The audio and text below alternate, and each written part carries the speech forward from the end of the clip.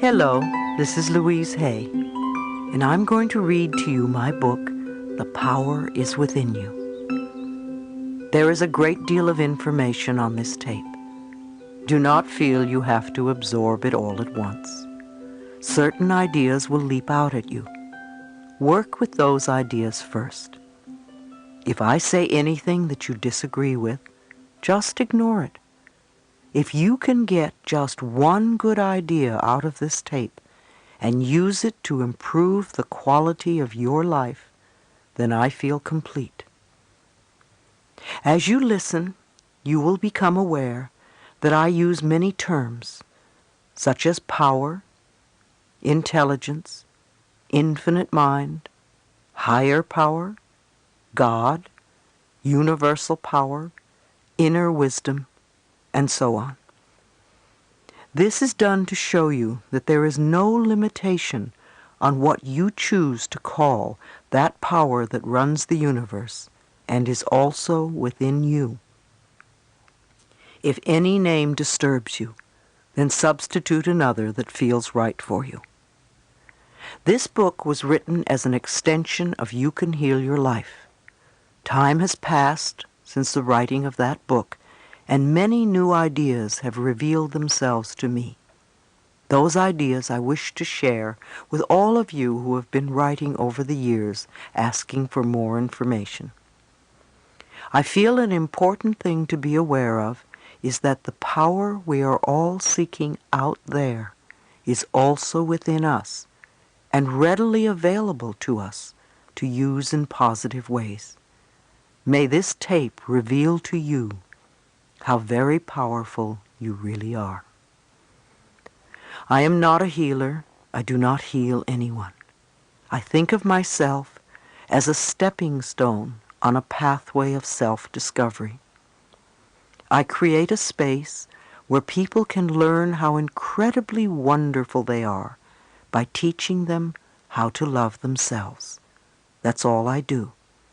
I'm a person who supports people. I help people take charge of their lives. I help them discover their own power and inner wisdom and strengths.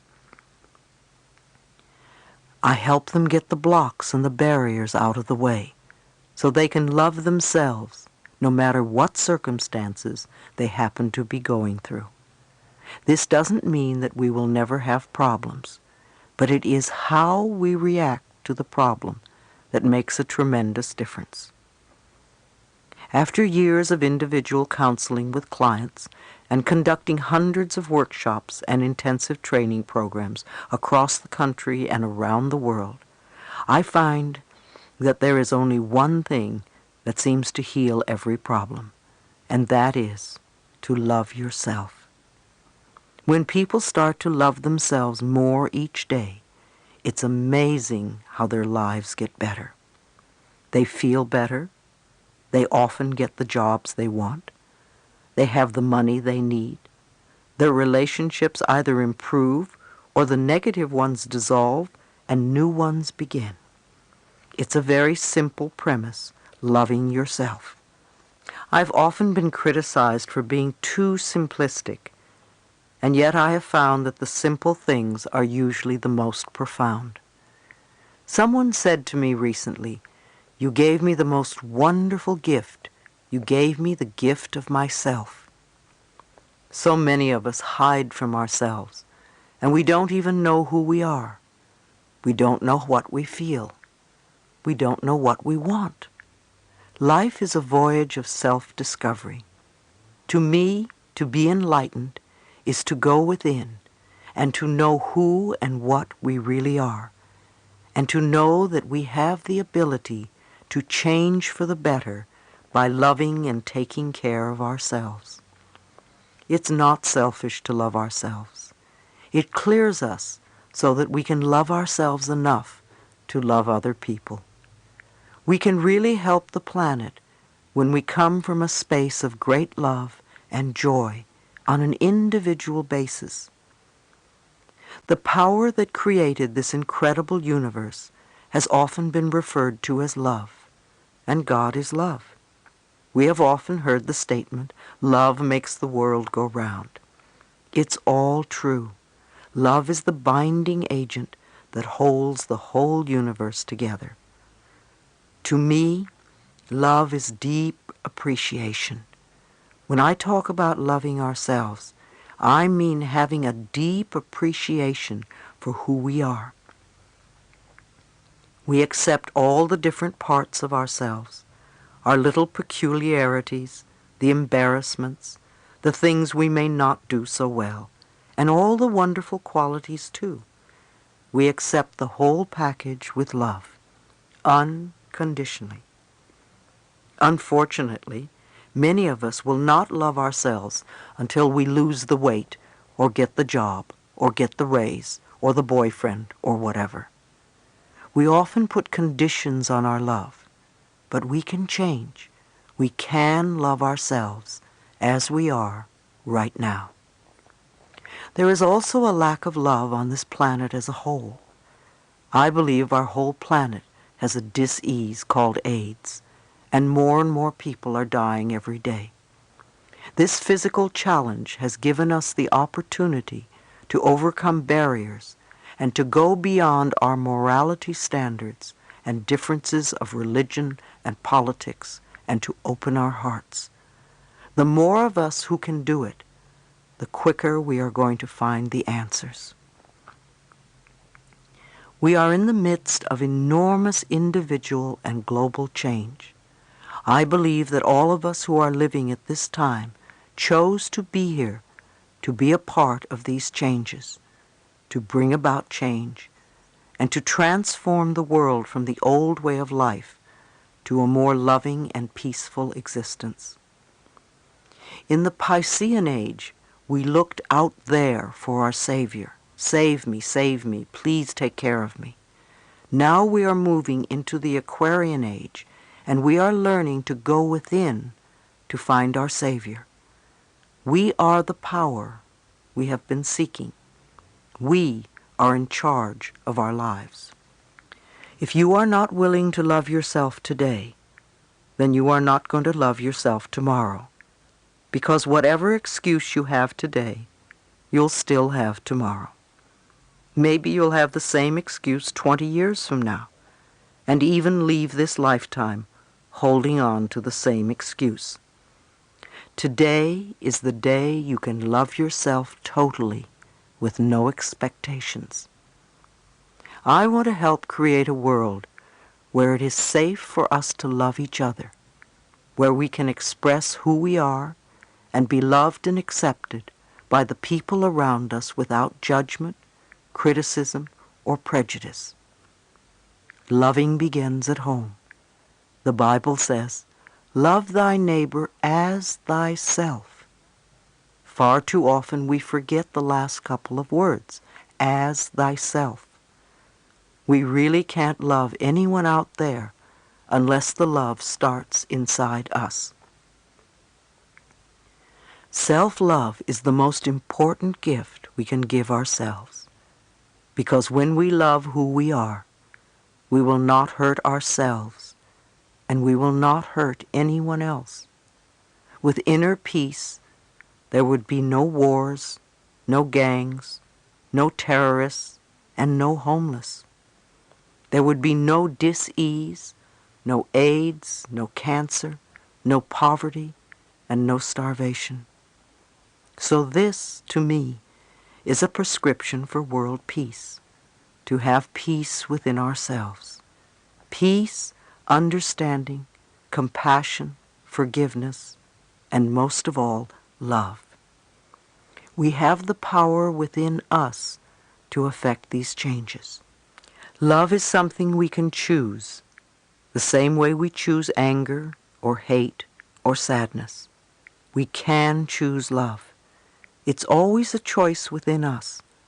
Let's begin right now in this moment to choose love.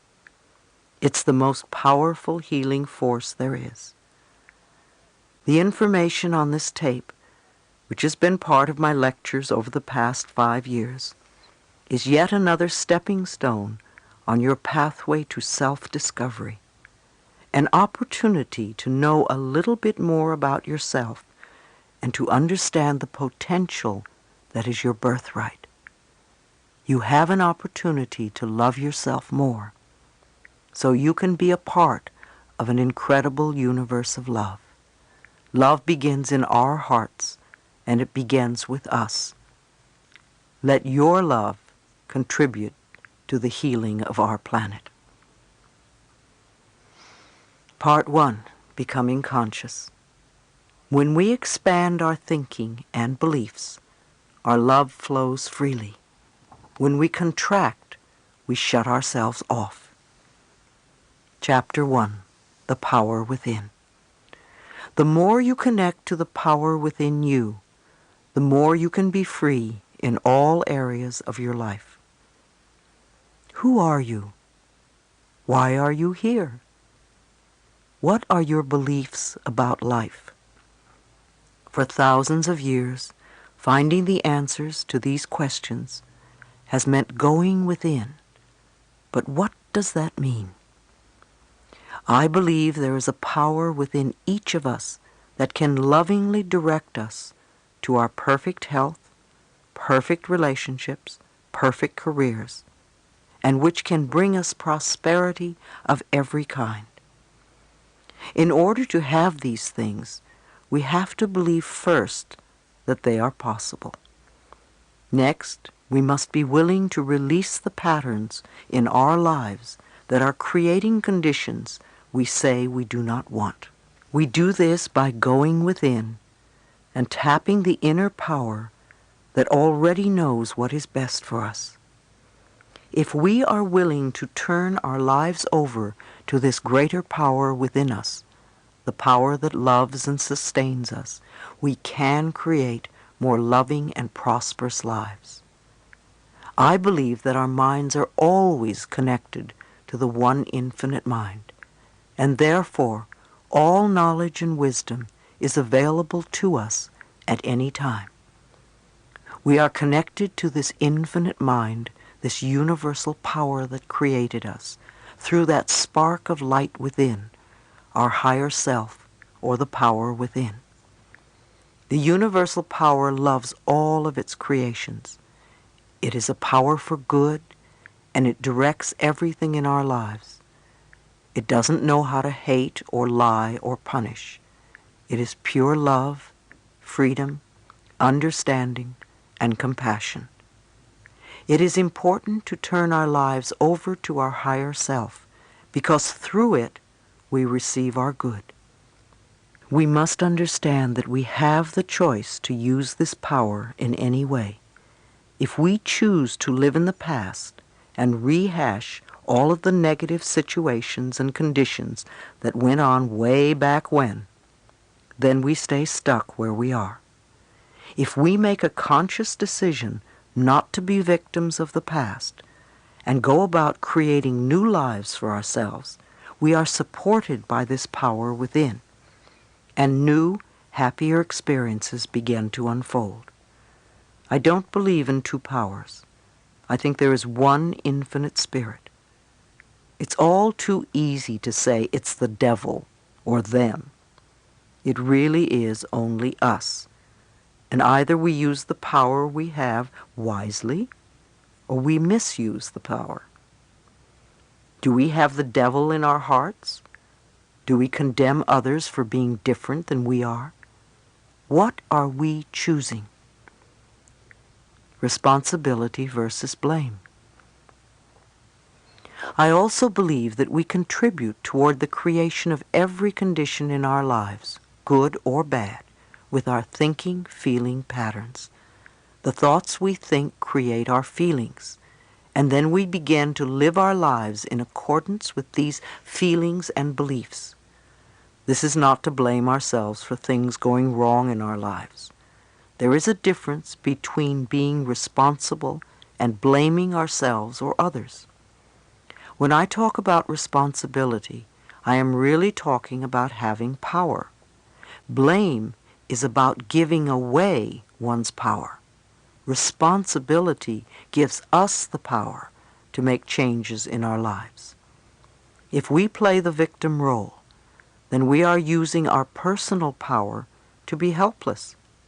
If we decide to accept responsibility, then we don't waste time blaming somebody or something out there. Some people feel guilty for creating illness or poverty or problems. They choose to interpret responsibility as guilt, and some members of the media like to refer to it as New Age guilt. These people often feel guilty because they believe that they have failed in some way. However, they usually accept everything as a guilt trip in one way or another, because it's another way to make themselves wrong, and that is not what I'm talking about. If we can use our problems and illnesses as opportunities to think about how we can change our lives, we have power. Many people who come through catastrophic illnesses say that it was the most wonderful thing that ever happened to them because it gave them a chance to go about their lives differently. A lot of people, on the other hand, go around saying, "I'm a victim, woe is me, please, doctor, fix me." I think these people will have a difficult time even getting well or handling their problems. Responsibility is our ability to respond to a situation. We always have a choice. It does not mean that we deny who we are and what we have in our lives. It merely means that we can acknowledge that we have contributed to where we are. By taking responsibility, we have the power to change. We can say, "What can I do to make this different?"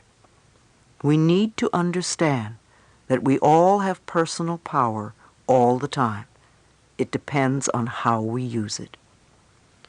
Many of us are now realizing that we come from dysfunctional homes. We carry over a lot of negative feelings about who we are and our relationship to life. My childhood was filled with violence, including sexual abuse. I was starved for love and affection and had no self-esteem at all. Even after leaving home at the age of 15, I continued to experience abuse in many forms. I hadn't yet realized that the thinking, feeling patterns I had learned early in life had brought this abuse upon me. Children often respond to the mental atmosphere of the adults around them.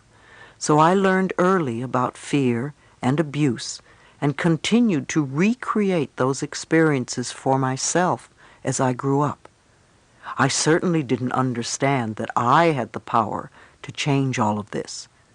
I was unmercifully hard on myself because I interpreted lack of love and affection to mean that I must be a bad person. All of the events you have experienced in your lifetime up to this moment have been created by your thoughts and beliefs from the past. Let's not look back on our lives with shame. Look at the past as part of the richness and fullness of your life. Without this richness and fullness, we would not be here today. There is no reason to beat yourself up because you didn't do better. You did the best you knew how. Release the past in love and be grateful that it has brought you to this new awareness. The past only exists in our minds and in the way we choose to look at it in our minds. This is the moment we are living. This is the moment we are feeling. This is the moment we are experiencing. What we are doing right now is laying the groundwork for tomorrow. So this is the moment to make the decision. We can't do anything tomorrow, and we can't do it yesterday. We can only do it today. What is important is what we are choosing to think, believe, and say right now. When we begin to take conscious charge of our thoughts and words, then we have tools that we can use. I know this sounds simple, but remember, the point of power is always in the present moment. It is important for you to understand that your mind is not in control. You are in control of your mind. The higher self is in control. You can stop thinking those old thoughts. When your old thinking tries to come back and say, it's so hard to change, take mental command. Say to your mind, I now choose to believe it is becoming easy for me to make changes. You may have this conversation with your mind several times before it acknowledges that you are in charge and that you really mean what you say. Imagine that your thoughts are like drops of water. One thought or one drop of water does not mean very much. As you continue to repeat the same thoughts over and over, you first notice a stain on the carpet, then there's a little puddle, then a pond, and as these thoughts continue, they can become a lake and finally an ocean. What kind of ocean are you creating? One that is polluted and toxic and unfit to swim in? Or one that is crystal clear and blue and invites you to enjoy its refreshing waters? People often tell me, I can't stop thinking a certain thought. I always reply, yes, you can. Remember how often you have refused to think a positive thought? You just want to tell your mind that that is what you are going to do. You want to make up your mind to stop thinking negatively. I'm not saying that you have to fight your thoughts when you want to change things. When the negative thoughts come up, simply say, thank you for sharing. In that way, you are not denying what is there, and you are not giving your power over to the negative thought. Tell yourself that you are not going to buy into the negativity anymore. You want to create another way of thinking. Again, you don't have to fight your thoughts.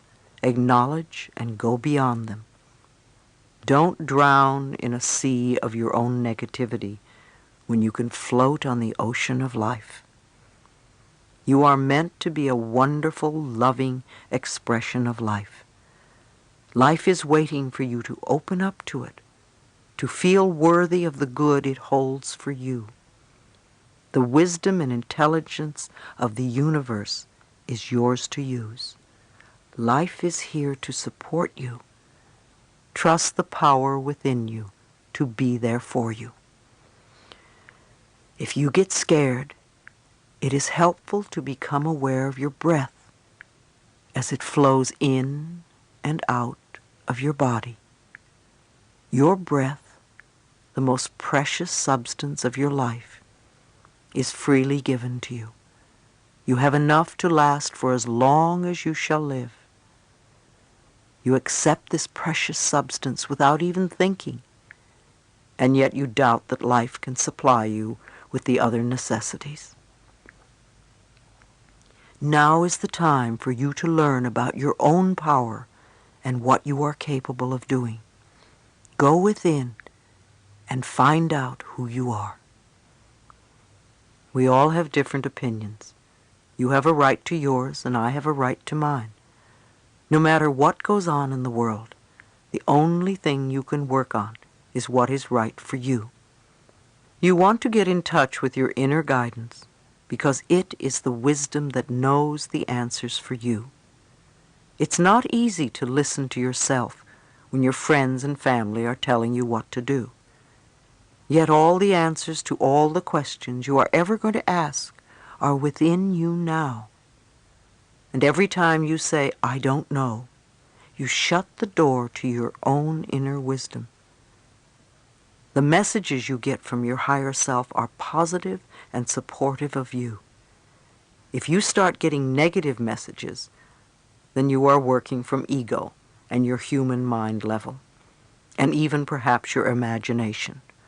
Although positive messages often come to us through our imagination and our dreams. Support yourself by making the right choices for you. When in doubt, ask yourself, is this a decision that is loving for me? Is this right for me now? You may make another decision at some later point, a day, a week, or a month later. But ask yourself these questions in each moment. As we learn to love ourselves and trust our higher power, we become co-creators with the infinite spirit of a loving world. Our love for ourselves moves us from being victims to being winners. Our love for ourselves attracts wonderful experiences to us. Have you ever noticed that people who feel good about themselves are naturally attractive? They usually have a quality about them that is just wonderful. They are happy with their lives. Things come to them easily and effortlessly. I learned a long time ago that I am a being of oneness with the presence and power of God. Knowing this, that the wisdom and understanding of Spirit resides within me, and I know that I am, therefore, divinely guided in all my dealings with others. Just as all the stars and planets are in their perfect orbit, I am also in my divine right order. I may not understand everything with my limited human mind. However, on the cosmic level, I know I am in the right place at the right time, doing the right thing. My present experience is a stepping stone to new awareness and new opportunities. Who are you? What did you come here to learn? What did you come here to teach? We all have a unique purpose. We are more than our personalities, our problems, our fears, and our illnesses. We are far more than our bodies. We are all connected with everyone on the planet and with all of life. We are all spirit, light, energy, vibration, and love. And we all have the power to live our lives with purpose and meaning. Chapter 2, Following My Inner Voice. The thoughts we choose to think are the tools that we use to paint the canvas of our lives. I remember when I first heard that I could change my life if I was willing to change my thinking. It was quite a revolutionary idea to me. I lived in New York and discovered the Church of Religious Science. Often people confuse the Church of Religious Science, or Science of Mind, which was founded by Ernest Holmes, with the Christian Science Church founded by Mary Baker Eddy. They all reflect New Thought, however they are different philosophies. The Science of Mind has ministers and practitioners who carry on the teachings of the Church of Religious Science. They were the very first people who told me that my thoughts shaped my future. Even though I didn't understand what they meant, this concept touched what I call the inner ding within me, that place of intuition that is referred to as the voice within. Over the years, I've learned to follow it because when that ding goes yes, even if it seems a crazy choice, I know that it is right for me. So these concepts struck a chord in me. Something said, yes, they are right. And then I began the adventure of learning how to change my thinking. Once I accepted the idea and said yes to it, I went through the house. I read a lot of books, and my home became like many of yours, filled with masses of spiritual and self-help books. I went to classes for many years, and I explored everything related to the subject. I literally immersed myself in New Thought philosophy, a new way of thinking. It was the first time that I had really studied in my life. Up until then, I didn't believe in anything. My mother was a lapsed Catholic, and my stepfather was an atheist.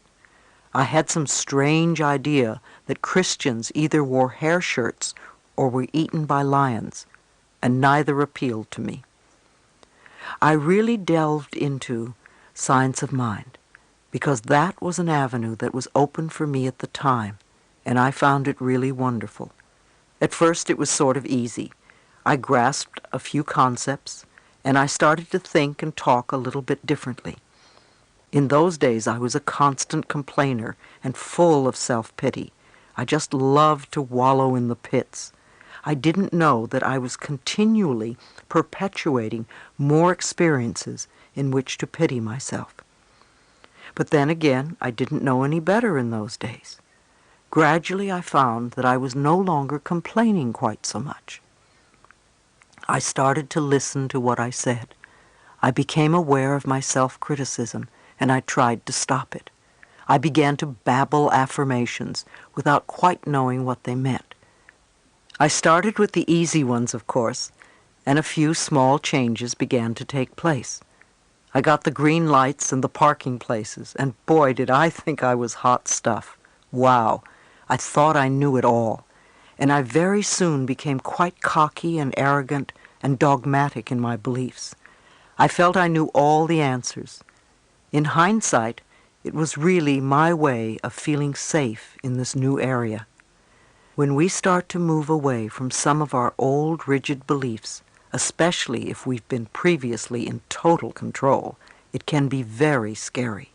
It was very frightening for me, so I would grasp onto whatever would make me feel safe. It was a beginning for me, and I still had a long way to go. And I still do. Like most of us, I didn't always find the pathway easy and smooth, because just babbling affirmations didn't work all the time, and I couldn't understand why. I asked myself, what am I doing wrong? See, immediately I blamed myself. Was this one more example of me not being good enough? That was a favorite old belief of mine. At the time, my teacher, Eric Pace, would look at me and refer to the idea of resentment. I didn't have the faintest idea what he was talking about. Resentment? Me? Surely I didn't have any resentments. After all, I was on my pathway. I was spiritually perfect. How little I could see myself then. I continued doing the best I could in my life. I studied metaphysics and spirituality and learned about myself as much as possible. I grasped what I could, and sometimes I applied it. Often we hear a lot of things, and sometimes we grasp them, but we don't always practice them. Time seemed to go by very quickly, and at that point I had been studying science of mind for about 3 years and had just become a practitioner of the church. I began to teach the philosophy, but I wondered why my students seemed to be floundering. I couldn't understand why they were so stuck in their problems.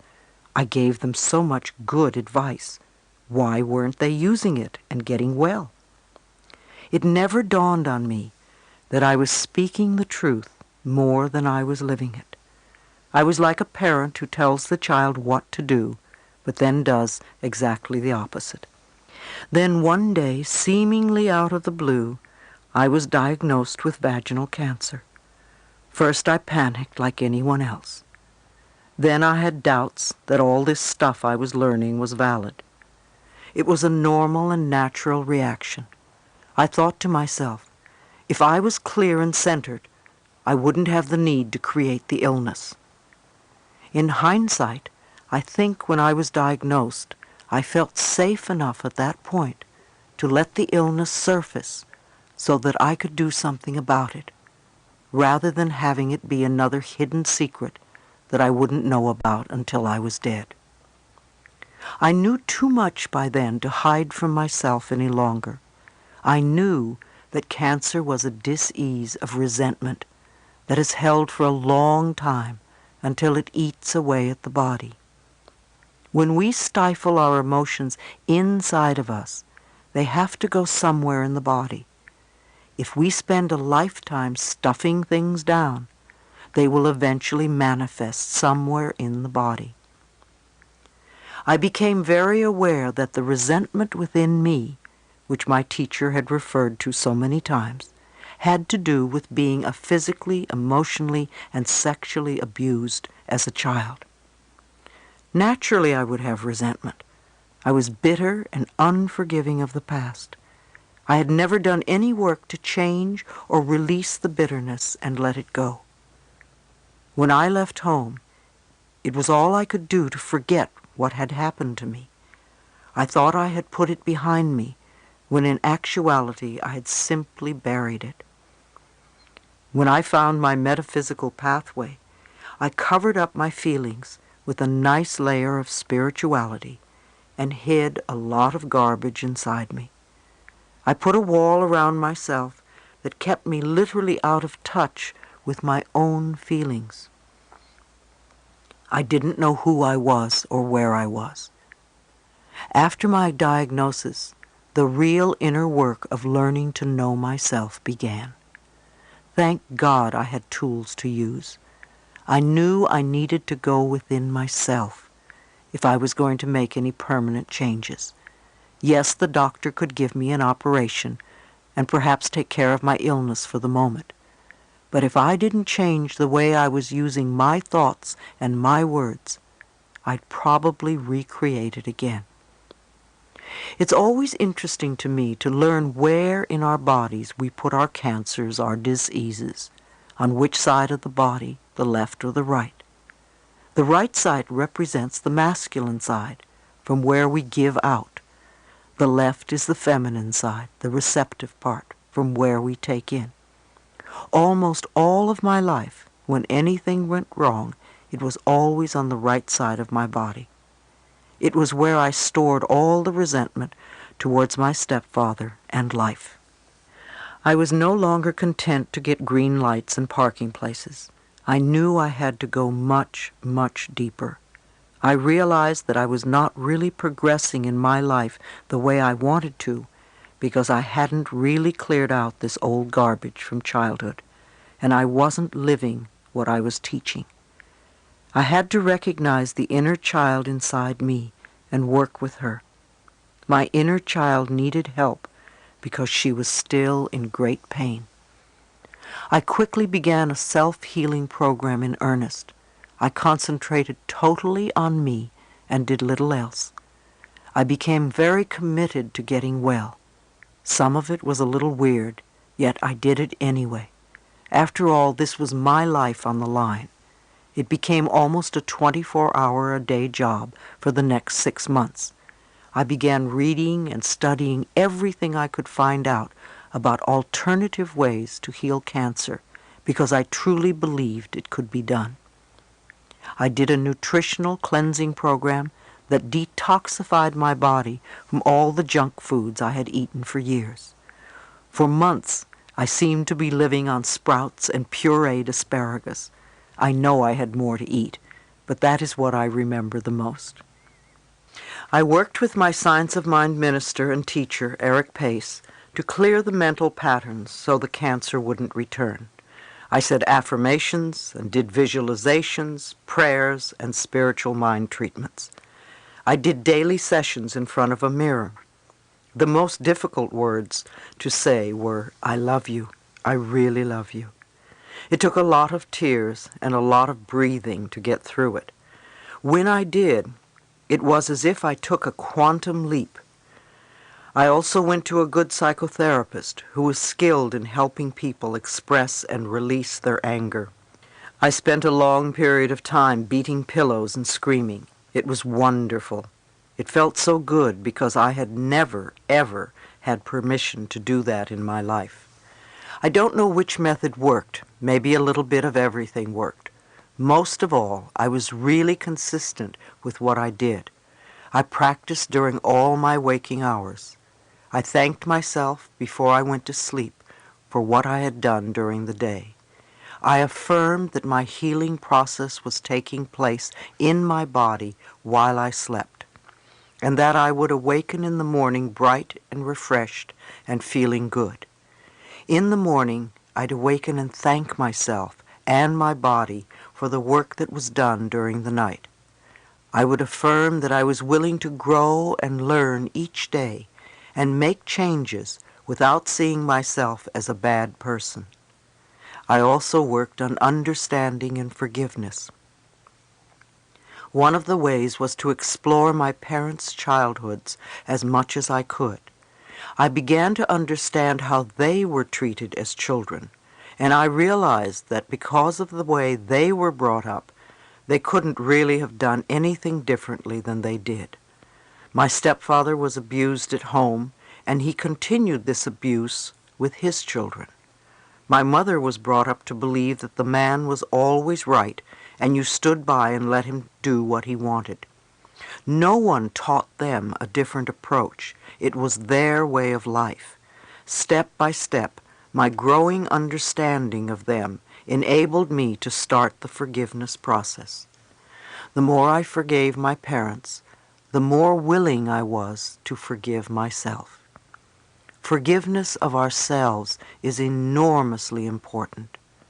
Many of us do the same damage to the inner child that our parents did to us.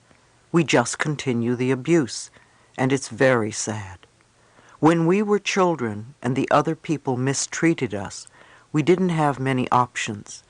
But when we grow up and we still mistreat the inner child, it's disastrous.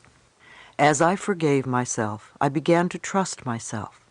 I found that when we don't trust life or other people, it's really because we don't trust ourselves. We don't trust our higher selves to take care of us in all situations. So we say, I'll never fall in love again because I don't want to get hurt, or I'll never let this happen again. We are really saying to ourselves, I don't trust you enough to take good care of me, so I'm going to stay away from everything. Eventually, I began to trust myself enough to take care of me, and I found it easier and easier to love myself once I trusted myself. My body was healing, and my heart was healing. My real spiritual growth had come in such an unexpected way. As a bonus, I began to look younger. The clients I now attracted were almost all people who were willing to work on themselves. They made enormous progress without me really doing anything. They could sense and feel that I was living the concepts I was teaching, and it was easy for them to accept these ideas. Of course they had positive results. They began to improve the quality of their lives. Once we begin to make peace with ourselves on the inner level, life seems to flow much more pleasantly. So what did this experience teach me personally? I realized that I had the power to change my life if I was willing to change my thinking and release the patterns that kept me living in the past. This experience gave me the inner knowledge that if we are willing, really willing to do the work, the mental work, we can make incredible changes in our minds, our bodies, and our lives. No matter where you are in life, no matter what you've contributed to creating, no matter what's happening, you are always doing the best you can with the understanding and awareness and knowledge that you have. And when you know more, you will do it differently, as I did. Don't berate yourself for where you are. Don't blame yourself for not doing it faster or better. Say to yourself, I'm doing the best I can. And even though I'm in a mess now, I will get out of it somehow. So let's find the best way to do it. If all you do is tell yourself that you're stupid and no good, then you stay stuck. You need your own loving support if you want to make changes. The methods I use are not my methods. Most of them I learned at Science of Mind, which is what I basically teach. Yet these principles are as old as time. If you read any of the old spiritual teachings, you will find the same messages. I am trained as a minister of the Church of Religious Science. However, I do not have a church. I am a free spirit. I express the teachings in simple language so that they may reach many people. This path is a wonderful way of getting your head together and really understanding what life is all about, and how you can use your own mind to take charge of your life. When I started all this over 20 years ago, I had no idea that I would be able to bring hope and help to the number of people that I do today. Chapter 3. The Power of Your Spoken Word. Every day, declare for yourself what you want in life. Declare it as though you have it. The law of mind. There is a law of gravity, and there are several other physical laws, like physics and electricity, most of which I don't understand. There are also spiritual laws, like the law of cause and effect. What you give out comes back. There is also a law of mind.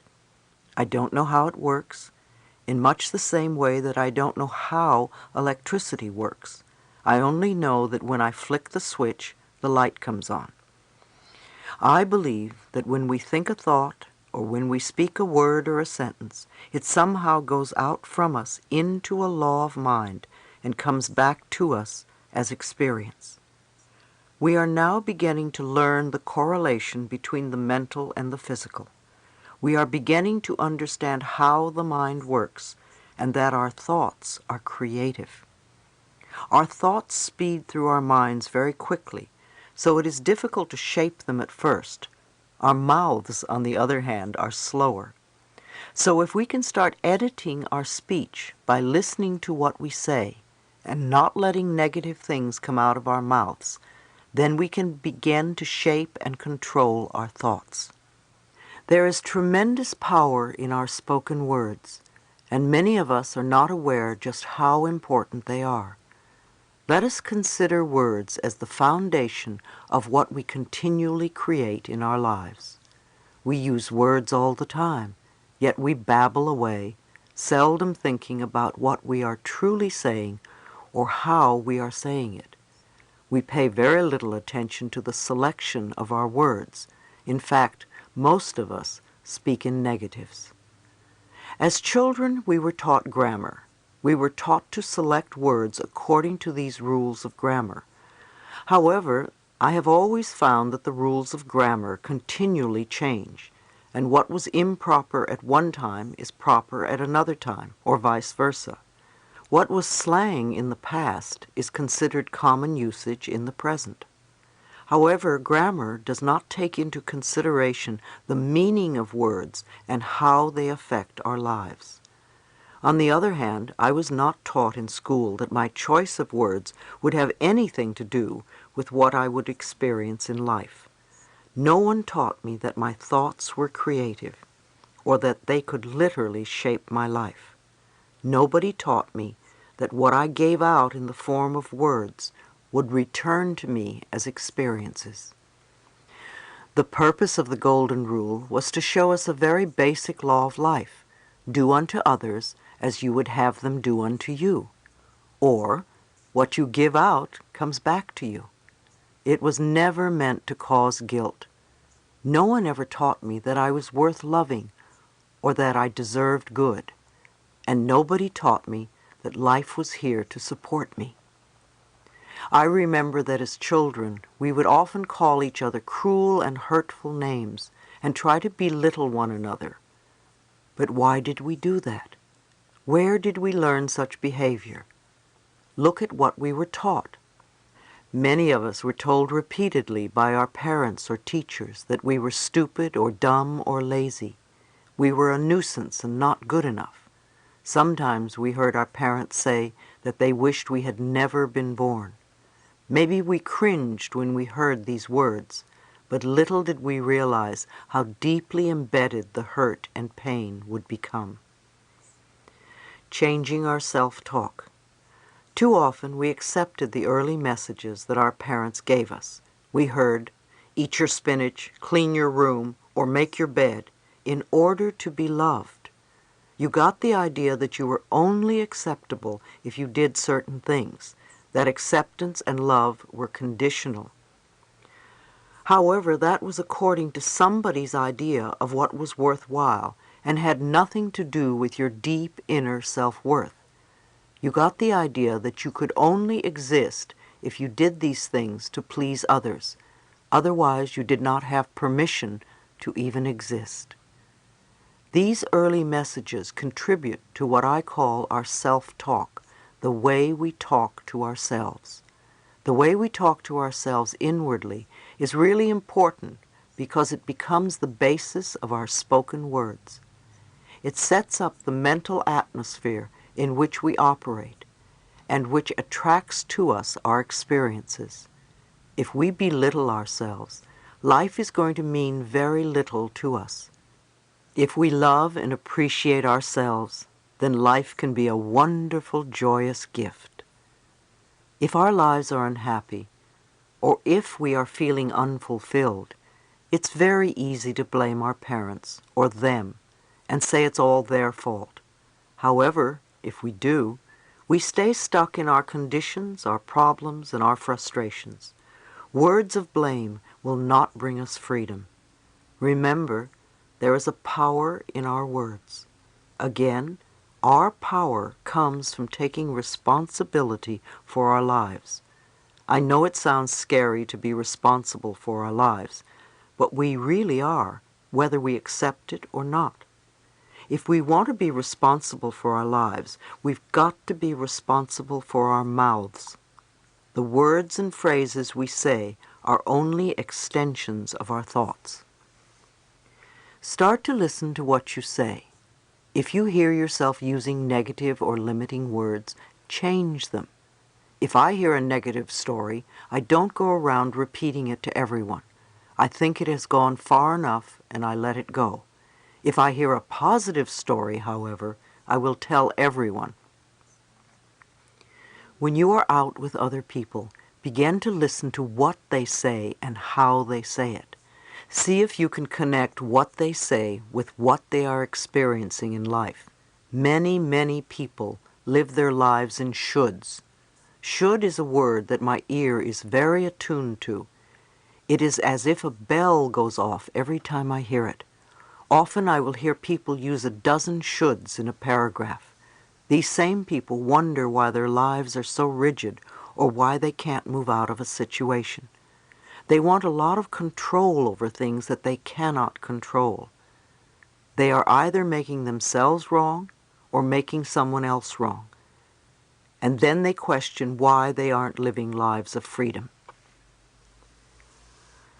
We can also remove the expression have to from our vocabulary and our thinking as well. When we do, we will release a lot of self-imposed pressure on ourselves. We create tremendous pressure by saying, I have to go to work, I have to do this, I have to, I have to. Instead, let's begin to say choose to. I choose to go to work because it pays the rent right now or whatever. Come from choice. Choose to puts a whole different perspective on our lives. Everything we do is by choice, even though it may not seem to be so. A lot of us also use the word but. We make statements, then we say but, which heads us in two different directions. We give conflicting messages to ourselves. Listen to how you use the word but the next time you speak. Another expression we could be mindful of is don't forget. We are so used to saying don't forget this or that, and what happens? We forget. We really want to remember, and instead we forget. So we can begin to use the phrase, please remember, in place of don't forget, or I will always remember, instead of I will never forget. When you wake up in the morning, do you curse the fact that you have to go to work? Do you complain about the weather? Do you grumble that your back or your head hurts? What is the second and third thing you think or say? Do you yell at the children to get up? Most people say more or less the same thing every morning. How does what you say start your day? Is it positive and cheerful and wonderful? Or is it whining and condemning? If you grumble and complain and moan, you're setting yourself up for just such a day. What are your last thoughts before going to bed? Are they powerful, healing thoughts or poverty, worry thoughts? When I speak of poverty thoughts, I don't mean only about the lack of money. It can be a negative way of thinking about anything in your life, any part of your life that is not flowing freely. Do you worry about tomorrow? Usually, I will read something positive before I go to sleep. I am aware that when I sleep, I am doing a lot of clearing that will prepare me for the next day. I find it very helpful to turn over to my dreams any problems or questions I may have. I know my dreams will help me take care of whatever is going on in my life. I am the only person who can think in my mind, just like you are the only person who can think in your mind. Nobody can force us to think in a different way. We choose our thoughts, and these are the basis for our self-talk. As I experienced how this process worked more in my life, I began to live more of what I was teaching others.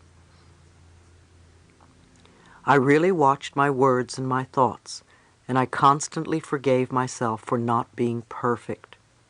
I allowed myself to be me, rather than struggling to be a super person who may only be acceptable in others' eyes.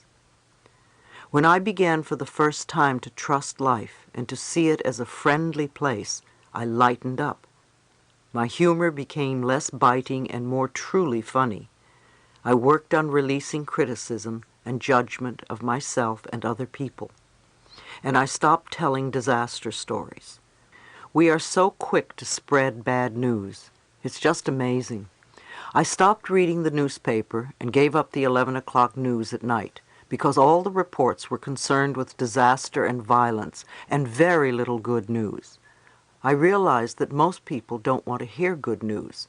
They love to hear bad news so that they have something to complain about. Too many of us keep recycling the negative stories until we believe that there is only bad in the world. For a while there was a radio station that broadcast only good news, but it went out of business. When I had my cancer, I decided to stop gossiping, and to my surprise I found I had nothing to say to anyone. I became aware that whenever I met a friend, I would immediately dish the latest dirt with them. Eventually I discovered there were other ways of talking, although it wasn't an easy habit to break. Nonetheless, if I gossiped about other people, then other people probably gossiped about me, because what we give out, we get back. As I worked more and more with people, I really began to listen to what they said. I really began to hear the words, not just get the general drift. Usually after 10 minutes with a new client, I could tell exactly why they had a problem, because I could hear the words they were using.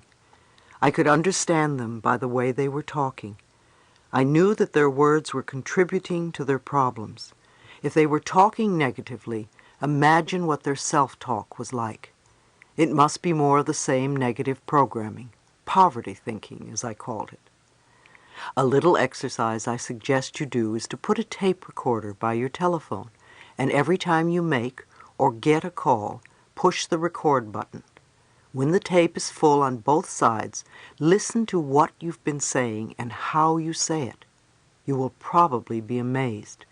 You will begin to hear the words you use and the inflection of your voice. You will begin to become aware. If you find yourself saying something 3 times or more, write it down because it is a pattern. Some of the patterns may be positive and supportive, and you may also have some very negative patterns that you repeat over and over and over again. The power of the subconscious mind. In light of what I've been speaking of, I want to discuss the power of our subconscious minds. Our subconscious minds make no judgments. The subconscious mind accepts everything we say and creates according to our beliefs. It always says yes. Our subconscious minds love us enough to give us what we declare. We have choice, though. If we choose these poverty beliefs and concepts, then it is assumed that we want them.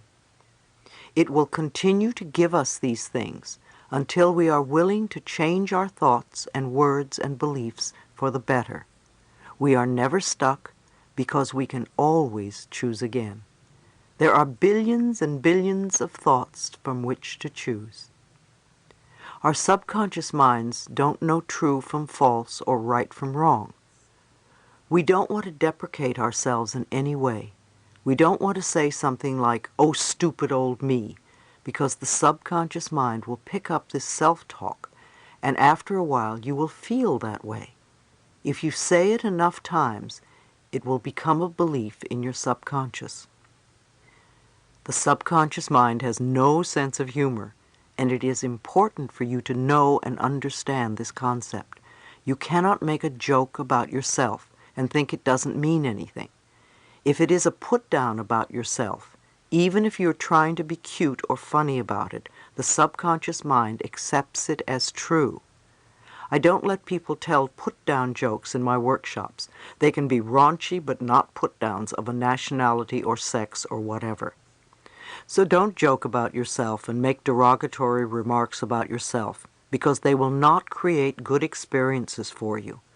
Don't belittle others either. The subconscious mind doesn't distinguish between you and the other person. It hears the words, and it believes you are talking about yourself. The next time you want to criticize someone, ask why you feel that way about yourself. You only see in others what you see in yourself. Instead of criticizing others, praise them, and within a month, you will see enormous change within you. Our words are really a matter of approach and attitude.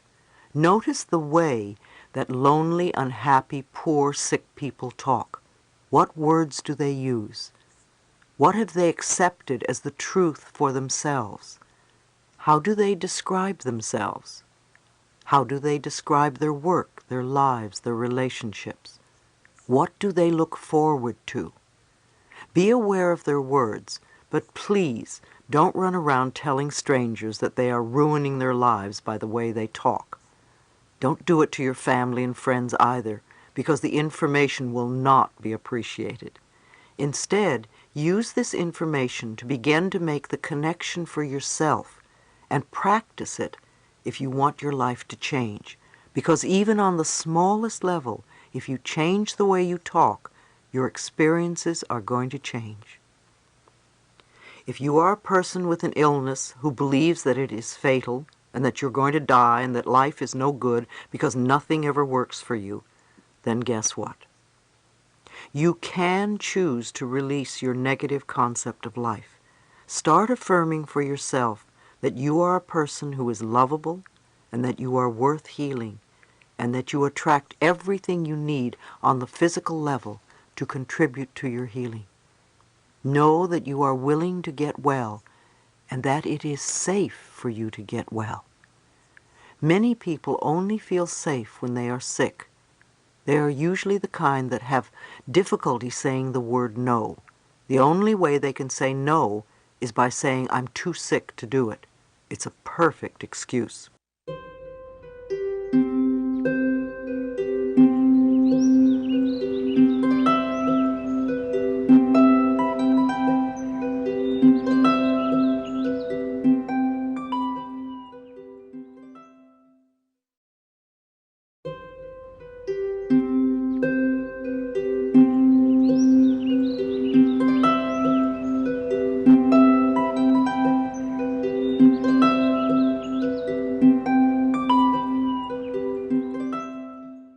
I remember a woman at one of my workshops who had 3 cancer operations.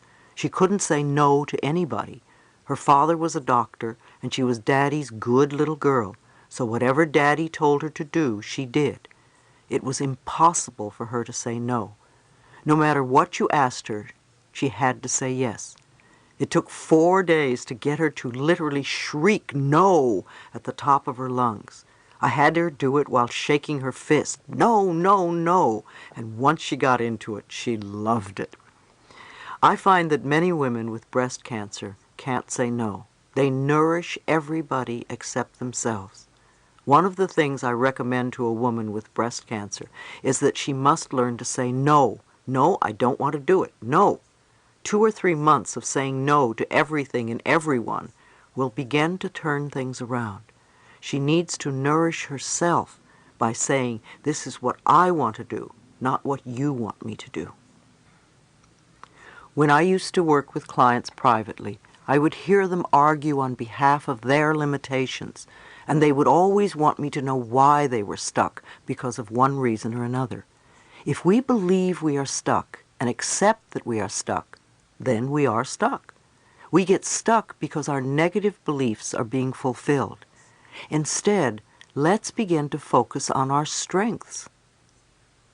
Many of you tell me that my tapes saved your lives. I want you to realize that no book or tape is going to save you. A little piece of tape in a plastic box is not saving your life. What you are doing with the information is what matters. I can give you plenty of ideas, yet what you do with them is going to count. I suggest that you listen to a particular tape over and over again for a month or more so that the ideas become a new habit pattern. I'm not your healer or savior. The only person who's going to make a change in your life is you. Now, what are the messages you want to hear? I know I say this over and over again.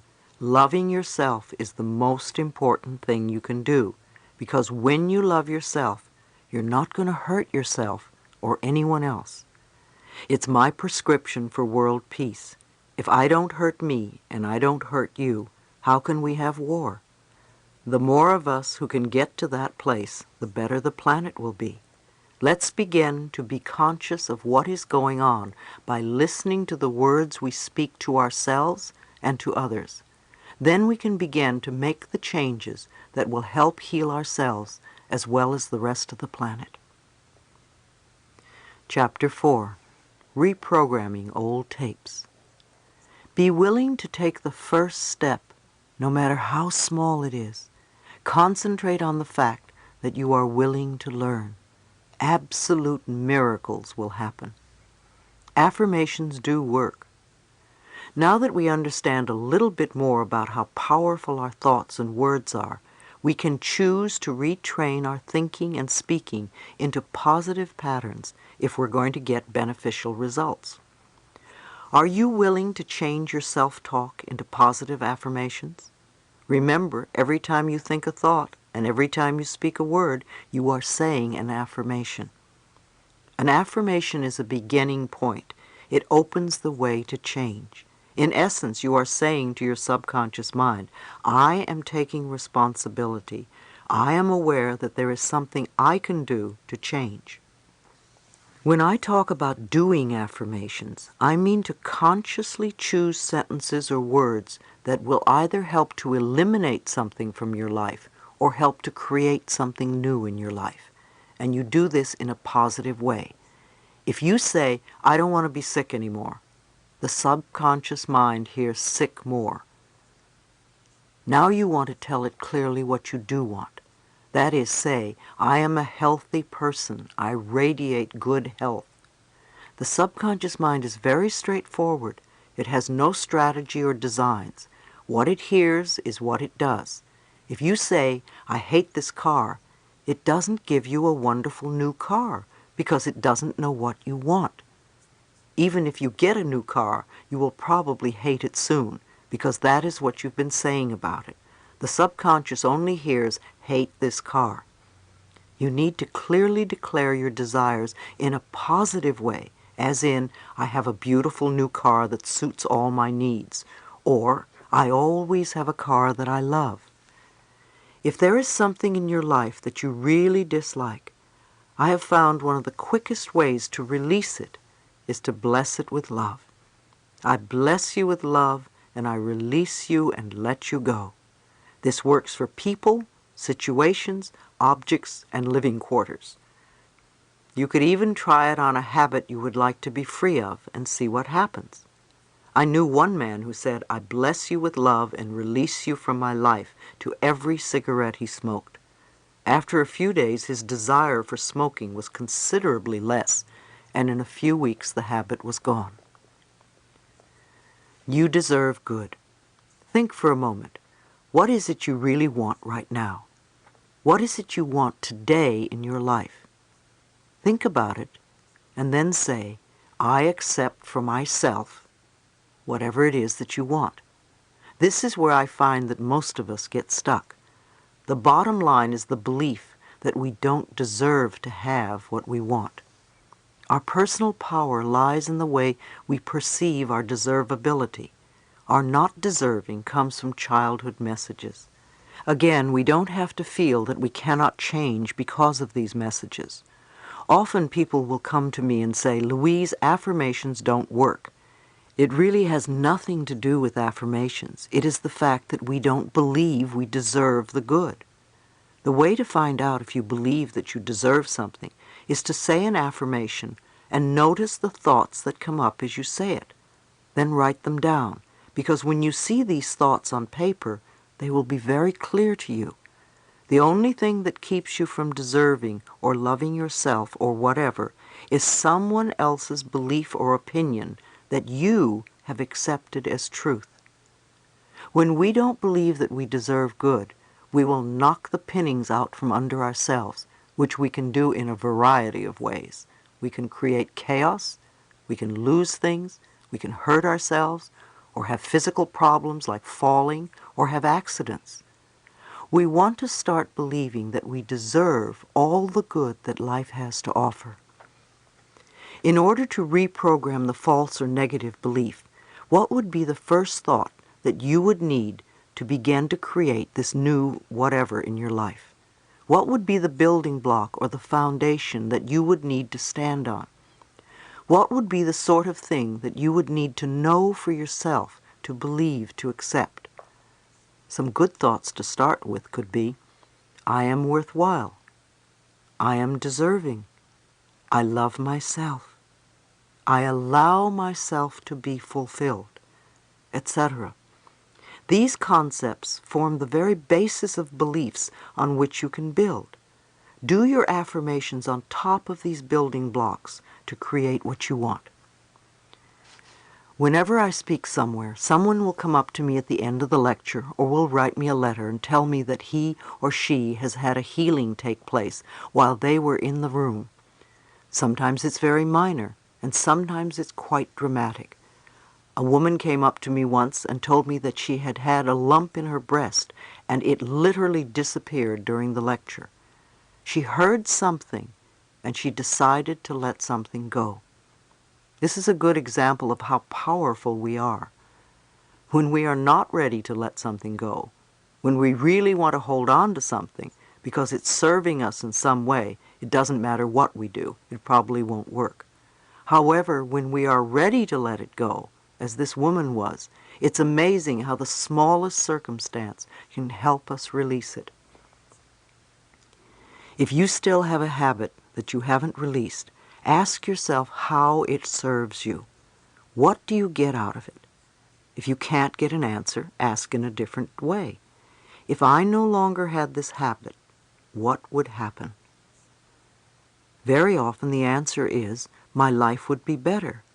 So it comes back to the fact that we believe we don't deserve a better life in some way. Ordering from the cosmic kitchen. When you first say an affirmation, it may not seem true. But remember, affirmations are like planting seeds in the ground. When you put a seed in the ground, you don't get a full-grown plant the next day. We need to be patient during the growing season. As you continue to say the affirmation, either you will be ready to release whatever you don't want, and the affirmation will become true, or it will open a new avenue to you, or you may get a brilliant brainstorm, or a friend may call you and say, "Have you tried this?" You will be led to the next step that will help you. Keep your affirmations in the present tense. You can sing them and make a jingle out of them so that they repeat over and over in your head. Remember that you cannot affect a specific person's actions with your affirmations. To affirm that John is now in love with me is a form of manipulation, and it is trying to have control over another person's life. It will usually have a boomerang effect on you. You will become very unhappy when you don't get what you want. You can say, "I am now loved by a wonderful man who is," and list the qualities that you want in the relationship. That way you allow the power within you to bring to you the perfect person to fill that bill, who may possibly be John. You don't know what another person's spiritual lesson is, and you don't have a right to interfere in their life process. You certainly wouldn't want someone else doing it to you. If someone is ill, bless them and send them love and peace, but don't demand that they get well. I like to think of doing affirmations as placing our order in the cosmic kitchen. If you go to a restaurant and the waiter or waitress comes and takes your order, you don't follow them into the kitchen to see if the chef got the order or how he's going to prepare the food. You sit and drink water or coffee or tea, or you talk to your friend and maybe eat your roll.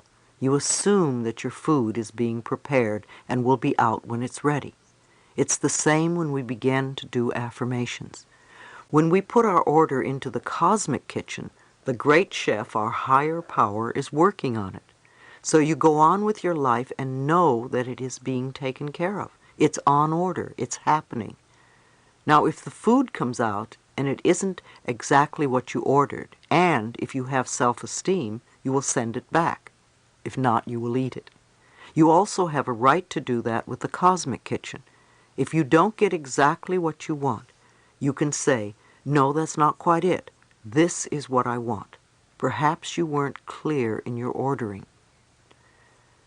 The idea here, too, is to let go. At the end of my treatments and meditations, I use the words, "and so it is." It's a way of saying, higher power, it's in your hands now. I release it to you.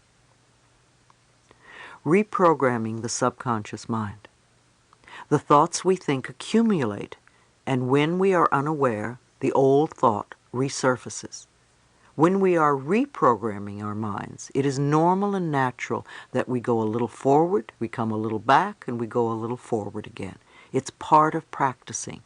I don't think there is any new skill that you can learn absolutely 100% in the first few minutes. Do you remember when you first learned how to use a computer, how frustrating it was? It took practice.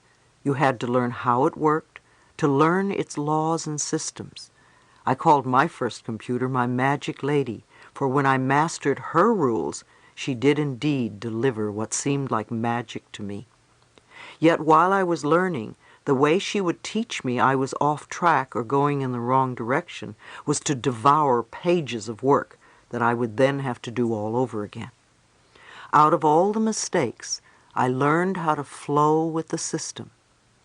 To flow with the system of life, you want to become aware that your subconscious mind is like a computer. Garbage in, garbage out.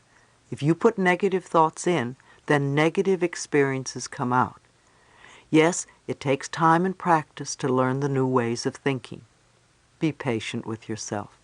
When you are learning something new and the old pattern returns, are you going to say, "Oh, I didn't learn anything"? Or are you going to say, "Okay, that's all right, come on, let's do it again the new way"? Or say you cleared an issue and think you'll never have to deal with it again. How do you know if you've really worked it through unless you test yourself? So you bring up the old situation one more time and watch how you react. If you jump right back into the old way of reacting to it, then you know you haven't really learned that particular lesson, and you need to do more work on it. That's all it means. You want to realize it's only a little test to see how far you've come. If you begin to repeat your affirmations, the new statements of truth about yourself, you give yourself an opportunity to react differently. Whether it's a health problem, a financial one, or a relationship difficulty, if you react in a new way to the situation, then you're on your way to having another issue handled, and you can move on to other areas. Remember, too, that we work on layers at a time. You can reach a plateau and think, "I've done it," and then later on some old issue resurfaces and you may injure yourself or get sick and you don't get better for some time. Look to see what the underlying beliefs are. It may mean that you have some more work to do because you are going to the next deeper layer. Don't feel that you're not good enough because something you've worked to clear comes up again. When I discovered that I was not a bad person because once again I was facing an old issue, it became much easier for me to keep going. I learned to say to myself, Louise, you're doing very well. Look how far you have come. You just need more practice. And I love you.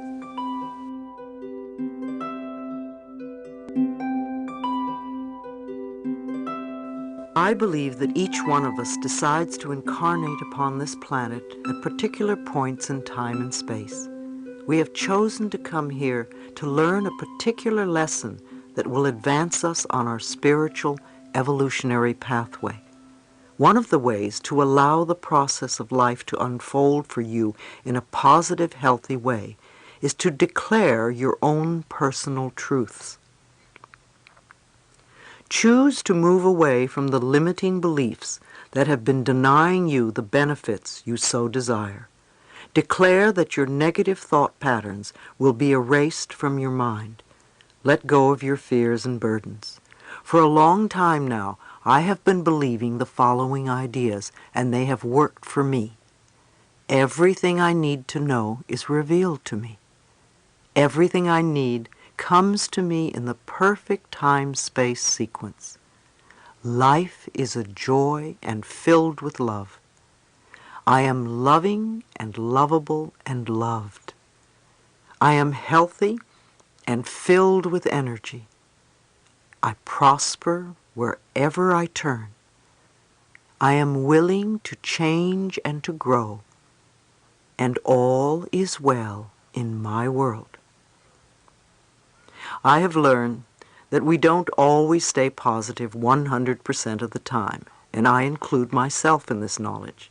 As much as possible, I see life as a wonderful, joyous experience. I believe that I am safe. I have made it a personal law for me. I believe that everything I need to know is revealed to me, so I need to keep my eyes and ears open. When I had cancer, I remember thinking that a foot reflexologist would be very helpful to me.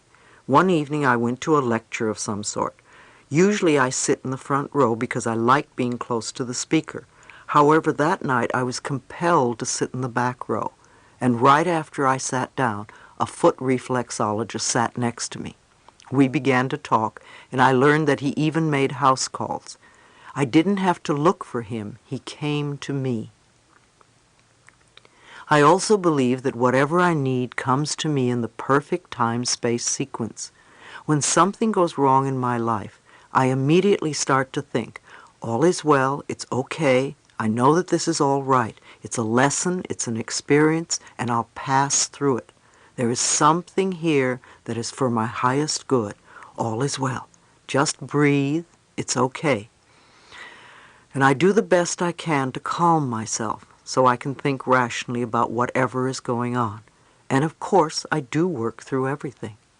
It may take a little time, but sometimes things that seem to be great disasters really turn out to be quite good in the end, or at least not the disasters that they seem to be in the beginning. Every event is a learning experience. I do a lot of positive self-talk, morning, noon, and night. I come from a loving space of the heart, and I practice loving myself and others as much as I possibly can.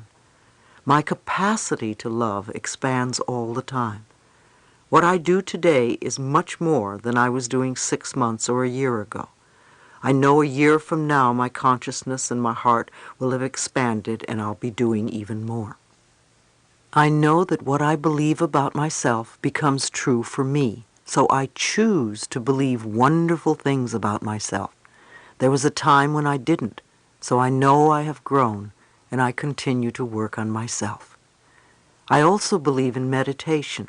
To me, meditation is when we sit down and turn off our dialogue long enough to hear our own inner wisdom.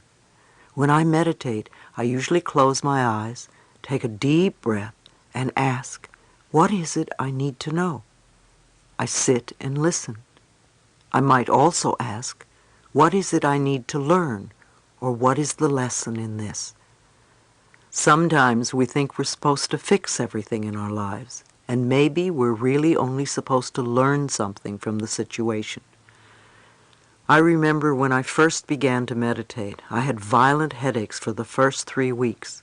Meditation was so unfamiliar and against all my usual inner programming. Nevertheless, I hung in there, and the headaches eventually disappeared. If you are constantly coming up with a tremendous amount of negativity when you meditate, it may mean that it needs to come up, and when you quiet yourself, it starts to flow to the surface. Simply see the negativity being released. Try not to fight it. Allow it to continue as long as it needs to. If you fall asleep when you meditate, that's all right too. Let the body do what it needs to do. It will balance out in time. Reprogramming your negative beliefs is very powerful. A good way to do it is by making a tape with your own voice saying your affirmations. Play it as you go to sleep. It will have a great deal of value for you because you will be listening to your own voice. An even more powerful tape would be your mother's voice telling you how wonderful you are and how much she loves you. Once you have the tape, it's good to relax the body before you begin reprogramming. Some people like to start with the tips of their toes and move to the top of their head, tensing and relaxing. However you do it, breathe and release the tension. Let the emotions go. Get to a state of openness and receptivity. The more relaxed you are, the easier it is to receive the new information. Remember, you are always in charge and you are always safe. It's wonderful to listen to tapes or read self-awareness books and do your affirmations. But what are you doing for the other 23 hours or so a day? You see, that is what really matters. If you sit down and meditate and then get up and rush to work and scream at somebody, that counts too. Meditations and affirmations are wonderful, yet what you do at other times are just as important. Treat doubt as a friendly reminder.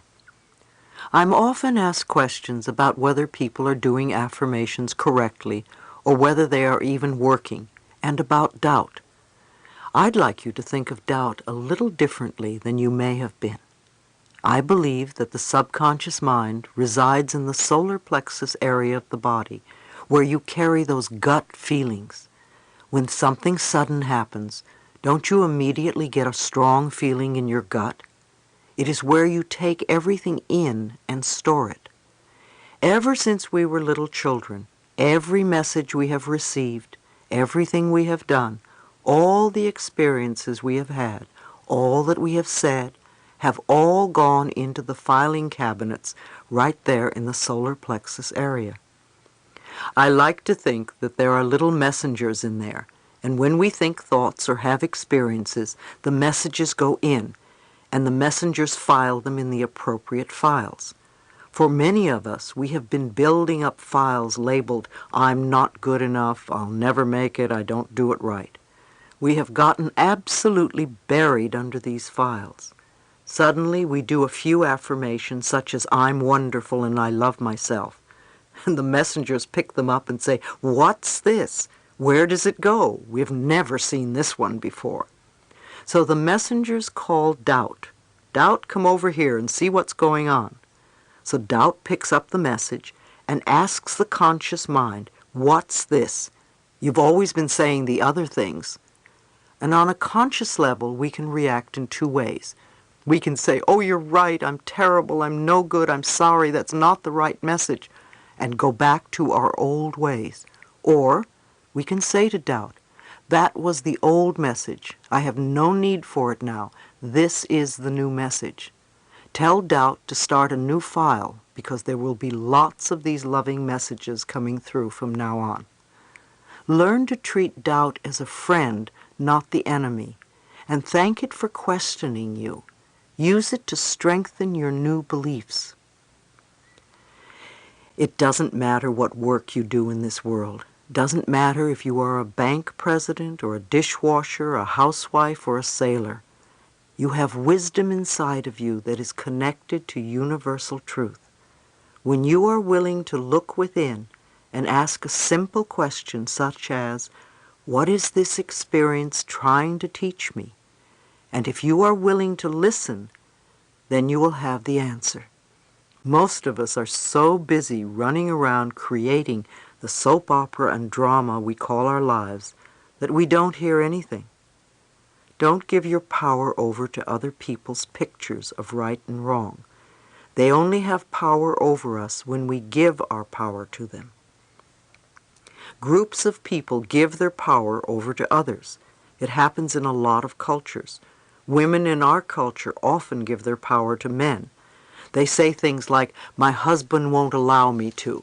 Well, that's certainly giving your power away. If you believe it, you box yourself into a place where you can't do anything unless you are given permission by another person. Who do you give your power to? The more open-minded you are, the more you learn, and the more you can grow and change. A woman once shared with me that when she got married, she was very unassertive because that was the way she was brought up. It took years for her to realize that her conditioning kept her locked in a corner. She blamed everyone, her husband and her in-laws, for her problems. Eventually she divorced her husband. However, she still blamed him for so many things that were not right in her life. It took her 10 years to relearn her patterns and to take her power back. In hindsight, she realized that she was responsible for not speaking up and for not standing up for herself, not her husband or her in-laws. They were there to reflect back to her what she felt inside, a sense of powerlessness. Don't give your power away based on what you read either. I remember years ago I read some articles in a well-known magazine, and I happened to know something about each subject described in the articles, and in my opinion the information was totally erroneous. The magazine lost all credibility for me, and I didn't read it again for many years. You are the authority in your life, so don't think that because something is in print that it's always the truth. Inspirational speaker Terry Cole Whitaker wrote a wonderful book called What You Think of Me Is None of My Business. It's true. What you think of me is none of my business. It's your business. In the end, what you think of me is going out from you in vibrations and will come back to you. When we have illumination, when we become conscious of what we are doing, we can begin to change our lives. Life is really here for you. You need only ask. Tell life what you want, and then allow the good to happen. Part 2. Dissolving the Barriers. We want to know what is going on inside us, so we can know what to let go. Instead of hiding our pain, we can release it totally. Chapter 5. Understanding the blocks that bind you. Chronic patterns of self-hate, guilt, and self-criticism raise the body's stress levels and weaken the immune system. Now that we understand a little more about the power that we have within us, let's take a look at what keeps us from using it. I think that almost all of us have barriers of some kind or another. Even when we do a lot of work on ourselves and clear out the blocks, new layers of old barriers still keep coming up. Many of us feel so flawed that we believe that we are not good enough and never will be. Again, if we find something wrong with us, then we are going to find something wrong with other people as well. If we are still continuing to say, "I can't do this because my mother said," or "my father did," then we have not yet grown up. So now you want to let your barriers go, and perhaps learn something different that you didn't know before now. Perhaps one sentence here will trigger a new thought. Can you imagine how wonderful it would be if every day you learned a new idea that would help you let go of the past and create harmony in your life? When you become aware and understand the individual process of life, you will know what direction to take. If you put your energies into learning something about yourself, you will eventually see those problems and issues that you need to dissolve. We all have challenges in life. Everybody does. Nobody goes through life without them. Otherwise, what would be the purpose of coming to this particular school called Earth? For some, there are health challenges, and for other people there are relationship challenges, or career, or financial challenges. Some have a little or a lot of everything. I think one of our biggest problems is that most of us haven't the faintest idea of what it is we want to let go. We know that it's not working, and we know what we want in our life, yet we don't know what's holding us back. So let's take time to look at the blocks that bind us. If you think for a moment about your own patterns and problems and the things that hold you back, which categories do they fall into? Criticism, fear, guilt, or resentment? I call these categories the Big Four. Which is your favorite one? Mine was a combination of criticism and resentment. Maybe you are like me and have two or three. Is it fear that always comes up, or guilt? Are you very, very critical or resentful? Let me point out that resentment is anger that is stuffed down. So if you believe you are not allowed to express your anger, then you have stored a lot of resentment. We cannot deny our feelings. We cannot conveniently ignore them. When I had my cancer diagnosis, I had to look very clearly at myself. I had to acknowledge some nonsense that I didn't want to admit about myself. For instance, I was a very resentful person, and I carried a lot of bitterness from the past. I said, "Louise, you have no time to indulge in that anymore. You really must change." Or, as Peter McWilliams says, you can no longer afford the luxury of a negative thought. Your experiences always reflect your inner beliefs. You can literally look at your experiences and determine what your beliefs are. Maybe it's disturbing to consider, but if you look at the people in your life, they are all mirroring some belief you have about yourself. If you are always being criticized at work, it is probably because you are critical and have become the parent who once criticized the child. Everything in our lives is a mirror of who we are. When something is happening out there that is not comfortable, we have an opportunity to look inside and say, how am I contributing to this experience? What is it within me that believes I deserve this? We all have family patterns, and it is very easy for us to blame our parents, or our childhood, or our environment, but that keeps us stuck. We don't become free. We remain victims, and we perpetrate the same problems over and over again. So it really doesn't matter what anybody else did to you or what they taught you in the past. Today is a new day. You are now in charge. Now is the moment in which you are creating the future in your life and your world. It really doesn't matter what I say either, because only you can do the work. Only you can change the way you think and feel and act. I'm just saying that you can. You definitely can, because you have a higher power within you that can help you break free from these patterns if you allow it. You can remind yourself that when you were a little baby, you loved yourself for who you were. There is not one little baby who criticizes its body and thinks, "Oh, my hips are too big."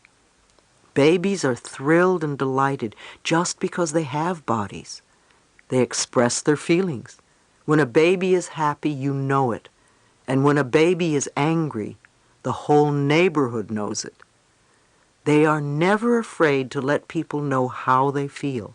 They live in the moment. And you were like that once. As you grew up, you listened to people around you, and you learned about fear and guilt and criticism from them. If you grew up in a family where criticism was the norm, then you are going to be critical as an adult. If you grew up in a family where you were not allowed to express anger, then you are probably terrified of anger and confrontation, and you swallow it and let it reside in your body. If you were raised in a family where everybody was manipulated by guilt, then you are probably going to be the same way as an adult. You are probably a person who runs around saying, "I'm sorry," all the time, and can never ask for anything outright. You feel you have to be manipulative in some way in order to get what you want. As we grow up, we begin to pick up these false ideas and lose touch with our inner wisdom. So we really need to release these ideas and return to the purity of spirit where we truly love ourselves. We need to reestablish the wonderful innocence of life and the moment-by-moment joy of existence, the same joy that a baby feels in its blissful state of wonder. Think of what you want to become true for yourself. State them in positive, not negative affirmations. Now go to the mirror, look in your eyes, and repeat your affirmations. See what obstacles are in your way. When you begin to state an affirmation like, "I love and approve of myself," really pay attention to what negative messages come up, because as you recognize them, they become the treasures that will unlock the door to your freedom. Usually the messages are one of the four I mentioned earlier: criticism, fear, guilt, or resentment. And most likely you learn these messages from people back there. Some of you have chosen some difficult tasks to handle in this lifetime, and it is my belief that we really come here to love ourselves in spite of what they say or do. We can always go beyond our parents' or our friends' limitations. If you were a good little girl or boy, you learned your parents' limited way of looking at life. You see, you're not bad. You are good children. You learned exactly what your parents taught you. Now that you are grown up, you're doing the same thing. How many of you hear yourself saying what your parents used to say? Congratulations. They were very good teachers and you were very good students. But now it is time for you to begin to think for yourself. A lot of us may face resistance when we look in the mirror and repeat our affirmations. However, resistance is the first step to change. Most of us want our lives to change, but when we are told that we have to do something different, we say, "Who, me? Oh, I don't want to do that." Others may experience feelings of despair. Often if you look in the mirror and say, "I love you," the little child inside says, "Where have you been all this time? I've been waiting for you to notice me." And waves of sadness come up because you've been rejecting the little child for a long, long time. When I did this exercise in one of my workshops, a woman said she was very, very scared. I asked her what frightened her, and she shared the fact that she was an incest survivor. Many of us have had this experience called incest, and we are learning to come through it. It's interesting that it occurs so often on our planet. We read so much about incest these days, yet I don't think it is happening any more now than it ever did. We have advanced to a state where we now feel that children have rights, and we are allowing ourselves to see this ugly sore in society. In order to release the problem, we have to first recognize it, and then we can work through it. Therapy is so important for incest survivors. We need a safe space where we can work through these feelings. When we have let the anger and the rage and the shame out, then we can move to the space where we can love ourselves. No matter what we are working on, We want to remember that the feelings that come up are just feelings. We are not in the experience anymore. We need to work on making the inner child feel safe. We want to thank ourselves for having had the courage to survive this experience. Sometimes when we're dealing with an issue such as incest, it's difficult to accept that the other person was doing the best he or she could at the time with the understanding and awareness and knowledge that they had. Acts of violence always come from people who were violated themselves. We all need healing.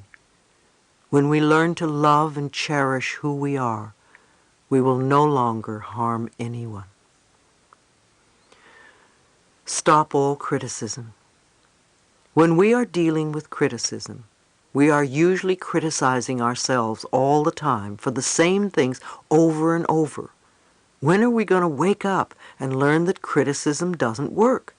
Let's try another tactic. Let's approve of ourselves as we are right now. Critical people often attract a lot of criticism because it is their pattern to criticize. What we give out, we get back. They may also need to be perfect at all times. Who's perfect? Have you ever met a perfect person? I haven't. If we complain about another person, we are really complaining about some aspect of ourselves.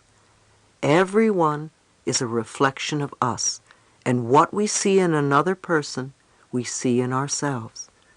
Many times we don't want to accept parts of who we are.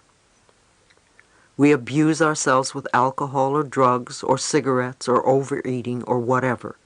These are ways of beating up on ourselves for not being perfect. But being perfect for who? Whose early demands and expectations are we still trying to meet? Be willing to let that go. Just be. You will find that you are wonderful just as you are this very moment. If you have always been a critical person who sees life through very negative eyes, it is going to take time for you to turn yourself around to be more loving and accepting. You will learn to be patient with yourself as you practice letting go of the criticism, which is only a habit, not the reality of your being. Can you imagine how wonderful it would be if we could live our lives without ever being criticized by anyone? We would feel totally at ease, totally comfortable. Every morning would be a wonderful new day because everyone would love you and accept you, and nobody would criticize you or put you down. You can give this happiness to yourself by becoming more accepting of the things that make you unique and special. The experience of living with yourself can be the most wonderful experience imaginable. You can wake up in the morning and feel the joy of spending another day with you. When you love who you are, you automatically bring out the best in you. I'm not saying that you will be a better person, because that implies that you're not good enough now. However, you will find more positive ways to fulfill your needs and to express more of who you really are. Guilt makes us feel inferior. Many times people give you negative messages because it is the easiest way to manipulate you. If someone is trying to make you feel guilty, ask yourself, what do they want? Why are they doing this? Ask these questions instead of inwardly agreeing, oh yes, I'm guilty, I must do what they say. Many parents manipulate their children with guilt because they were raised that way. They tell lies to the children to make them feel less than. Some people are still manipulated by their relatives and friends when they grow up because, first of all, they don't respect themselves. Otherwise, they wouldn't let it happen. Secondly, they are manipulative themselves. Many of you live under a cloud of guilt. You always feel wrong or that you are not doing the right thing or apologizing to someone for something, you will not forgive yourself for something you did in the past. You berate yourself for a lot that goes on in your life. Let these clouds dissipate. You don't need to live that way any longer. Those of you who feel guilty can now learn to say no and call people on their nonsense. I'm not saying to be angry with them, but you don't have to play their game anymore. If saying no is new to you, say it very simply. No, no, I cannot do that. Don't give excuses, or the manipulator will have ammunition to talk you out of your decision. When people see that manipulating you doesn't work, they will stop. People will only control you as long as you allow them to. You may feel guilty the first time you say no. However, it gets easier the next few times. A woman at one of my lectures had a baby who was born with a congenital heart disease. She felt guilty because she'd believed that it was her fault. She did something to the baby. Unfortunately, guilt does not solve anything. In her case, no one did anything wrong. I told her that I thought it could have been a soul choice for the baby and a lesson for both the mother and baby. My answer for her was to love the baby and love herself and stop feeling that she did something wrong. That sort of guilt would not heal anyone. If you do something that you are sorry about, stop doing it. If you did something in the past that you still feel guilty about, forgive yourself. If you can make amends, do it, and don't repeat the action again. Every time guilt comes up in your life, ask yourself, what do I still believe about myself? Who am I trying to please? Notice the childhood beliefs that come up. When somebody comes to me who's been involved in a car accident, there is usually guilt on a deep-seated level and a need for punishment. There can also be a lot of repressed hostility because we feel we don't have the right to speak up for ourselves. Guilt seeks punishment, so we can literally become our own judge, jury, and executioner, condemning ourselves to a self-imposed prison. We punish ourselves, and there is no one around to come to our defense. It's time to forgive ourselves and set ourselves free.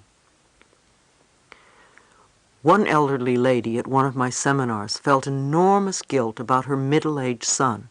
He was an only child who grew up to be a very withdrawn person. She felt guilty because she was very strict with him while he was growing up. I explained that she had done the best she knew how to do at the time. I believe he chose her as a mother before he incarnated into this lifetime, so on a spiritual level he knew what he was doing. I told her that she was wasting all her energy feeling guilty about something that she couldn't change. She sighed and said, "It's such a shame that he's this way, and I'm sorry I did a bad job." Now you see, that's wasted energy because it doesn't help her son now, and it certainly doesn't help her. Guilt becomes a very heavy burden and makes people feel inferior. Instead, I told her that every time the feeling came up, she could say something like, "No, I don't want to feel that way anymore. I'm willing to learn to love myself. I accept my son exactly as he is." If she continued to do this, the pattern would start to shift, and she would free both of them. Even if we don't know how to love ourselves, the fact that we are willing to love ourselves will create the difference. It's just not worth it to hold on to these old patterns. The lesson is always love yourself. Her lesson was not to heal her son, but to love herself. He came into this life to love himself. She can't do it for him, and he can't do it for her. Organized religions are often really good at making people feel guilty. Many of them do some heavy numbers to keep people in line, especially when they are young. However, we aren't little children anymore, and we don't have to be kept in line. We are adults who can decide what we want to believe. The child in us feels the guilt, but there is also the adult in us who can teach the child otherwise. When you hold your emotions down or hold things in, you create havoc within you. Love yourself enough to allow yourself to feel your emotions. Allow your feelings to come to the surface. At first, you may find yourself crying for days or getting angry a lot. You may have to process quite a bit of old stuff. I suggest you do affirmations that make going through the process easier, smoother, and more comfortable, such as, I now release with ease all old negative beliefs. It is comfortable for me to change. My pathway is now smooth. I am free of the past. Also, don't add judgment to your feelings. That only pushes the feelings down even more. If you are going through incredible dilemmas or crises, affirm that you are safe and that you are willing to feel. Affirming these positive feelings will bring about beneficial changes. Chapter 6. Letting your feelings out. A tragedy can turn out to be our greatest good if we approach it in ways from which we can grow. Releasing anger in positive ways. Everyone deals with anger at one time or another in their lives. Anger is an honest emotion. When it is not expressed or processed outwardly, it will be processed inwardly, in the body, and usually develops into a dis-ease or dysfunction of some sort. Like criticism, we usually get angry about the same things over and over again. When we are angry and we feel we don't have a right to express it, we swallow it down, which causes resentment, bitterness, or depression. So it's good to handle our anger when it comes up. There are several methods to deal with anger in positive ways. One of the best is to talk openly to the person with whom you are angry and to release the pent-up emotions. You can say, I am angry with you because. When we feel like screaming at someone, then the anger has been building up for a long time. Often it is because we feel we cannot speak to the other person. So the second best way to let the anger out is to talk to the person in the mirror. Find yourself a place where you will feel safe and will not be disturbed. Look into your own eyes in the mirror. If you find that you cannot, then concentrate on your mouth or nose. See yourself and or the person who you believe has done something wrong to you. Remember the moment when you became angry and let yourself feel the anger come through you. Begin to tell this person exactly what you are so angry about. Show all the anger you feel.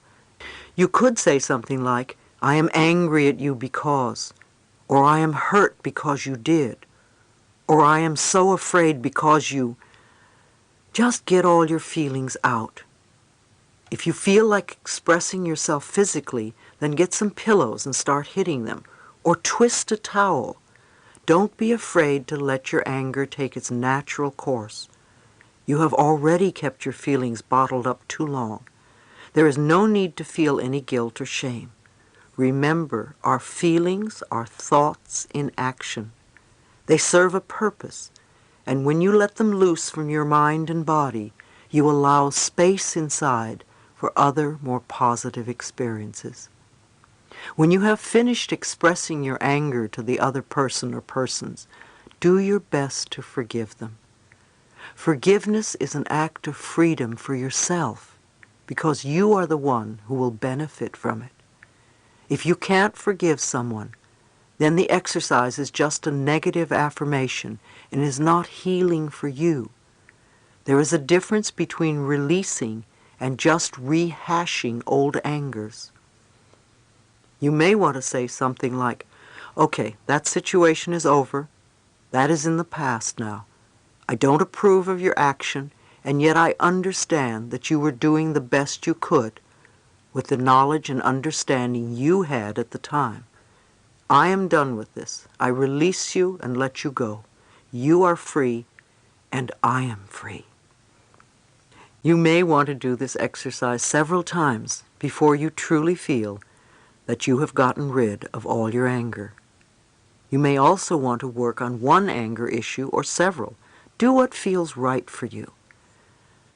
There are other methods we can use to release the anger. We can scream into a pillow. We can kick pillows. We can beat the bed or a punching bag. We can write a hate letter and then burn it. We can scream in our cars with the windows rolled up. We can play tennis or go to the golf range and just hit balls one after another. We can exercise, swim, or run around the block several times, or just punch the air. We can write or draw our feelings using our non-dominant hand. The creative process is a natural release for emotions.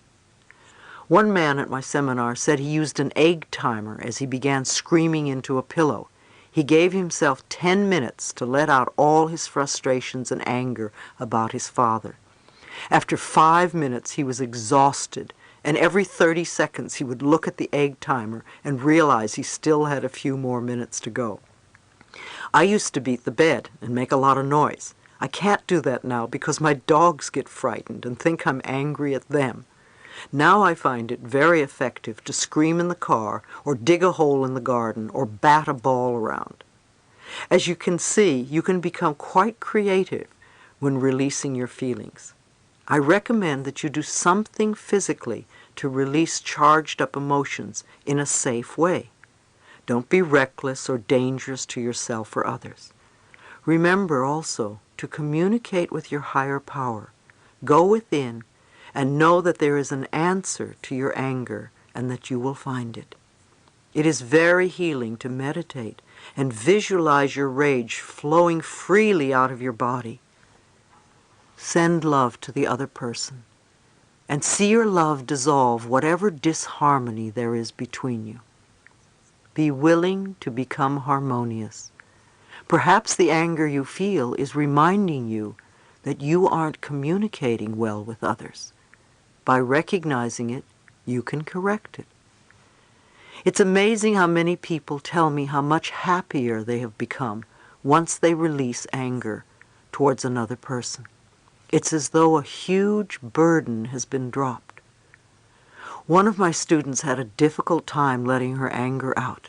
Intellectually, she understood her feelings, yet she couldn't express them outwardly. Once she allowed herself this expression, she kicked and screamed and called her mother and her alcoholic daughter all sorts of names. She felt a tremendous weight lift from her. When her daughter visited her afterwards, she couldn't stop hugging her. She had allowed room for love to come inside where all the repressed anger had been. Maybe you have been a person who's been angry for a major part of your life. You have what I call habitual anger. Something happens and you get angry. Something else happens and you get angry again. Once more it happens and you keep getting angry. But you never go beyond getting angry. Habitual anger is childish. You always want your own way. It would be helpful to ask yourself, why am I choosing to be angry all the time? What am I doing to create situation after situation that angers me? Is this the only way I can react to life? Is this what I want? Who am I still punishing or loving? Why do I want to be in this state? What am I believing that causes all these frustrations? What am I giving out that attracts in others the need to irritate me? In other words, why do you believe that to get your way, you need to get angry? I'm not saying that there are no injustices, and there aren't times when you have a right to feel angry. However, habitual anger is not good for your body because it lodges in there. Notice what you focus on most of the time. Sit in front of a mirror and look at yourself and ask, who are you? What is it that you want? What makes you happy What can I do to make you happy? Now is the time to do something else. Create a new space inside yourself for loving, optimistic, and cheerful patterns. People often get angry while they're driving their cars. People often express their frustrations about the other lousy drivers on the road. Long ago, I got over the fact that I was going to be upset because of someone else's inability to follow the rules of the road. So the way I handle driving my car is, first, I put love into the car when I get in.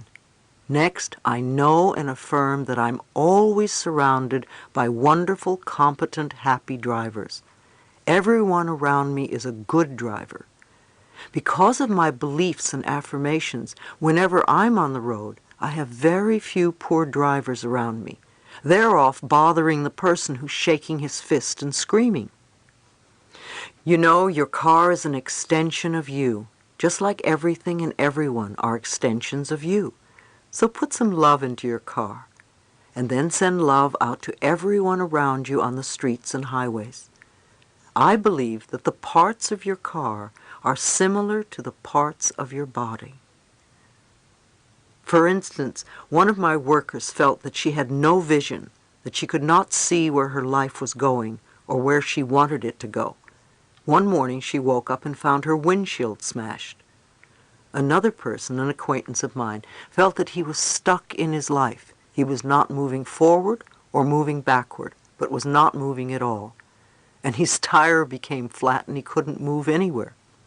I know it may sound silly at first, but it's fascinating to me that the terminology that these two people used to describe their current mental state also related to their car. Having no vision means that you can't see in front of you. The windshield is a perfect metaphor. Likewise, being stuck is a perfect example of a flat tire.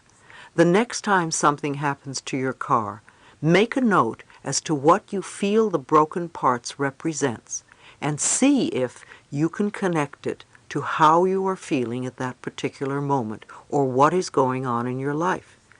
You may be surprised at the results. One day I will write a little book and call it Heal Your Automobile. There was a time when people did not understand the body-mind connection. Now it is time for us to expand our thinking even more and to understand the machinery-mind connection. Every situation in your life is a learning experience and can be handled so that it works for you. There is nothing new or unique about anger. No one escapes the experience. The key is in recognizing it for what it is and taking that energy in a healthier direction. If you get sick, don't get angry over it. Instead of putting anger into your body, fill it with love and forgive yourself. Those of you who are caretakers for sick people can also remember to take care of yourselves too. If you don't, you won't be any good to yourself or your friends or family. You will burn out. Do something to let your feelings out as well. Once you learn to deal with anger in a positive way that readily benefits you, you will find many wonderful changes occurring in the quality of your life. Resentment causes a variety of ills. Resentment is anger that has been buried for a long time. The main problem with resentment is that it lodges in the body, usually in the same place, and in time it seethes and eats away at the body and often turns into tumors and cancers. Therefore, repressing anger and letting it settle in our bodies is not conducive to good health. Again, it's time to let those feelings out. Many of us were raised in families where we weren't allowed to be angry. Women, in particular, were taught that to be angry was something bad. Anger was not acceptable, except for one person, usually a parent. So we learned to swallow our anger rather than express it. Again, we can now realize that we are the ones who are holding on to it. Nobody else is involved at all.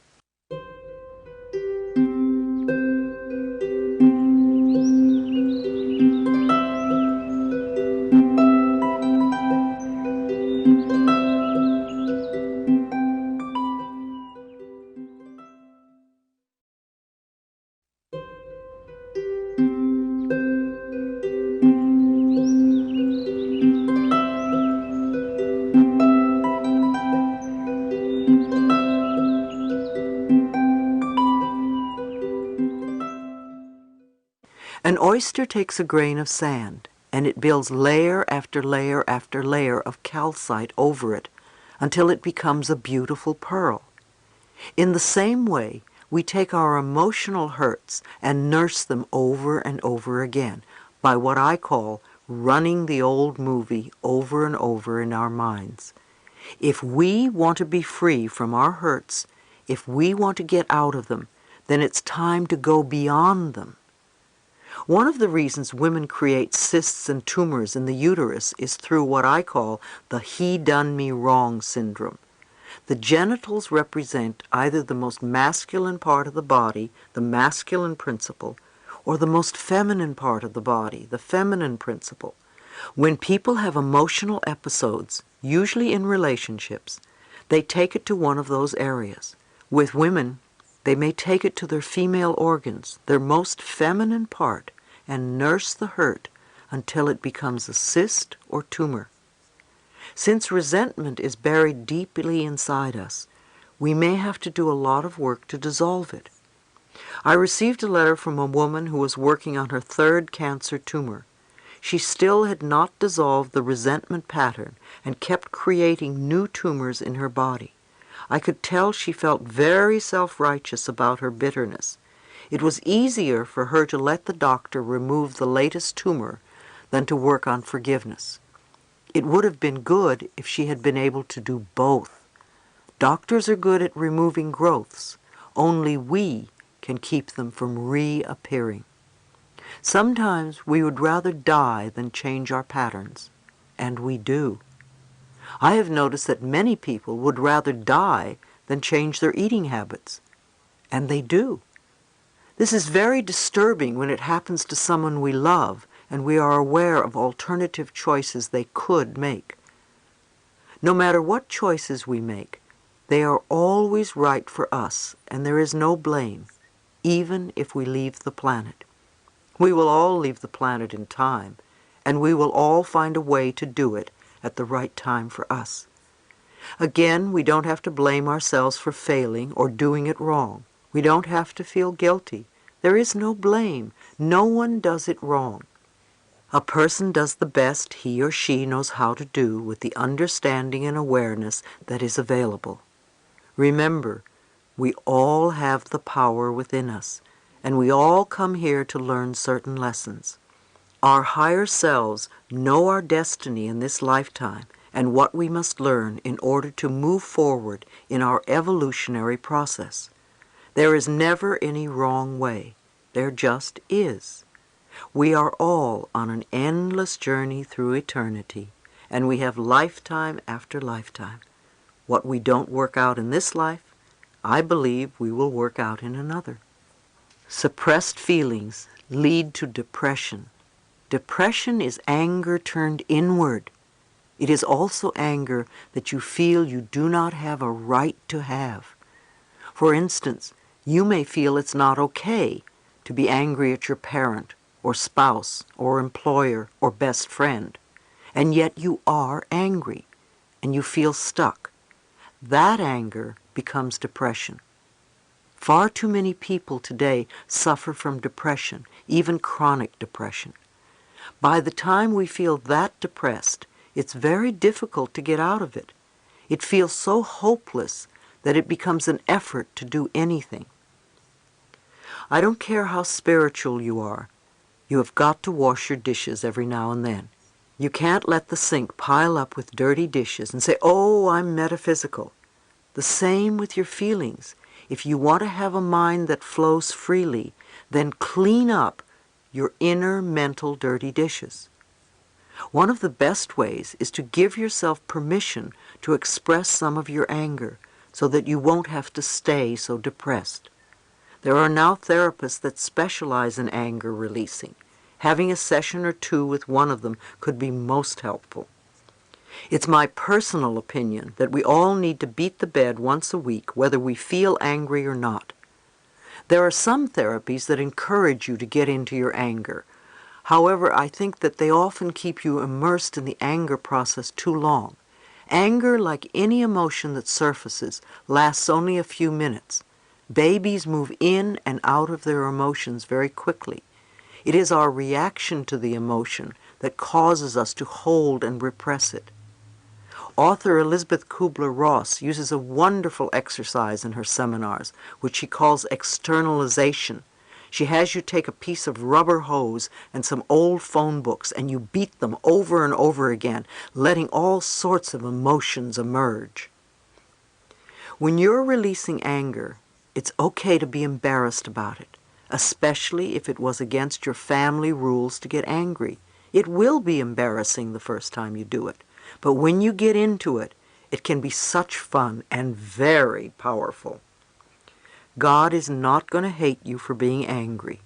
Once you have released some of this old anger, you will be able to see your situation in a new light and find new solutions. Another one of the suggestions I would make for a person who is depressed is to work with a good nutritionist and really get your diet cleaned up. It's amazing how that can help the mind.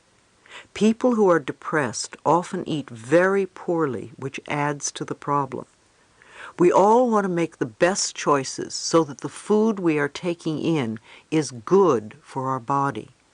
Also, many times we find there is a chemical imbalance in the body that is further aggravated by the intake of medication of some sort. Now, rebirthing is another wonderful process for releasing your feelings because it goes beyond the intellect.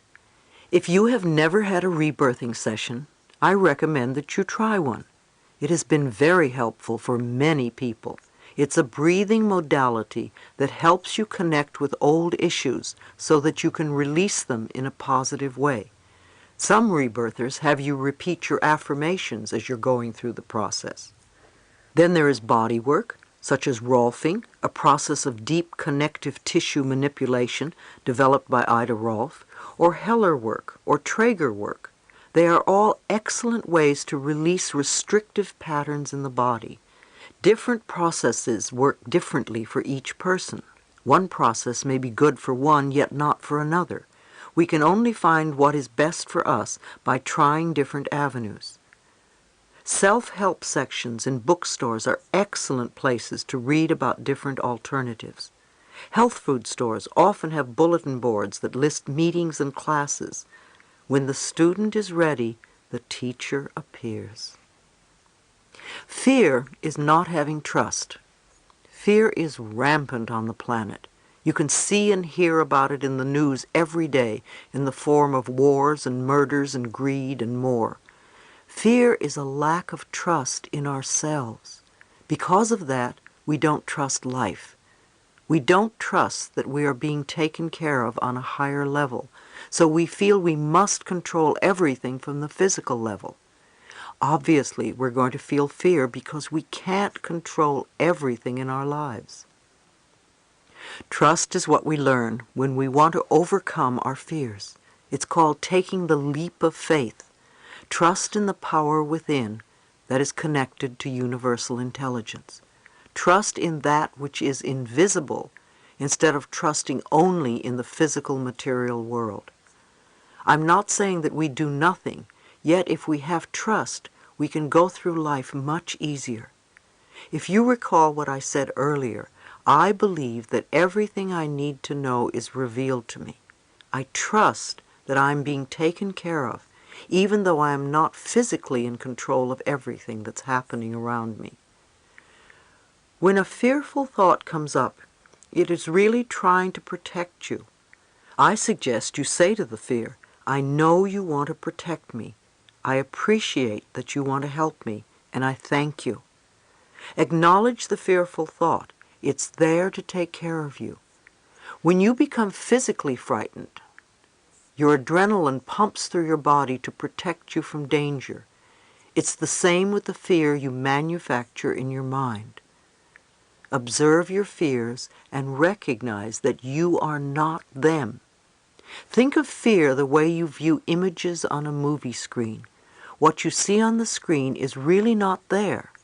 The moving pictures are just frames of celluloid, and they change and disappear very rapidly. Our fears will come and go as rapidly as those pictures, unless we insist on holding on to them.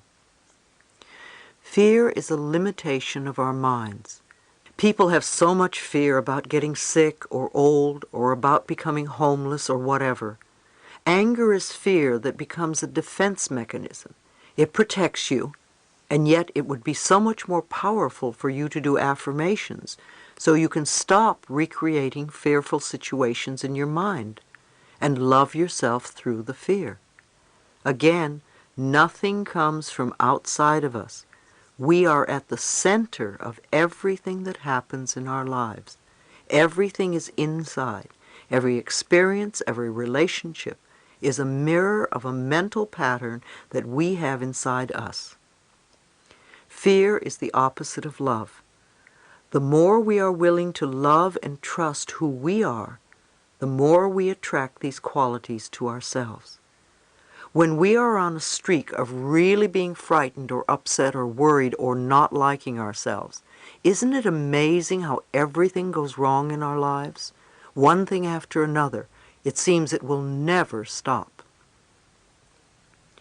Well, it is the same when we really love ourselves. Everything starts to go on a winning streak, and we get the green lights in the parking places. All of the things that make life so wonderful, the big and the little. We get up in the morning and the day flows beautifully. Love yourself so that you can take care of yourself. Do everything you can to strengthen your heart, your body, and your mind.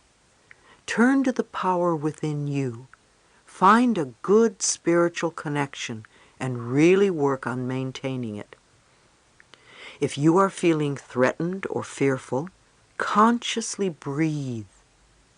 We often hold our breath when we are frightened, so take a few deep breaths.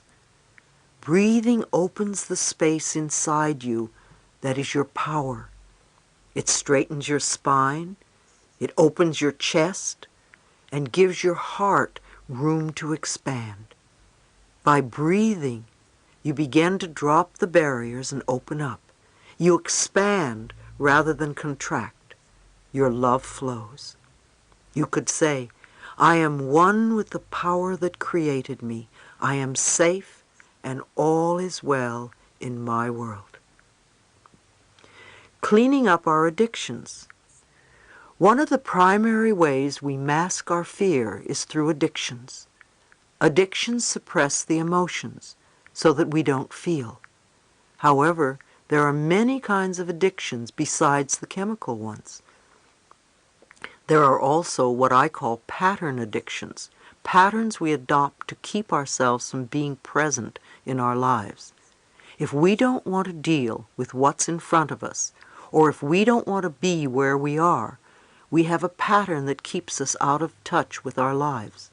For some people, it's a food addiction or a chemical addiction.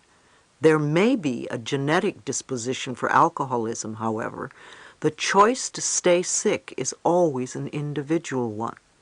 So often when we talk about something being hereditary, it is really the little child's acceptance of the parent's ways of handling fear. For others, there are emotional addictions.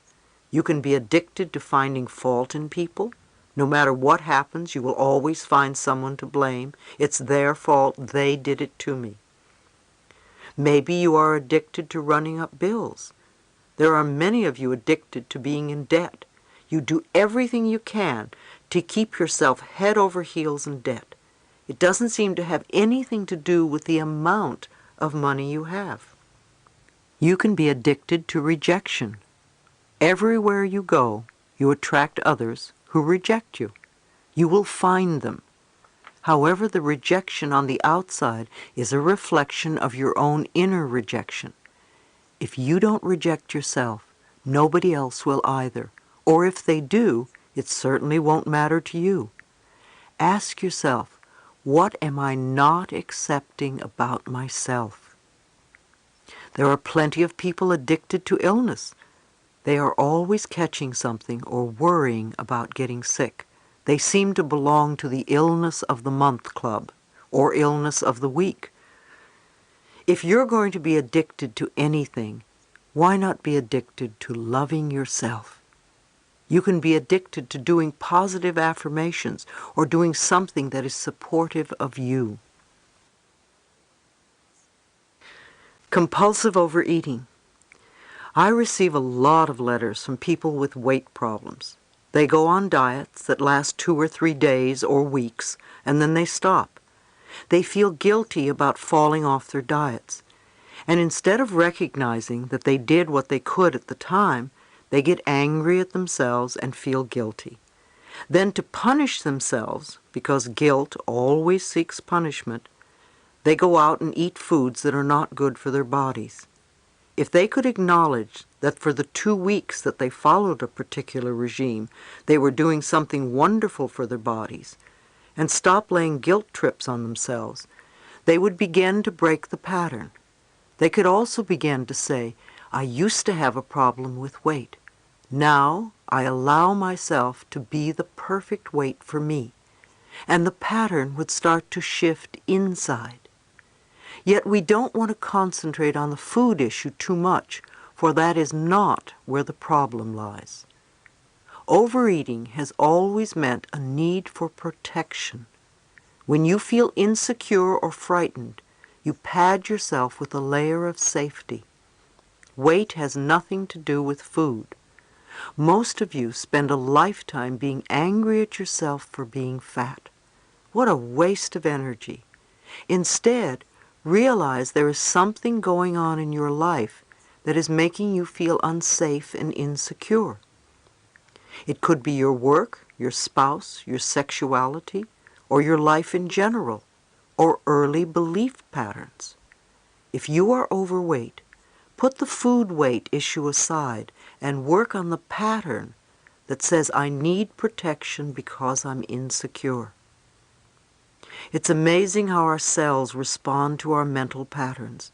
When the need for protection is gone, or when we start feeling secure, the fat will melt off.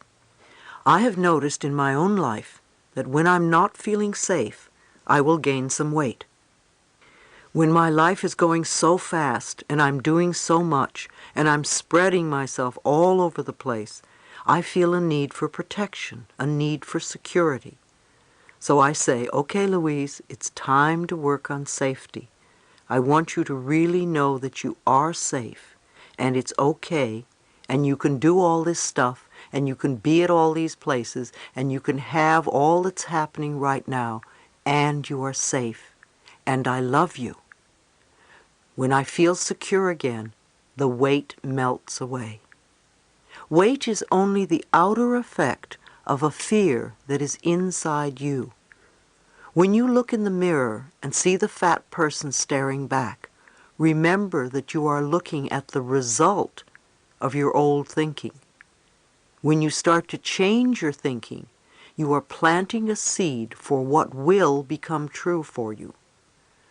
What you choose to think today will create your new figure tomorrow. One of the best books on releasing excess weight is The Only Diet There Is by Sandra Ray. It's all about dieting from negative thinking, and she shows you step by step how to do it. Self-help groups. Self-help groups have become the new social form. I see this as a very positive move. These programs do tremendous good. People with similar problems getting together, not to whine and complain, but to find ways to work through these issues and improve the quality of their lives. There is now a group for almost every problem you can think of. Many of them are listed in the phone book under Community Services in the front of your yellow pages. I know you can find one that is right for you. Many churches now hold group meetings. You could even go to the local health food store, one of my favorites, and see what is listed on their bulletin board. If you are serious about changing your life, you will find the way. The 12-step programs are everywhere. 12-step programs have been around for some time, and they have developed a format that really works and brings about wonderful results. Their Al-Anon program for people who live with or were raised by addicted people is one of the best groups for all sorts of people. Feelings are our inner gauge. When growing up in a troubled or dysfunctional family, we learn to avoid conflict whenever possible, and this results in the denial of our feelings. We often do not trust others to meet our needs, so we don't even ask for help. We are convinced that we must be strong enough to handle things ourselves. The only problem is that we fail to be in touch with our own feelings. Feelings are our most helpful link to our relationship with ourselves, others, and the world around us, and they are an indication of what's working or not working in our lives. Shutting them off only leads to more complex problems and physical illnesses. What you can feel, you can heal. If you don't allow yourself to feel what is going on inside of you, you won't know where to begin the healing process. On the other hand, many of us seem to go through life always feeling guilty or jealous or fearful or sad. We develop habit patterns that keep repeating the same experiences that we say we don't want to have. If you keep feeling angry or sad or fearful or jealous and don't get in touch with the underlying cause, you will continue to create more anger, sad, fear, etc. When we stop feeling like victims, we are able to take our power back. We must be willing to learn the lesson so the problem can disappear. When we trust the process of life and our spiritual connection with the universe, we can dissolve our angers and fears as soon as they appear. We can trust in life and know that everything is happening in divine right order and in the perfect time-space sequence. Chapter 7. Moving Beyond the Pain. We are far more than our bodies and personalities. The inner spirit is always beautiful and lovable, no matter how our outer appearances may change. The pain of death. It's wonderful to be positive. It's also wonderful to acknowledge what you are feeling. Nature has given you feelings to get you through certain experiences, and to deny them causes more pain. Remember, death is not a failure. Everyone dies. It's part of the process of life. When someone you love dies, the mourning process takes at least a year. So give yourself that space. It's difficult to have to go through all the holidays and seasons, Valentine's Day, your birthday, your anniversary, Christmas, etc. So be very gentle with yourself and let yourself grieve. There are no rules, so don't make any for yourself. It's also okay to get angry and have hysterics when someone dies. You can't pretend it doesn't hurt. You want to give your feelings an outlet. Let yourself cry. Look in the mirror and scream, "It isn't fair," or whatever you feel inside. Again, let it out. Otherwise, you will create problems for your body. You want to take care of yourself the best you can, and I know it's not always easy. Those of us who have been working with people with AIDS find that the grieving process becomes ongoing. It's the same as the grieving process in wartime. There are too many onslaughts to the emotional nervous system to handle.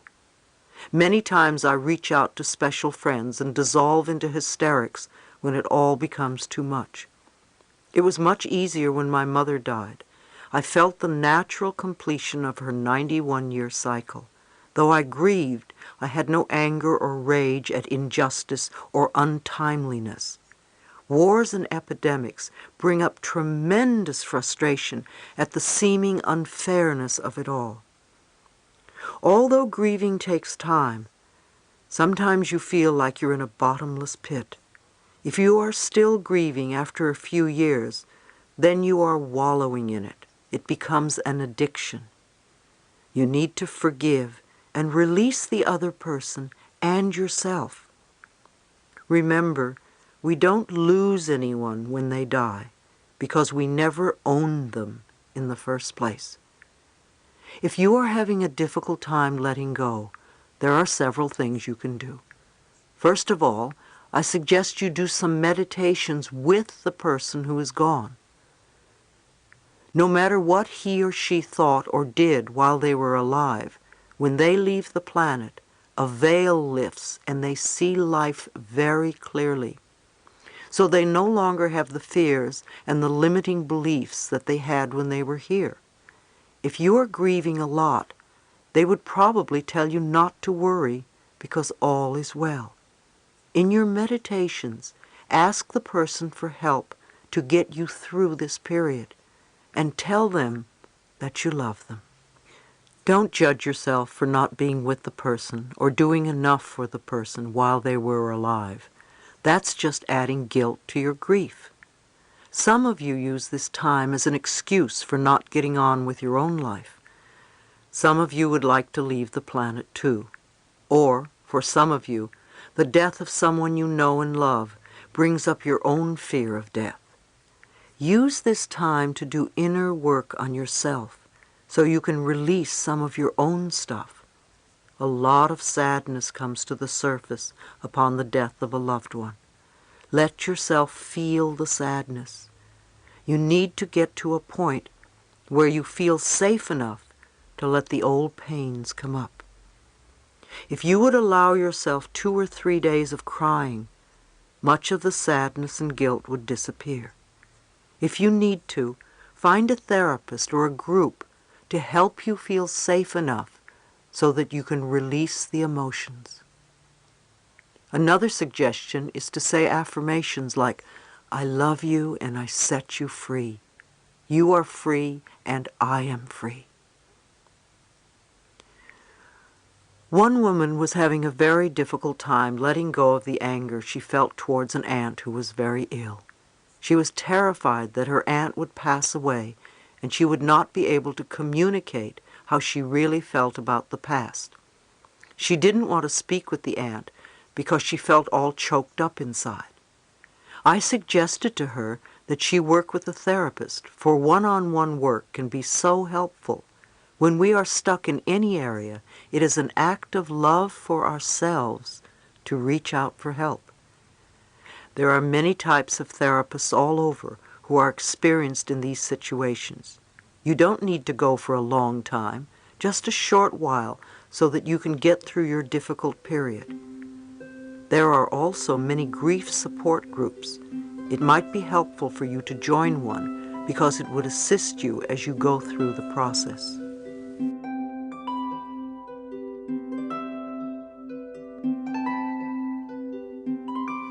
Understanding our pain. Many of us live from day to day with unrelieved pain. It may be a small part of our lives, or it may take up a large, unbearable portion of it. But what is pain? Most of us agree that it is something we would like to be free of.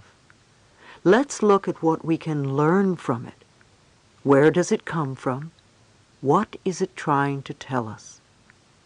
The dictionary defines pain as an unpleasant or distressing sensation due to bodily injury or disorder, as well as a mental or emotional suffering or torment. Since pain is an outgrowth of both mental and physical dis-ease, it is clear that both the mind and the body are susceptible to it. I recently saw a wonderful example as I watched 2 little girls playing in a park. The first child raised her hand to playfully slap her friend on the arm. Before she was able to connect, the other little girl said, "Ow!" And the first little girl looked at her and said, "Why did you say ow? I haven't even touched you yet." To which her friend quickly replied, "Well, I knew it was going to hurt." In this instant, the mental pain presumed the expected physical pain. Pain comes to us in many forms: a scratch, a bump, a bruise, dis-ease, uneasy sleep, a threat, a knotty feeling in your stomach, a numbing sensation in your arm or leg. Sometimes it hurts a lot, sometimes only a little, but we know it's there. In most cases, it's trying to tell us something. At times the message is obvious. A sour stomach experienced during the work week, but not on the weekend, may indicate a need for an attitude change or for a job change. And many of us know the significance of the pain that occurs after a night of excessive drinking. Whatever the message, we must remember that the human body is a wonderfully constructed piece of machinery. It tells us if there are problems, but only if we are willing to listen. Unfortunately, many of us do not take or make the time to listen. Pain is actually one of the body's last resort messages, to tell us that something is wrong in our lives. We are really off track somewhere. The body is always aspiring for optimum health, no matter what we do to it. However, if we abuse our bodies tremendously, we contribute to the conditions of our dis-ease. When we first feel pain, what do? We usually run to the medicine cabinet or to the drugstore, and we take a pill. In effect, we say to the body, "Shut up, I don't want to hear you." The body will quiet down for a little bit. Then the whisperings return, and this time a little louder. Maybe we go to the doctor for an injection or a prescription, or we do something else. But at some point we have to pay attention to what is going on, because we may have a full-blown dis-ease of some sort. Even at that point, some people still want to play victim and still don't listen. Others awaken to what's going on and are willing to make changes. It's okay. We all learn in different ways. The answers may be as simple as getting a good night's sleep, or not going out 7 nights a week, or not pushing yourself at work. Allow yourself to listen to your body, because it does want to get well. Your body wants to be healthy, and you can cooperate with it. When I first feel pain or discomfort, I quiet myself. I trust that my higher power will let me know what needs to be changed in my life, so that I can be free from this dis-ease. In these quiet times, I visualize the most perfect natural setting, with my favorite flowers growing in abundance all around me. I can feel and smell the sweet warm air as it blows gently across my face, and I concentrate on relaxing every muscle in my body. When I feel that I have reached a state of complete relaxation, I simply ask my inner wisdom, how am I contributing to this problem? What is it that I need to know? What areas of my life are in need of change? Then I breathe and let the answers pour over me. The answers may not come at that moment, but I know that they will be revealed to me soon. I know that whatever changes are needed are the right ones for me, and that I will be completely safe no matter what unfolds before me. Sometimes you wonder how you can accomplish such changes. How will I live? What about the children? How will I pay my bills? Again, trust your higher power to show you the means to live a plentiful, pain-free life. I also suggest that you make changes one step at a time. Lao Tse said, "The journey of 1,000 miles begins with one step." One small step added to another can create significant major advancements. Once you go about making your changes, please remember that the pain does not necessarily disappear overnight, and yet it may. It has taken time for pain to surface. Therefore, it may take some time to recognize that it is no longer needed. Be gentle with yourself. Don't gauge your progress by someone else's. You are unique and have your own way of handling your life. Put your trust in your higher self in order to free yourself of all physical and emotional pain. Forgiveness is the key to freedom. I often ask clients, Would you rather be right, or would you rather be happy? We all have opinions on who was right and who was wrong according to our own perceptions, and we can all find ways to justify our feelings.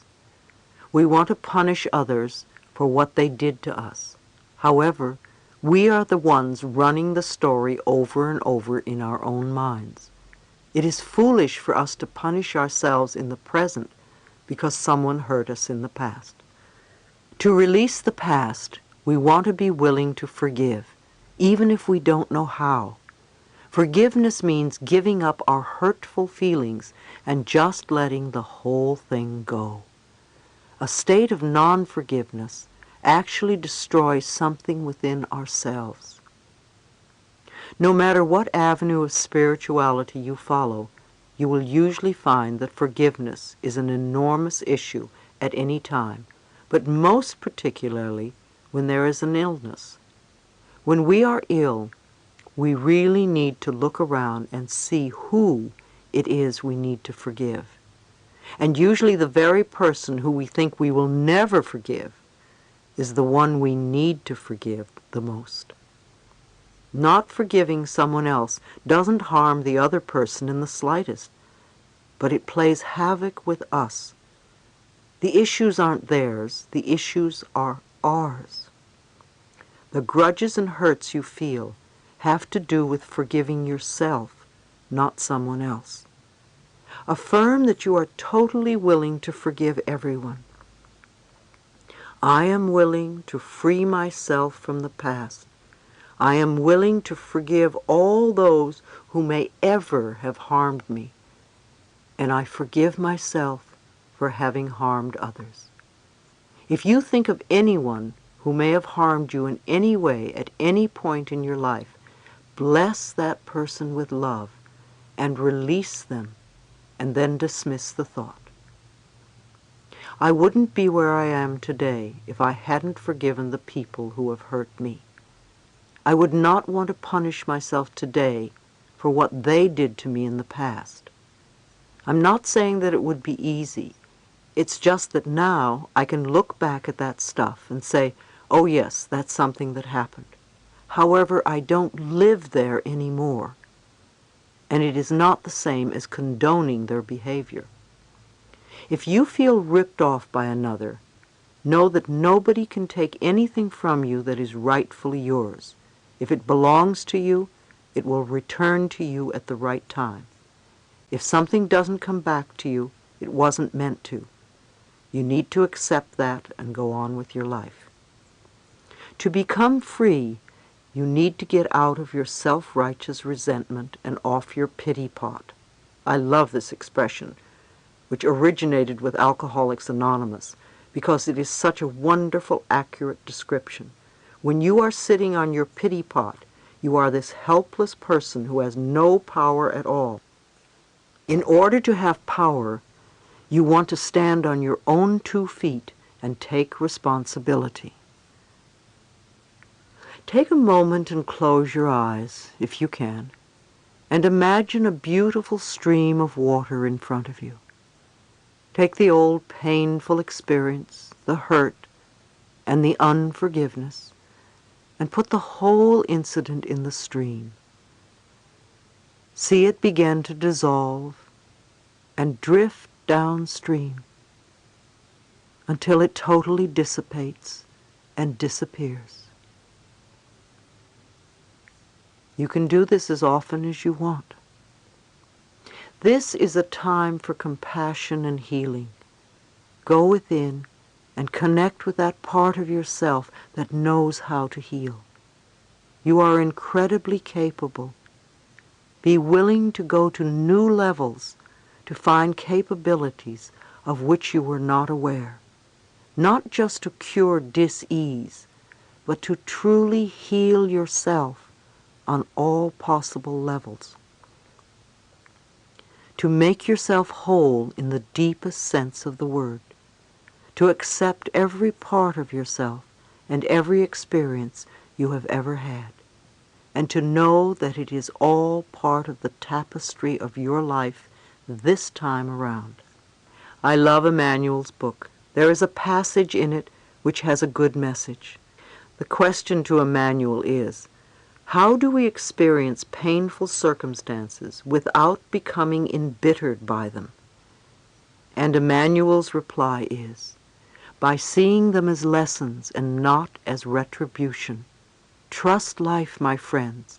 However far afield life seems to take you, this trip is necessary. You have come to traverse a wide terrain of experience in order to verify where truth lies and where your distortion is in that terrain. You will then be able to return to your home center, your soul self, refreshed and wiser.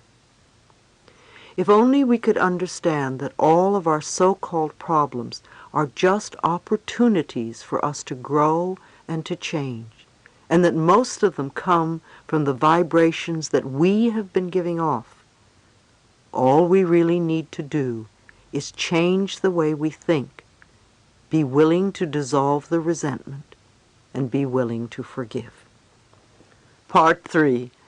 Loving yourself. Can you remember the last time you were in love? Your heart went, ah! It was such a wonderful feeling. It's the same thing with loving yourself, except that you will never leave. Once you have your love for yourself, it's with you for the rest of your life, so you want to make it the best relationship you can have. Chapter 8. How to Love Yourself. When you forgive and let go, not only does a huge weight drop off your shoulders, but the doorway to your own self-love opens. For many of you who have been working on loving yourselves, and for those of you who are just beginning, I'm going to explore some ways to help you learn how to love yourselves. I call it my 10 steps, and I have sent thousands of people this list over the years. Loving yourself is a wonderful adventure. It's like learning to fly. Imagine if we all had the power to fly at will. How exciting it would be. Let's begin to love ourselves right now. Many of us seem to suffer from a lack of self-esteem at one level or another. It's very difficult for us to love ourselves because we have all these so-called faults inside us that we feel make it impossible to love ourselves exactly as we are. Usually, we make loving ourselves conditional, and then when we are involved in relationships, we make loving the other person conditional also. We've all heard that we really can't love someone else until we love ourselves. So now that we have seen the barriers we have set up for ourselves, how do we catapult to the next step? 1. Probably the most important key is to stop criticizing yourself. I've talked about criticism before. If we tell ourselves that we are okay, no matter what is going on, we can make changes in our lives easily. It is when we make ourselves bad that we have great difficulty. We all change, everyone. Every day is a new day, and we do things a little differently than we did the day before. Our ability to adapt and flow with the process of life is part of our power. Those who have come from dysfunctional homes often become super responsible and have gotten in the habit of judging themselves unmercifully. They have grown up with tension and anxiety. The message they get as children of dysfunctional homes is, there must be something wrong with me.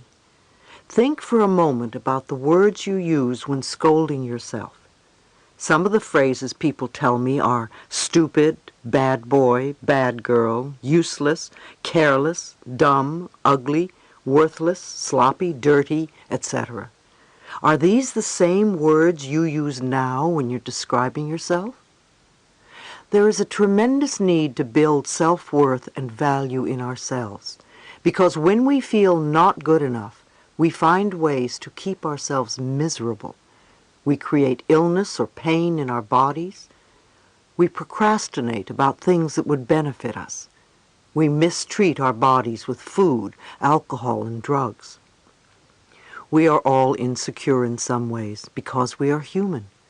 Let us learn not to pretend that we are perfect. Having to be perfect only puts immense pressure on ourselves, and it prevents us from looking at areas of our lives that need healing. Instead, we could discover our creative distinctions, our individualities, and appreciate ourselves for the qualities that set us apart from others. Each one of us has a unique role to play on this earth, and when we are critical of ourselves, we obscure it. 2. We want to stop scaring ourselves. Many of us terrorize ourselves with frightful thoughts and make situations worse than they are. We take a small problem and make it into a big monster. It's a terrible way to live, always expecting the worst out of life. How many of you go to bed at night creating the worst possible scenario of a problem? That's like a little child who imagines monsters under the bed and then gets terrified. It's no wonder you can't sleep.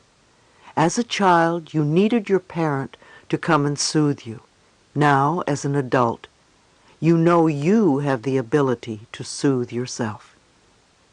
People who are ill do this a lot. Often they visualize the worst, or they are immediately planning their funerals.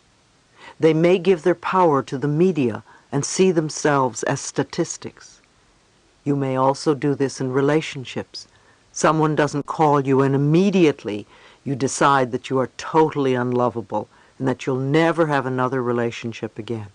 You feel abandoned and rejected. You do the same thing with your job.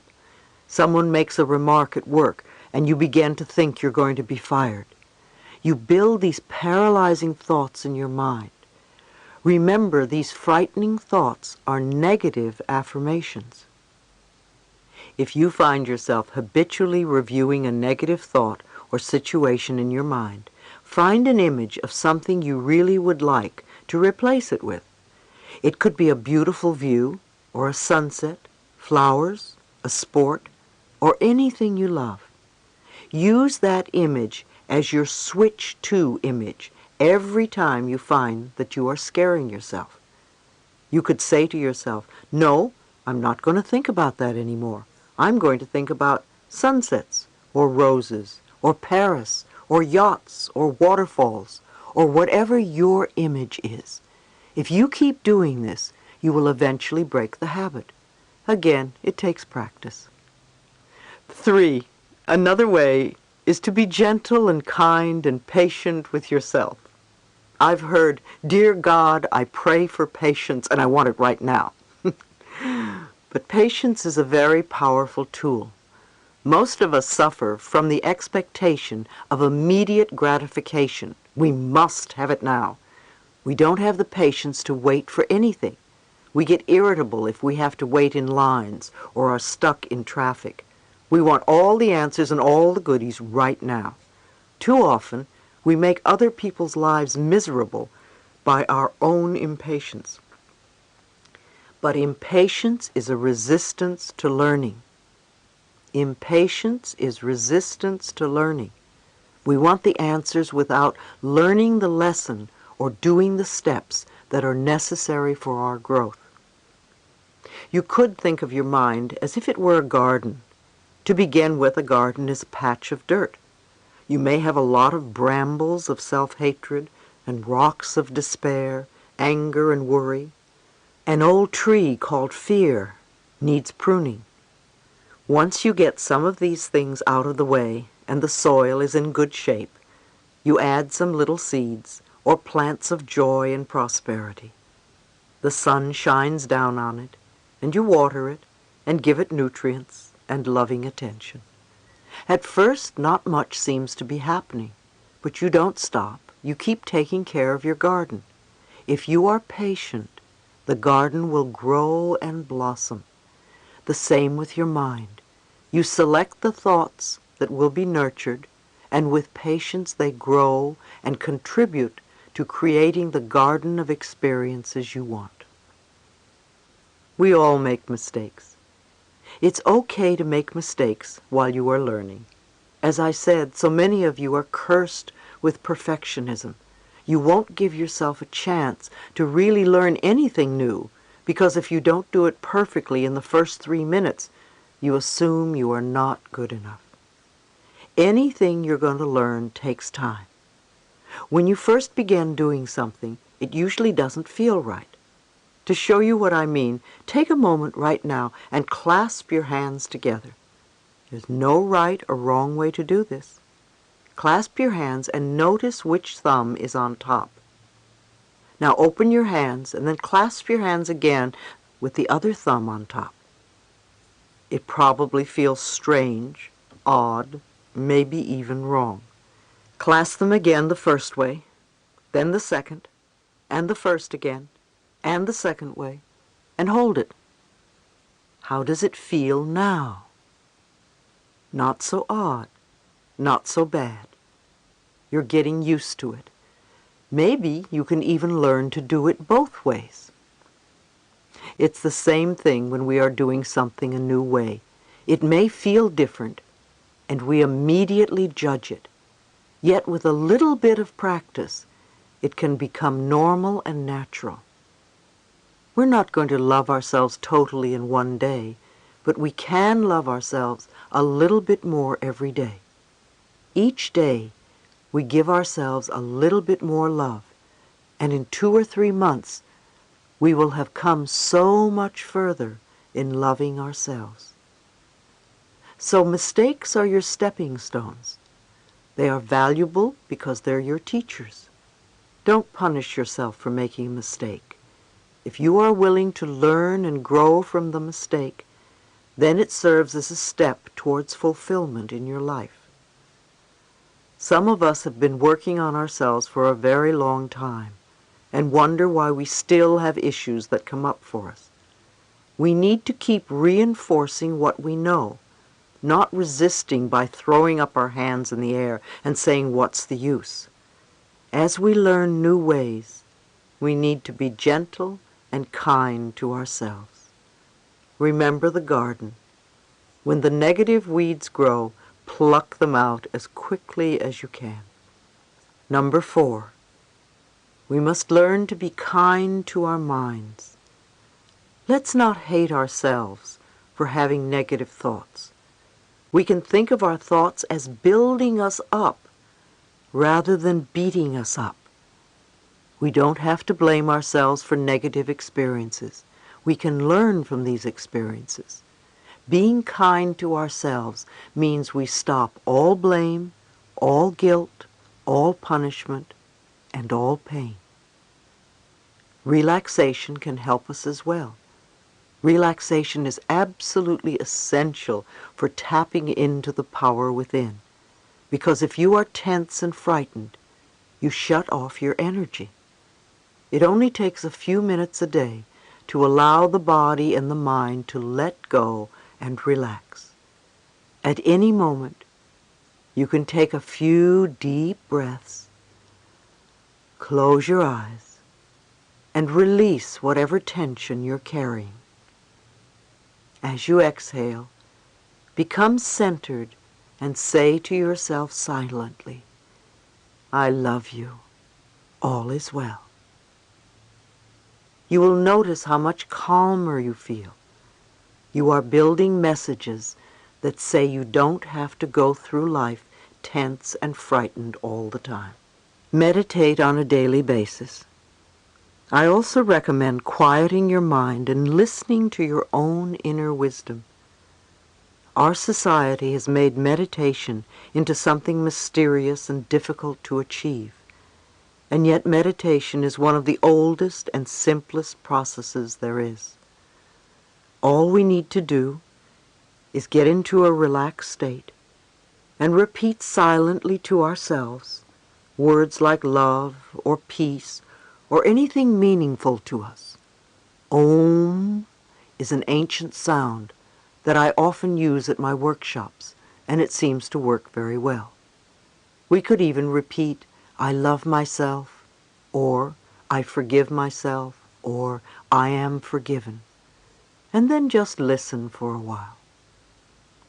Some people think that if they meditate, they have to stop their minds from thinking.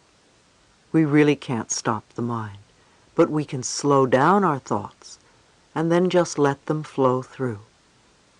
Some people sit with a pad and pencil and write down their negative thoughts because they seem to dissipate more easily.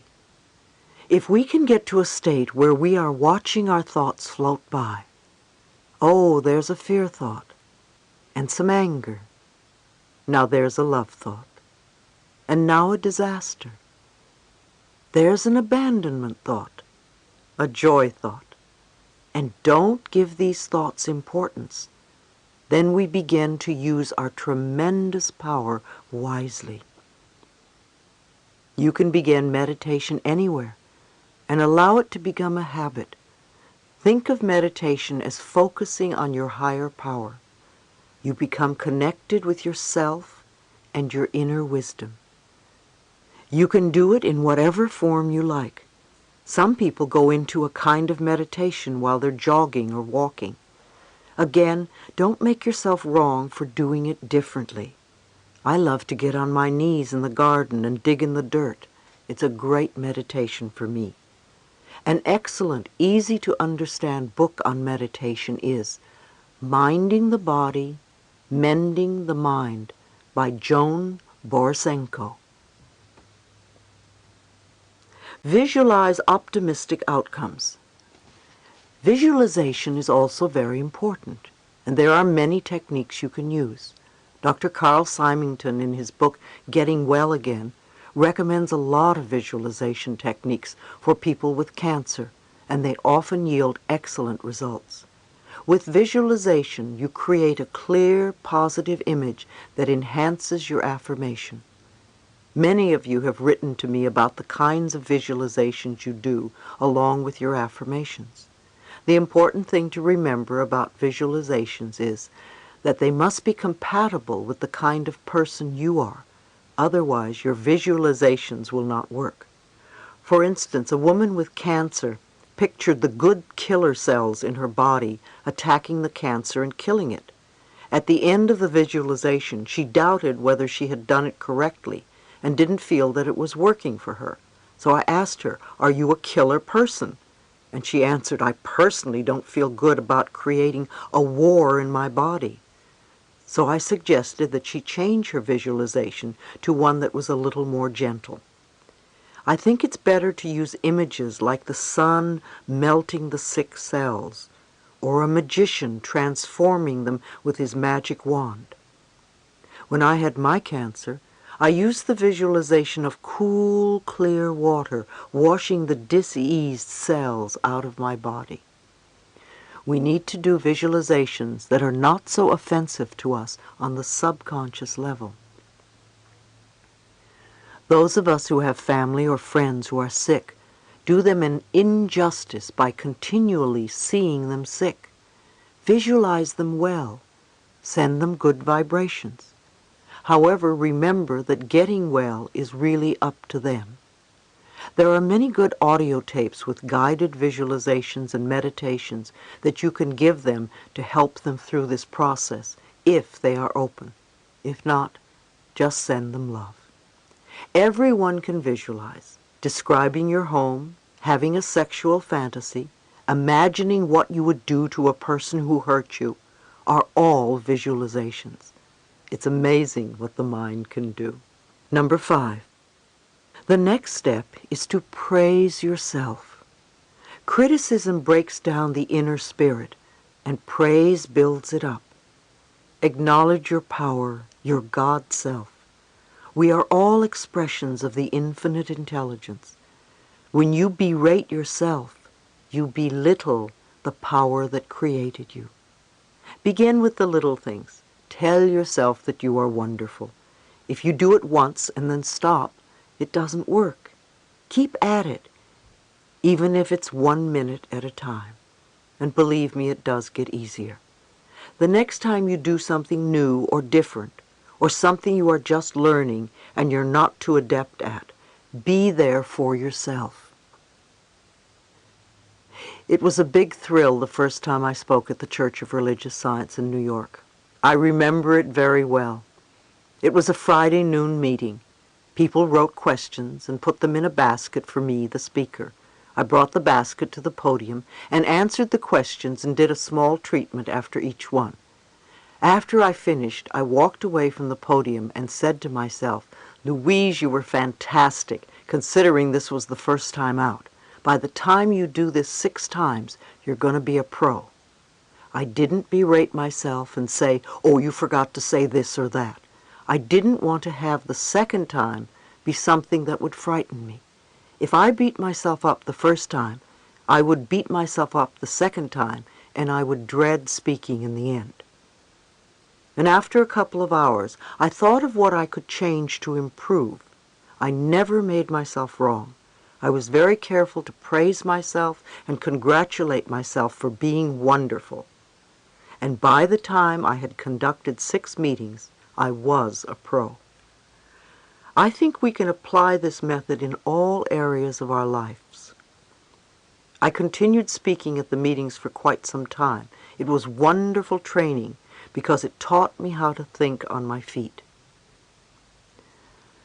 Allow yourself to accept good, whether you think you deserve it or not.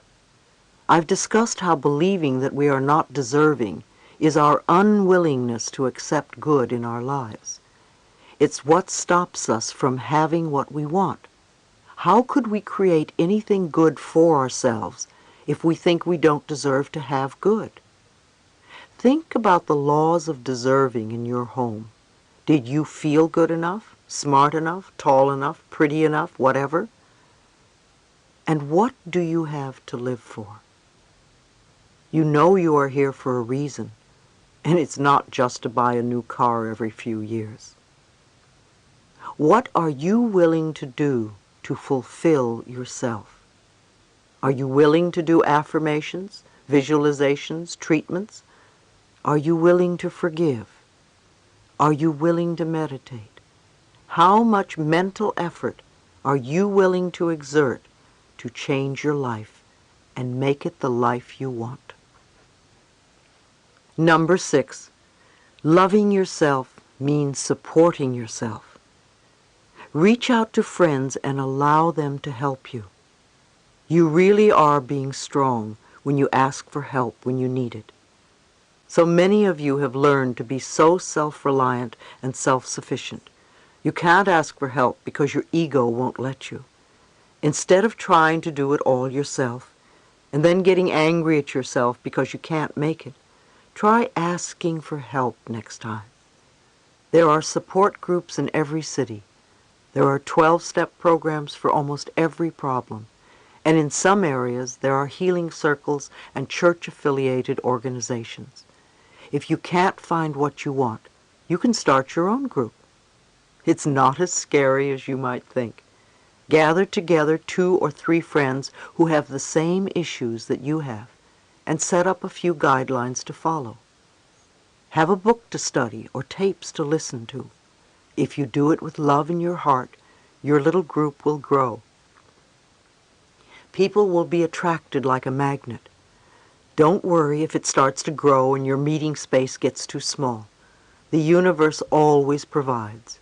If you don't know what to do, write my office and we'll send you guidelines on how to conduct a little group. You really can be there for each other.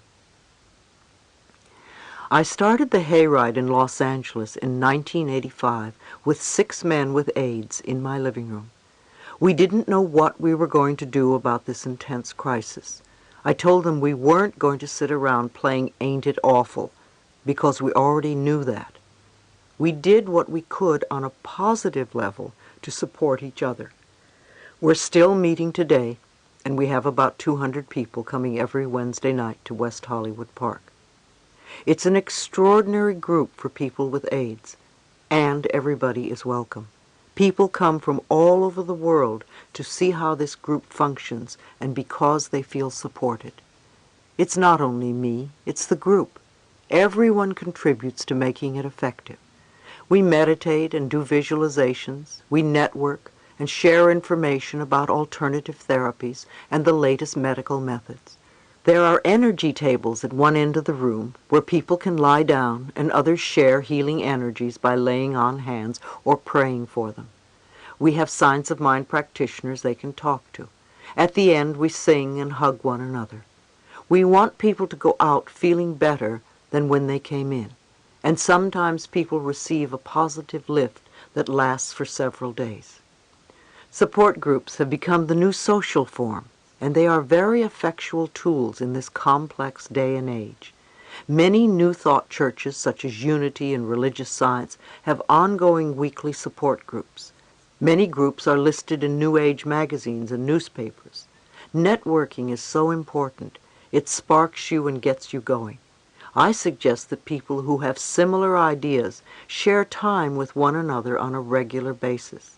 When people work together on a common goal, they bring their pain, confusion, anger, or whatever, and come together, not to moan, but to find a way to go beyond, to rise above, and to grow up in a way.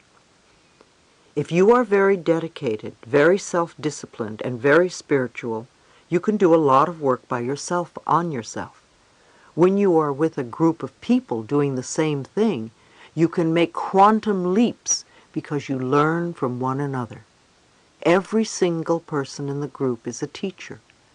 So if you have issues that need working on, I would suggest, if possible, that you get into a group of some sort where you can work them through.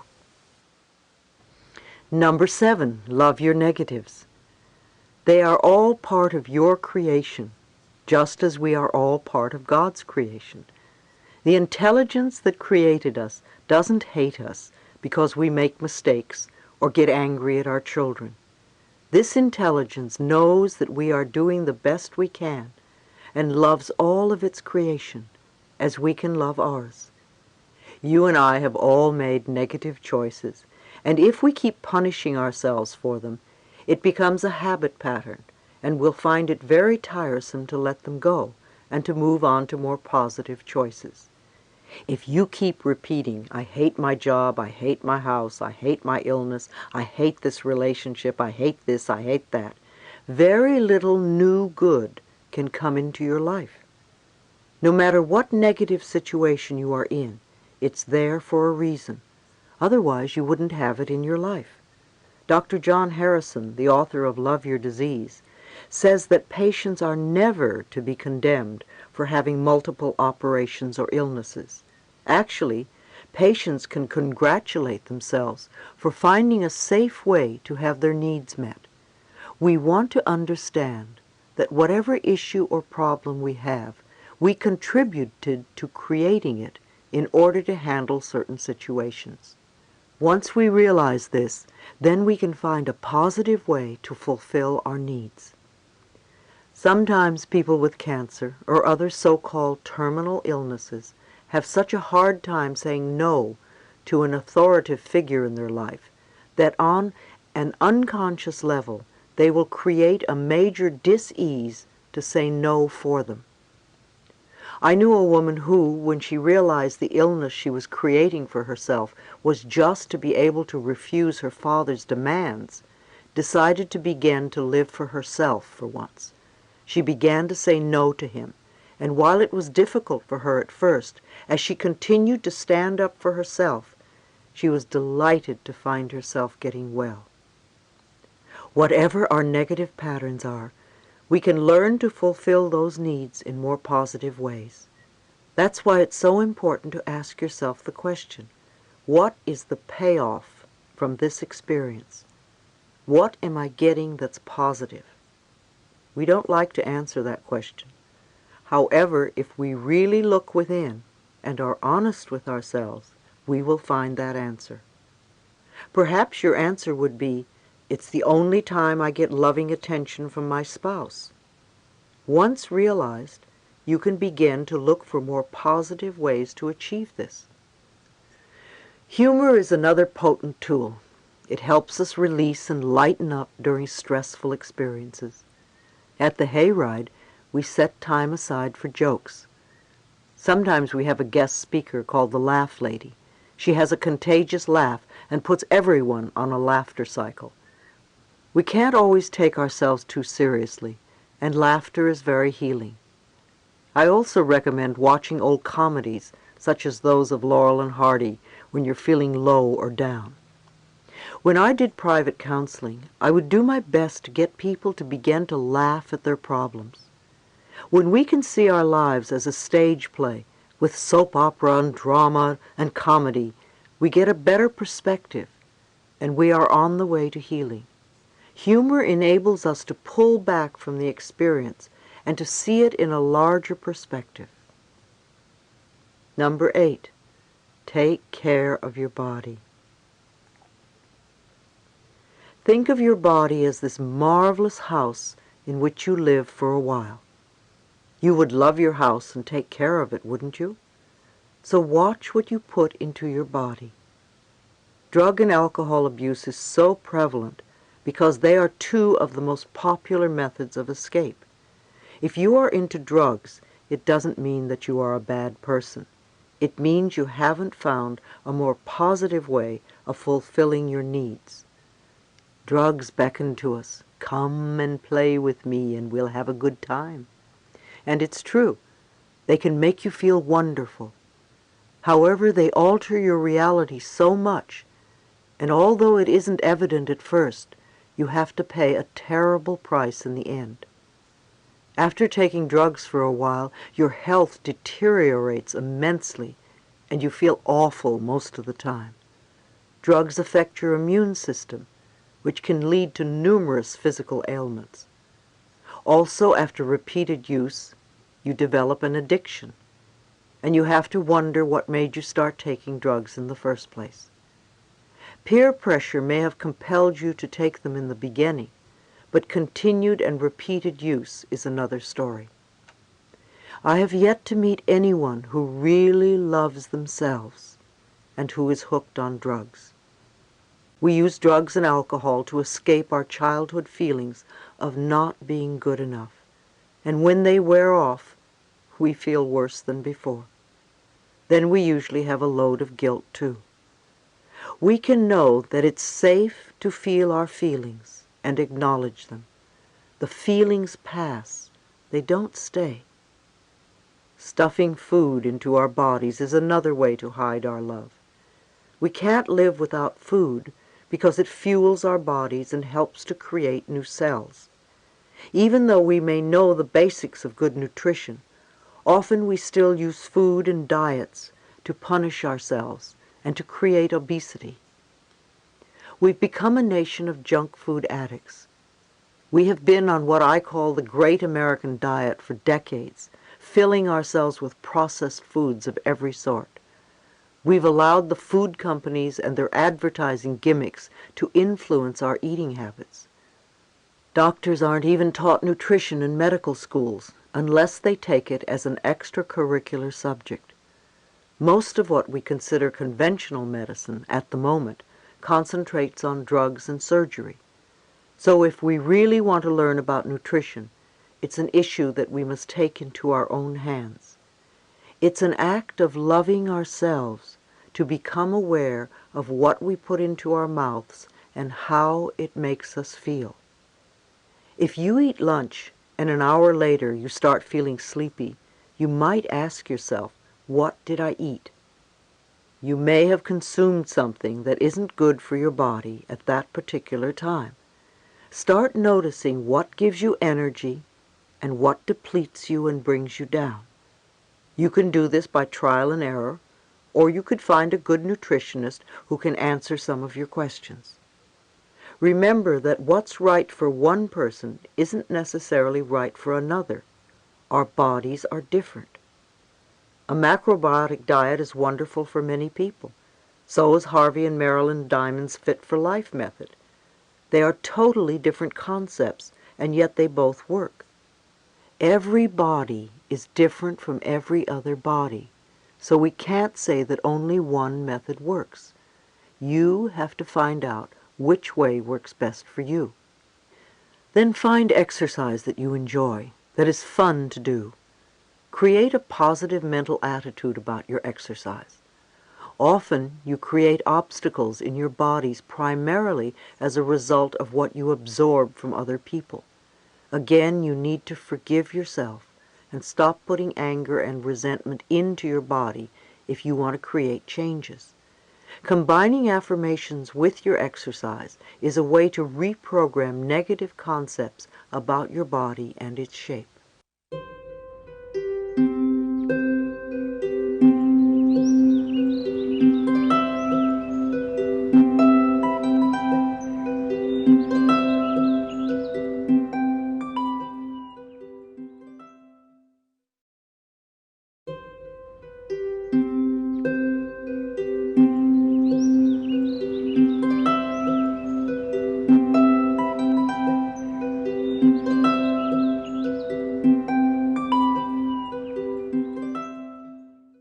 We are in a time now where new technologies for help are multiplying, and we are learning to combine some ancient healing methods, such as Ayurvedic medicine, with sound wave technology. I have been studying how sound can stimulate our brain waves and accelerate our learning and healing. There is research that shows that we can cure illness by mentally changing our DNA structure. I think that between now and the end of the century, we are going to explore a range of possibilities that will be enormously beneficial to much of the population. Number 9. Mirror work. I often emphasize the importance of mirror work in order to find out the cause of an issue that keeps us from loving ourselves. There are several ways that you can practice mirror work. I like to look in the mirror the first thing in the morning and say to myself, I love you. What can I do for you today? How can I make you happy? Listen to your inner voice and start following through with what you hear. You may not get any messages to begin with because you're so used to scolding yourself and you don't know how to respond with a kind, loving thought. If something unpleasant happens to you during the day, go to the mirror and say, I love you anyway. Because events come and go, but the love that you have for yourself can be constant. And it is the most important quality you possess in your life. If something wonderful happens, go to the mirror and say thank you. Acknowledge yourself for creating this wonderful experience. You can forgive in the mirror too. Forgive yourself and forgive others. You can talk to other people in the mirror, especially when you're afraid to talk to them in person. You can clean up old issues with people, parents, bosses, doctors, children, lovers. You can say all sorts of things that you would be afraid to say otherwise. And remember to end by asking them for their love and approval, because that is what you really want. People who have problems loving themselves are almost always people who are not willing to forgive, because not forgiving shuts the door to the heart. When we forgive and let go, not only does a huge weight drop off our shoulders, but the doorway to our own self-love opens up. People will say, oh, such a load has dropped off. Well, of course it has, because we've been carrying this burden forever. Dr. John Harrison states that forgiveness of both the self and the parents, coupled with the release of past hurts, cures more illness than any antibiotic ever could. It takes a lot to make children stop loving their parents, but when they do, it takes even more for them to forgive them. When we won't forgive, when we won't let go, we're binding ourselves to the past. And when we are stuck in the past, we cannot live in present time. And if we are not living in the present, how can we create our glorious future? Old garbage from the past just creates more garbage for the future. Affirmations performed in front of a mirror are advantageous because you learn the truth of your existence. When you do an affirmation and you immediately hear a negative response, such as, "Who are you kidding?" or "It can't be true," or "You don't deserve that," then you have received a gift to use. You cannot make the changes you want until you are willing to see what is holding you back. The negative response you have just discovered is like a gift in that it becomes the key to freedom. Turn that negative response into a positive affirmation, such as, "I now deserve all good. I allow good experiences to fill my life." And repeat the new affirmation until it does become a new part of your life. I have also seen families change enormously when just one person does affirmations. Many people at the hayride come from estranged families. Their parents literally will not talk to them. And I've had them repeat the affirmation, "I have wonderful, loving, warm, open communication with every member of my family, including my mother or including my father." Every time that person or the family comes to mind, I suggest that they go to the mirror and say the affirmation over and over again. It's often amazing to see the parents actually show up at the meeting 3 or 6 or 9 months later. Number 10, love yourself now. Don't wait until you get it right. Dissatisfaction with yourself is a habit pattern. If you can be satisfied with yourself now, if you can love and approve of yourself now, then when good comes into your life, you will be able to enjoy it. Once you learn to love yourself, you can begin to love and accept other people. We can't change other people, so leave them alone. We spend a lot of energy trying to make others different. If we used half that energy on ourselves, we could make ourselves different. And when we are different, others respond differently to us. You can't learn life for another person. Everyone has to learn his or her particular lessons. All you can do is learn for yourself, and loving yourself is the first step. So you are not brought down by other people's destructive behaviors. If you are in a situation where you are with a really negative person who doesn't want to change, you need to love yourself enough to move away from that.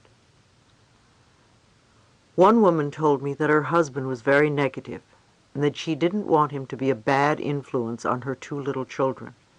I suggested that she start affirming that her husband was a wonderful, supportive man who really is working on himself and is bringing out his best qualities. I told her to affirm what she would like to have happen, and every time he was negative, simply run the affirmation through her mind. However, if the relationship continued to be negative, no matter what affirmation she was saying, then that might be the answer. The relationship simply wouldn't work anymore. Because of the increasing divorce rate in our country, I think a question that many women need to ask themselves before they have children is, am I willing to support these children totally on my own?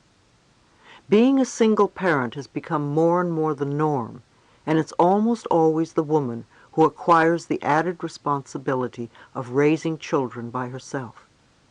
There was a time when marriages lasted a lifetime, but times have changed, so it's definitely a situation to be considered. Far too often we stay in abusive relationships and allow ourselves to be put down. What we are saying to ourselves is, I'm not worth loving, so I will stay here and accept this behavior because I must deserve it, and I'm sure nobody else would want me. I know that I sound simplistic and repeat the same expressions over and over again, but I truly do believe that the quickest way to change any problem is to love who we are. It's amazing how the loving vibrations we send out will attract to us people who are loving. Unconditional love is the goal I think we have come here to attain. It begins with self-acceptance and self-love. You are not here to please other people or to live your lives their way. You can only live it your own way and walk your own pathway. You have come to fulfill yourself and to express love on the deepest level.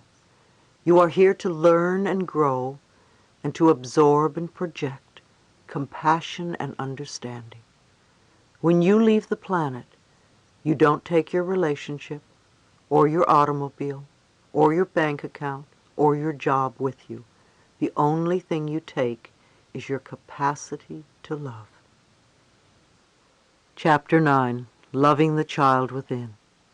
If you can't get close to other people, it's because you don't know how to be close to your own inner child. The child in you is scared and hurting. Be there for your child. One of the core issues that we want to explore is healing the forgotten child within. Most of us have ignored our inner child for far too long. Doesn't matter how old you are. There is a little child within you who needs love and acceptance. If you're a woman, no matter how self-reliant you are, you have a little girl who's very tender and needs help. And if you are a man, no matter how macho you are, no matter how old you are, you still have a little boy inside of you who craves warmth and affection. Every age that you have been is within you, within your consciousness and memory. As children, when something went wrong, you tended to believe that there was something wrong with you. Children develop the idea that if they could only do it right, then parents, or whoever, would love them, and they wouldn't beat them or punish them. So whenever the child wants something and doesn't get it, he or she believes, I'm not good enough, I'm defective. And as we grow older, we reject certain parts of ourselves. At this point in our lives right now, we need to begin to make ourselves whole and accept every part of who we are. The part that did all the stupid things, the part that was funny looking, the part that was scared, the part that was very foolish and silly, the part that had egg on its face, every single part of ourselves. I think that we often turn off or tune out around the age of 5. We make that decision because we think that there is something wrong with us, and we're not going to have anything to do with the child anymore. There is a parent inside as well. You have a child and you have a parent, and most of the time the parent scolds the child, almost on a non-stop basis. If you listen to your inner dialogue, you can hear the scolding. You can hear the parent tell you what you are doing wrong or how you are not good enough. Consequently, we begin a war with ourselves, and we start to criticize ourselves the way our parents have been criticizing us. You're stupid, you're not good enough, you don't do it right, screwed up again. It becomes a habit pattern. When we become adults, most of us totally ignore the child within us, or we criticize the child in the same way we used to be criticized. We continue the pattern over and over again. I once heard John Bradshaw, author of several marvelous books on healing the inner child, say that each of us has 25,000 hours of parent tapes within us by the time we are adults. How many hours of those tapes do you think are telling you how wonderful you are? How much says that you are loved, or that you are bright and intelligent, or that you could do anything you wanted to and would grow up to be the greatest person? In reality, how many hours of those tapes are saying no, no, no in all its many forms? It's no wonder we say no to ourselves, or should, all the time.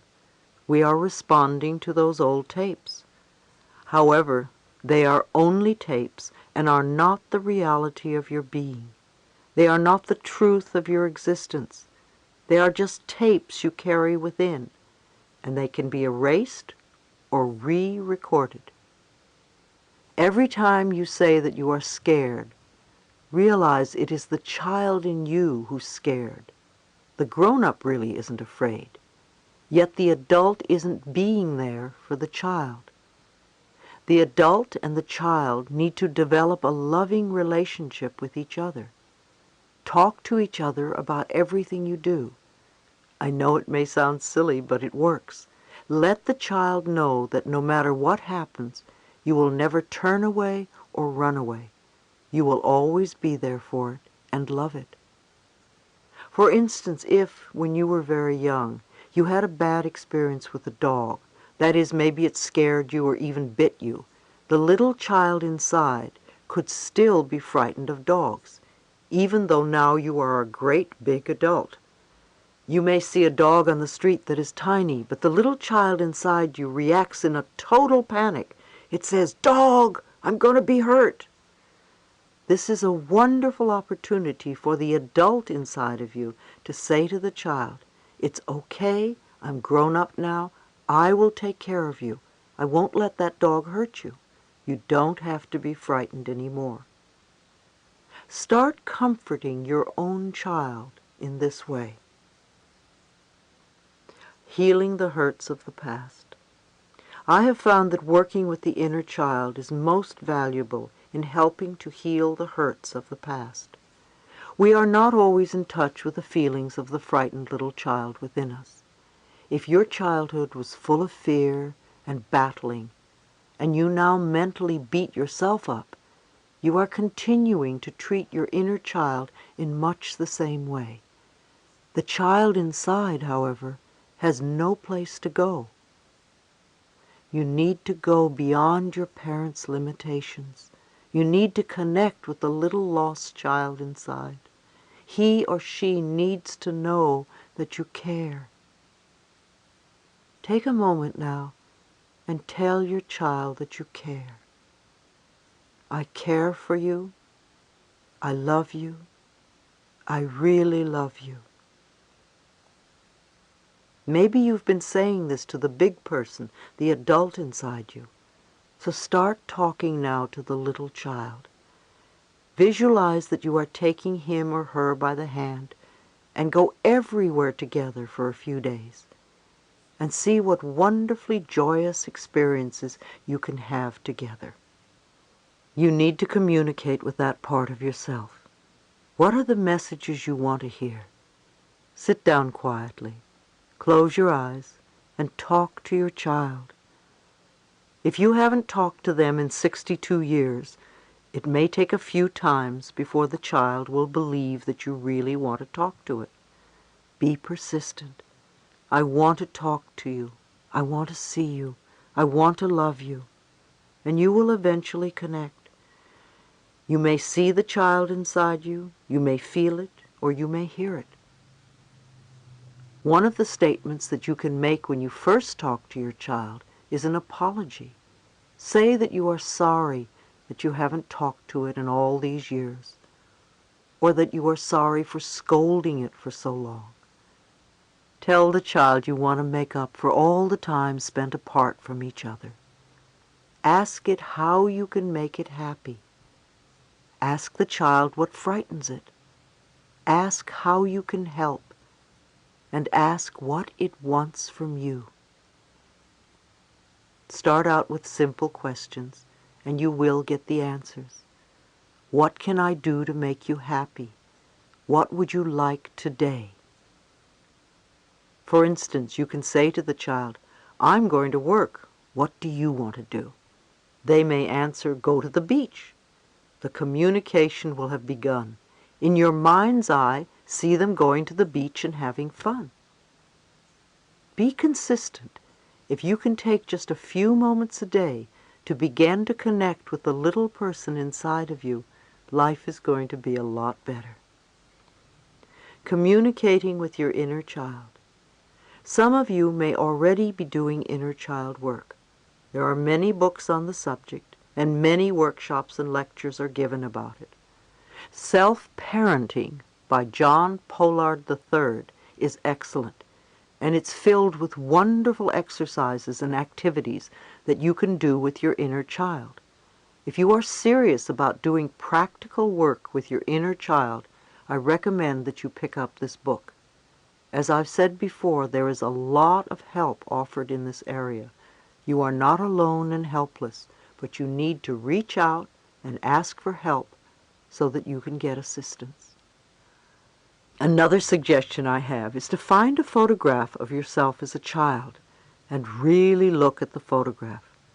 Do you see a miserable little kid? Do you see a happy child? Whatever you see, connect with it. If you see a frightened child, ask why it was frightened and start doing something to make it feel better. Find several photos of your younger self and talk to the child in each photo. It also helps to talk to your child in the mirror. If you had a nickname as a child, use that name. Have a box of tissues handy. I suggest that you sit down in front of a mirror, because if you're standing, as soon as it gets difficult, you will run out the door. Instead, sit down with your box of tissues and start talking. Another exercise you can do is to communicate through writing. Again, lots of information will surface. Use 2 different colored pens or felt markers. With one colored pen in your dominant hand, write a question. With the other colored pen in your non-dominant hand, let your child write the answer. It's a very fascinating exercise. When you are writing the question, the adult thinks it knows the answer. But by the time you pick up the pen with the awkward hand, the answer often comes out quite differently than expected. You can draw together, too. Many of you probably loved drawing and coloring when you were little children, until you were told to be neat and not to draw outside of the lines. So begin drawing again. Use your non-dominant hand to draw a picture about an event that just happened, and notice how you feel. Ask your child a question, and just let it draw with the non-dominant hand and see what it shows. If you can get together with others in small core groups or support groups, you can work on these ideas together. You can all let your inner children draw pictures. Then you can sit around and discuss what the pictures mean. The information you receive can be surprisingly insightful. Play with your little child. Do things that your child likes to do. When you were little, what did you really like to do? And when was the last time you did it? Too often the parent inside us stops us from having fun because it's not the adult thing to do. So take the time to play and have fun. Do the silly things you did when you were young, such as jumping in piles of leaves and running under the hose spray. Watch other children at play. It will bring back memories of the games you played. If you want more fun in your life, make the connection with your inner child and come from that space of spontaneity and joy. I promise that you will start having more fun in your life. Were you welcomed as a child? Were your parents really glad you were born? Were they delighted with your sexuality? Or did they want the opposite sex? Did you feel you were wanted as a child? Was there a celebration when you arrived? Whatever the responses were then, welcome your child now. Create a celebration. Tell it all the wonderful things you would tell a little baby who was welcomed into its new life. What is it you always wanted your parents to tell you when you were a child? What was it they never said that you wanted to hear? All right, tell your child that very thing. Tell it to your child every day for a month while looking in the mirror, and see what happens. If you had alcoholic or abusive parents as a child, you can meditate and visualize them as sober, gentle people. Give your child what it wants. It has probably been deprived for too long. Start visualizing the sort of life you would like to have with this child. When the child feels safe and happy, it can trust you. Ask, what do I need to do so that you can trust me? Again, you will be amazed at some of the answers. If you had parents who are not loving at all, and it's really hard for you to relate to them, find a picture of what you think a loving father or a loving mother looks like. Put the pictures of the loving parents around the photo of yourself as a child. Create some new images. Rewrite your childhood if you must. The beliefs that you learned when you were little are still inside the child. If your parents had rigid ideas, and you're very hard on yourself, or tend to build walls, your child is probably still following your parents' rules. If you continue to pick on yourself for every mistake, it must be very scary for your inner child to wake up in the morning. What are you going to yell at me about today? What our parents did to us in the past was their consciousness. We are the parents now. We are using our consciousness. If you are still refusing to take care of the little child, you are stuck in self-righteous resentment. Invariably, it means there is still someone to forgive. So what is it you haven't forgiven yourself for? What do you need to let go of? Well, whatever it is, just let it go. If we are not giving the child praise and attention now, our parents aren't the blame. They were doing what they thought was right in that particular space and time. However, now in the present moment, we know what we can do to nourish the child within us. Those of you who have had or have a pet know what it's like to come home and have the pet greet you at the door. It doesn't care what you're wearing. It doesn't care how old you are, or if you have wrinkles, or how much money you made today. The animal only cares that you're there. It loves you unconditionally. Do that for yourself. Be thrilled that you are alive and that you are here. You are the one person you are going to live with forever. Until you are willing to love your inner child, it's very hard for other people to love you. Accept yourself unconditionally and open-heartedly. I find that it is often very helpful to create a meditation to help your child feel safe. Since I was a child of incest, I invented a wonderful imagery for my little girl. First of all, she has a fairy godmother who looks just like Billy Burke in The Wizard of Oz, because that's what really appeals to her. I know that when I'm not with her, she is with her fairy godmother, and she is always safe.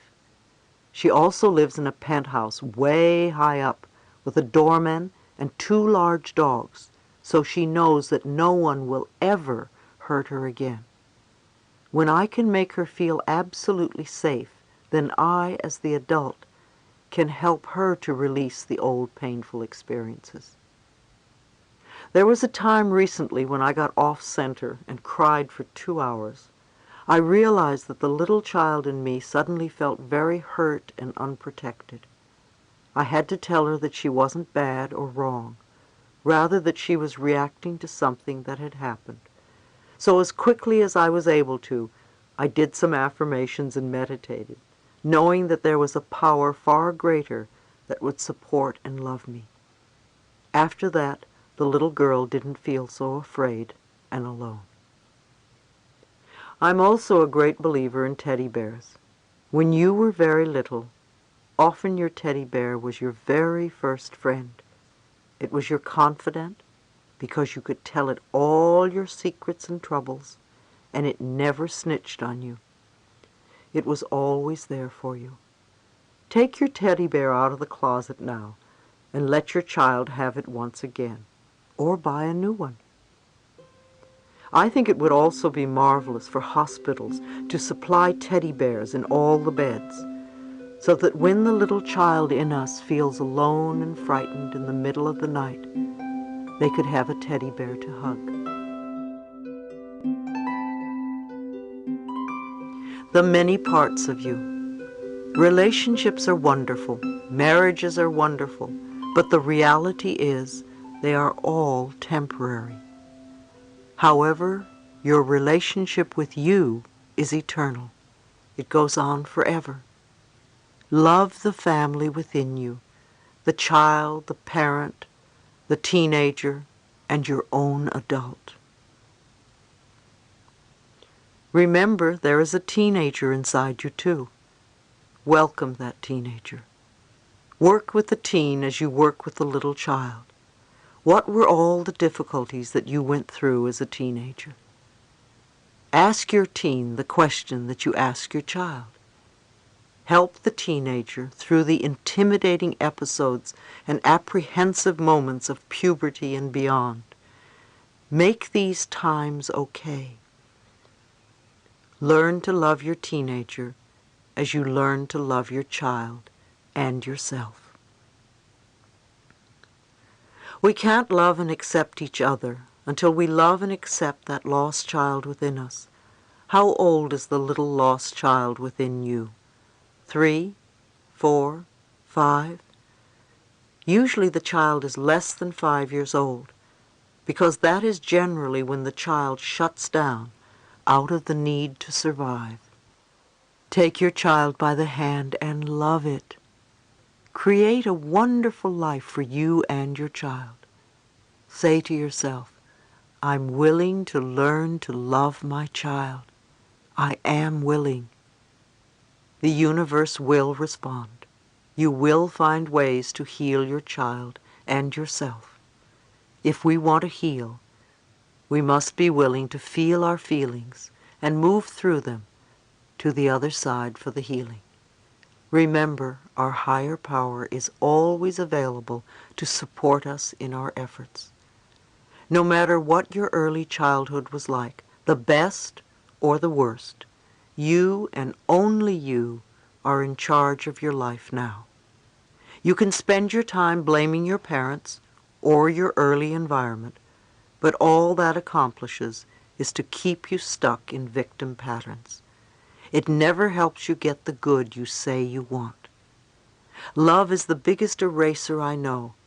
Love erases even the deepest and most painful memories, because love goes deeper than anything else. If your mental images of the past are very strong, and you keep affirming it's all their fault, you stay stuck.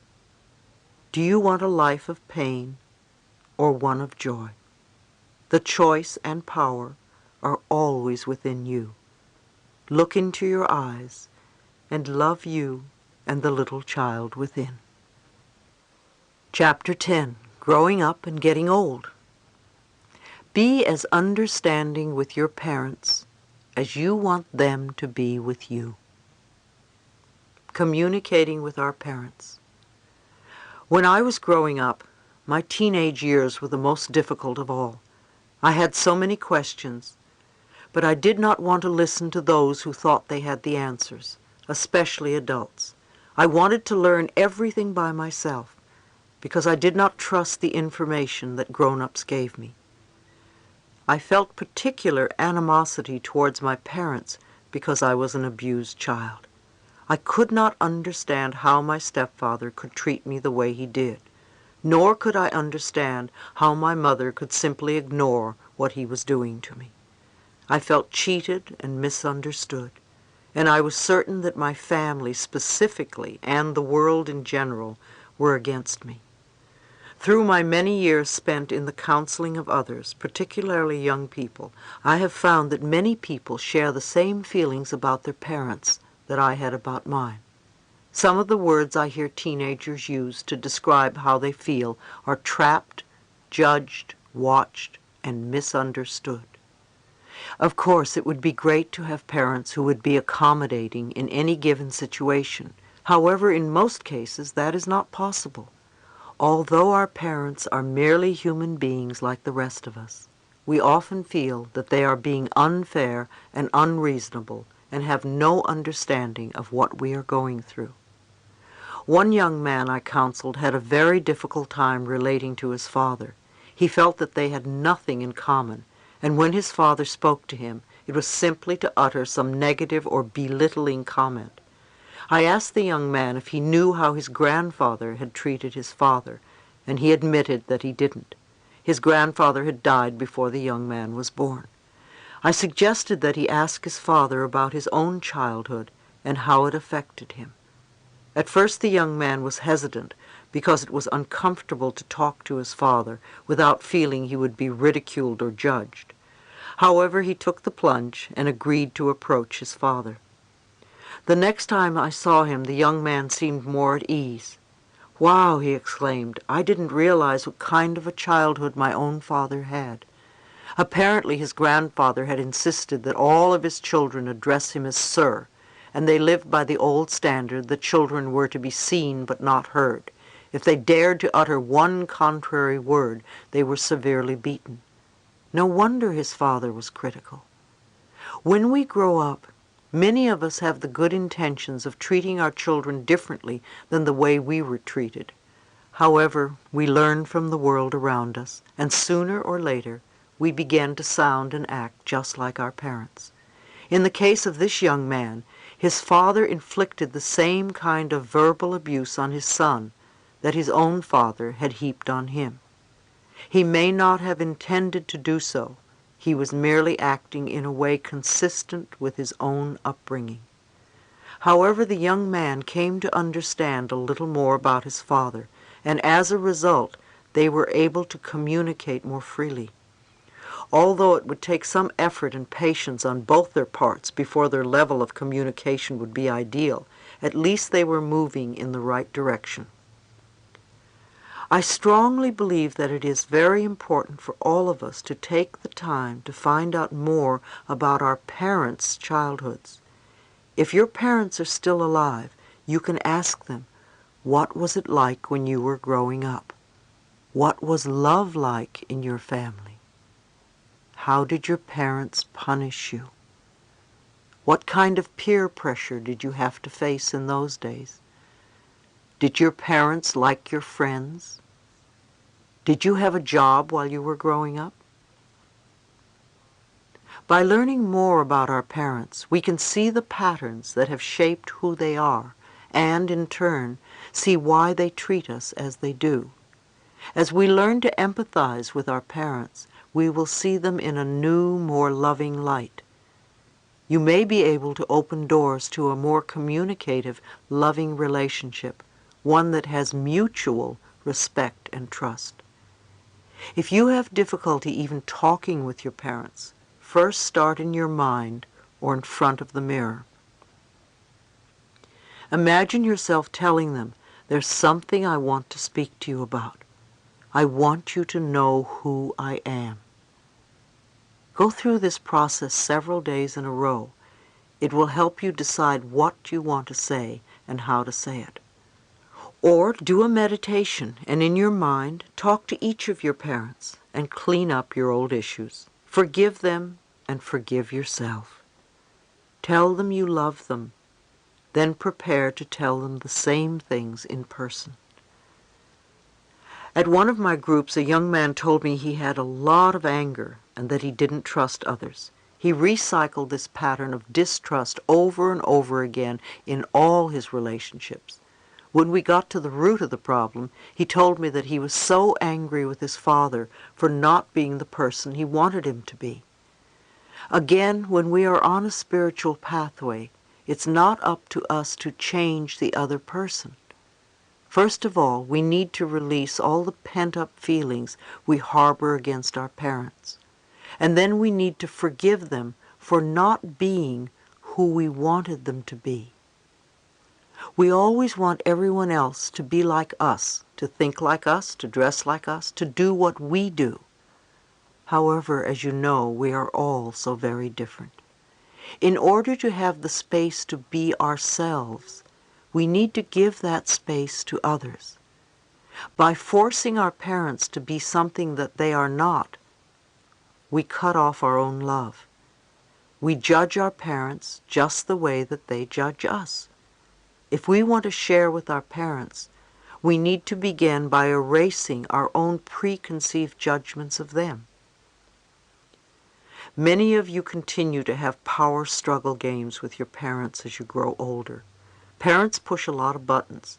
So if you want to stop playing the game, you are going to have to stop taking a part in it. It's time for you to grow up and decide what you want.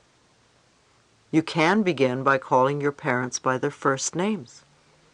Calling them mommy and daddy when you are in your 40s only keeps you stuck in the little child role.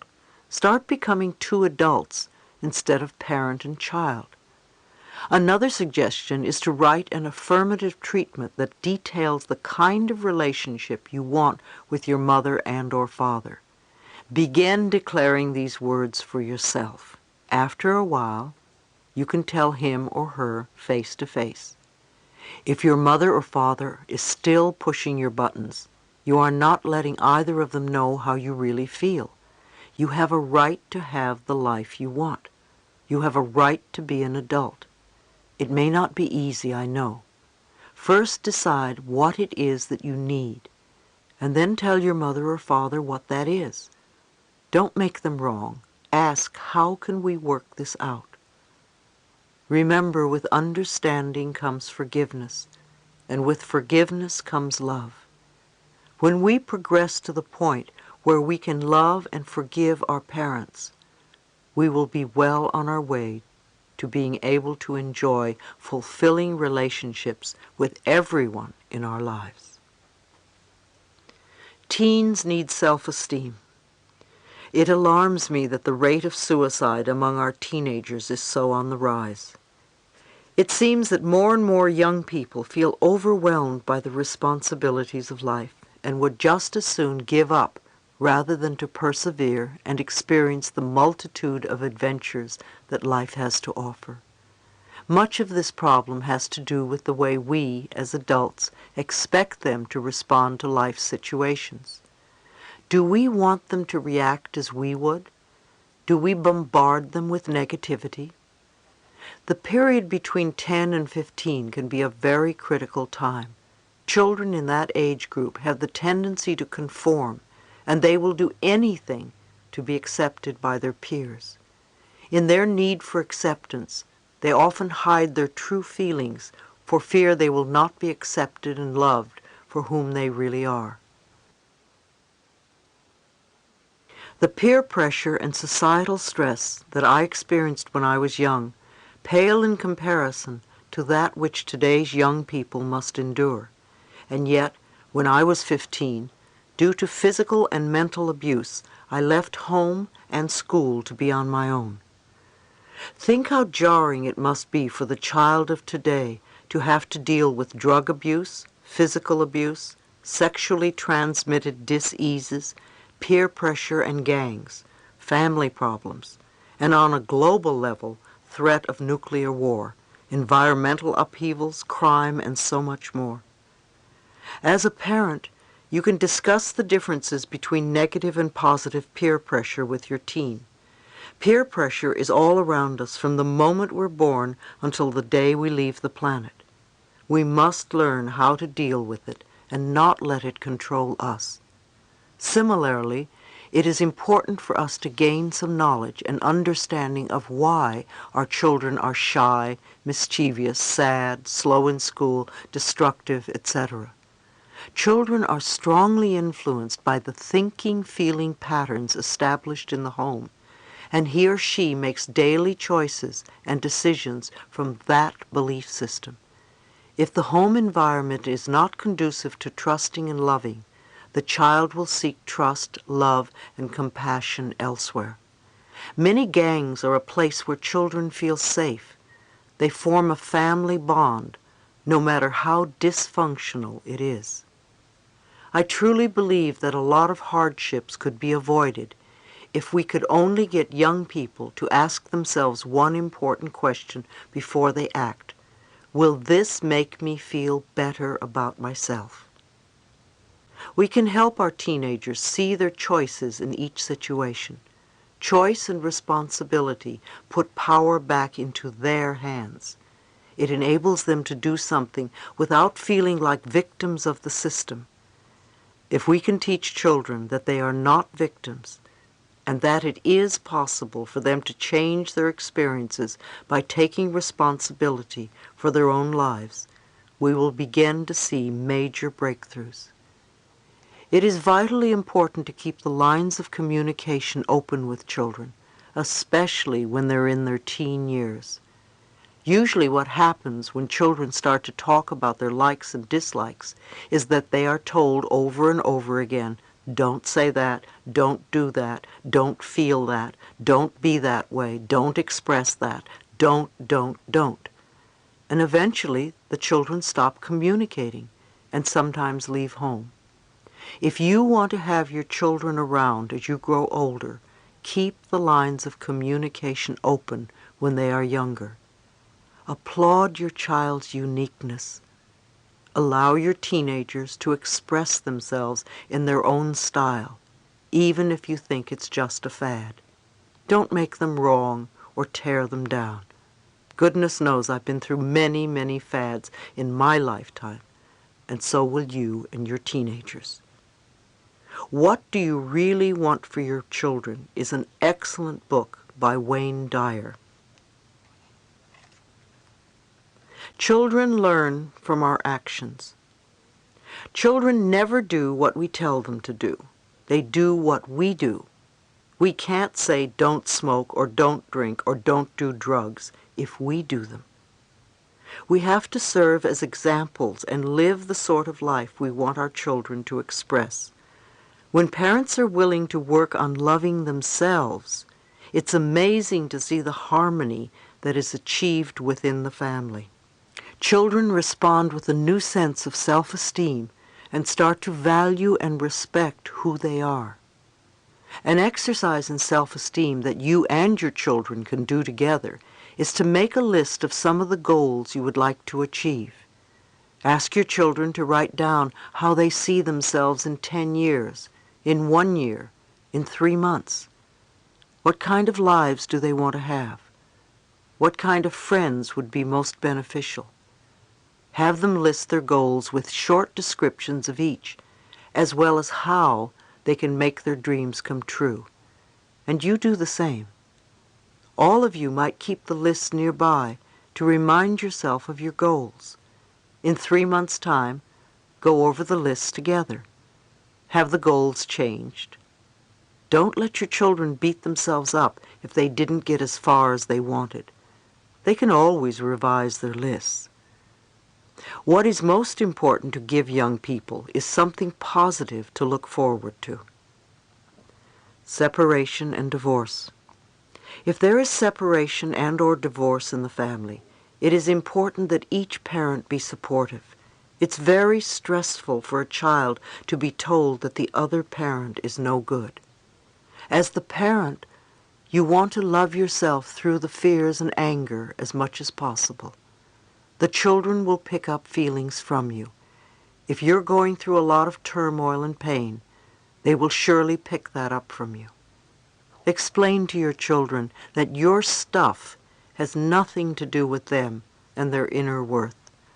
Don't let them get the idea that anything that's happened is their fault, because that's what most children think. Let them know that you love them very much and will always be there for them. I suggest you do mirror work with your children every morning.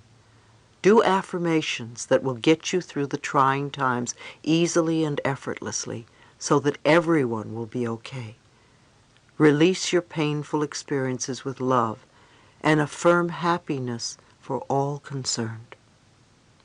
There's a wonderful group called the California State Task Force to promote self-esteem and personal and social responsibility. It was created in 1987 by Assemblyman John Vasconcellos. Among the appointed members are Jack Canfield and Dr. Emmett Miller. I support its efforts in researching and making recommendations to the government to bring self-esteem programs into the schools. Other states are following suit by including self-esteem curriculum in the classroom. Look into these groups. I believe that we are on the brink of some major changes in our society, especially with regard to understanding our own self-worth. If teachers especially can get their own self-worth on the right track, they will help our children tremendously. Children reflect the social and economic pressures with which we are faced. Any program having to do with self-esteem will need to encompass students, parents, and teachers, as well as businesses and organizations. Growing older graciously. So many of us fear growing old and looking old. We make growing old so terrible and unattractive. Yet it is a normal and natural process of living. If we can't accept our inner child and be comfortable with who we were and who we are, how can we accept the next stage? If you don't grow old, what is the alternative? You leave the planet. As a culture, we have created what I call youth worship. It's all very well and good to love ourselves at certain ages, but why can't we love ourselves as we get older? We will eventually go through every age of life. Many women feel a lot of anxiety and fear when they think about getting old. The gay community also deals with a lot of issues having to do with youth and looks and loss of beauty. Getting old may mean getting wrinkles and gray hair and saggy skin. And yes, I want to grow old. It's all part of being here. We are on this planet to experience every part of life. I can understand that we don't want to get old and sick, so let's separate those two ideas. Let's not imagine or envision ourselves getting sick as a way to die. I do not personally believe that we have to die with illness. Instead, when it is our time to leave, when we have accomplished what we came here to do, we can take a nap or go to bed at night and leave peacefully. We don't have to become deathly ill. We don't have to be hooked to machines. We don't have to lie suffering in a nursing home in order to leave the planet. There's a tremendous amount of information available on how to stay healthy. Don't put it off. Do it now. When we get older, we want to feel wonderful so we can continue to experience new adventures. I read something a while ago that intrigued me. It was an article about a San Francisco medical school that had discovered that the way we age is not determined by genes, but by something they call the aging set point, a biological time clock that exists in our minds. This mechanism actually monitors when and how we begin to age. The set point or aging clock is regulated in great part by one important factor, our attitudes towards getting old. For instance, if you believe that 35 is middle-aged, that belief triggers biological changes in your body that cause it to accelerate the aging process when you reach 35. Isn't that fascinating? Somewhere, somehow, we decide what is middle age and what is old age. Where are you setting that aging set point within you? I have this image in my mind that I'm going to live to be 96 years and still be active, so it's very important that I keep myself healthy. Remember, too, what we give out, we get back. Be aware of how you treat older people, because when you get old, that will be the way you are treated. If you believe certain concepts about old people, again, you are forming ideas that your subconscious will respond to. Our beliefs, our thoughts, our concepts about life and about ourselves always become true for us. Remember, I believe that you choose your parents before you were born in order to learn valuable lessons. Your higher self knew the experiences that were necessary for you to proceed on your spiritual course. So whatever you came to work out with your parents, get on with it. No matter what they say or do or said or did, you are here ultimately to love yourself. As parents, allow your children to love themselves by giving them the space to feel safe and to express themselves in positive, harmless ways. Remember, too, just as we choose our parents, our children also chose us. There are important lessons for all of us to work out. Parents who love themselves will find it easier to teach their children about self-love. When we feel good about ourselves, we can teach our children self-worth by example. The more we work on loving ourselves, the more our children will realize that it's an okay thing to do. Part 4. Applying your inner wisdom. All the theories in the world are useless unless there is action, positive change, and finally, healing. Chapter 11. Receiving prosperity. When we get frightened, we want to control everything, and then we shut off the flow of good. Trust life. Everything we need is here for us. The power within us is willing to give us our fondest dreams and enormous plenty instantaneously.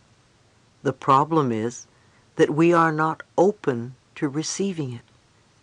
If we want something, our higher power doesn't say, "I'll think about it." It readily responds and sends it through, but we have to be ready for it. If not, it goes back into the storehouse of unfulfilled desires. Many people come to my lectures and sit with their arms folded across their bodies. And I think, how are they going to let anything in? It's a wonderful symbolic gesture to open our arms wide so the universe notices and responds. For many it's very scary, because if they open themselves up, they will think they may get terrible things. And they probably will, until they change whatever it is inside them that believes they will attract doom and gloom. When we use the term prosperity, a lot of people immediately think of money.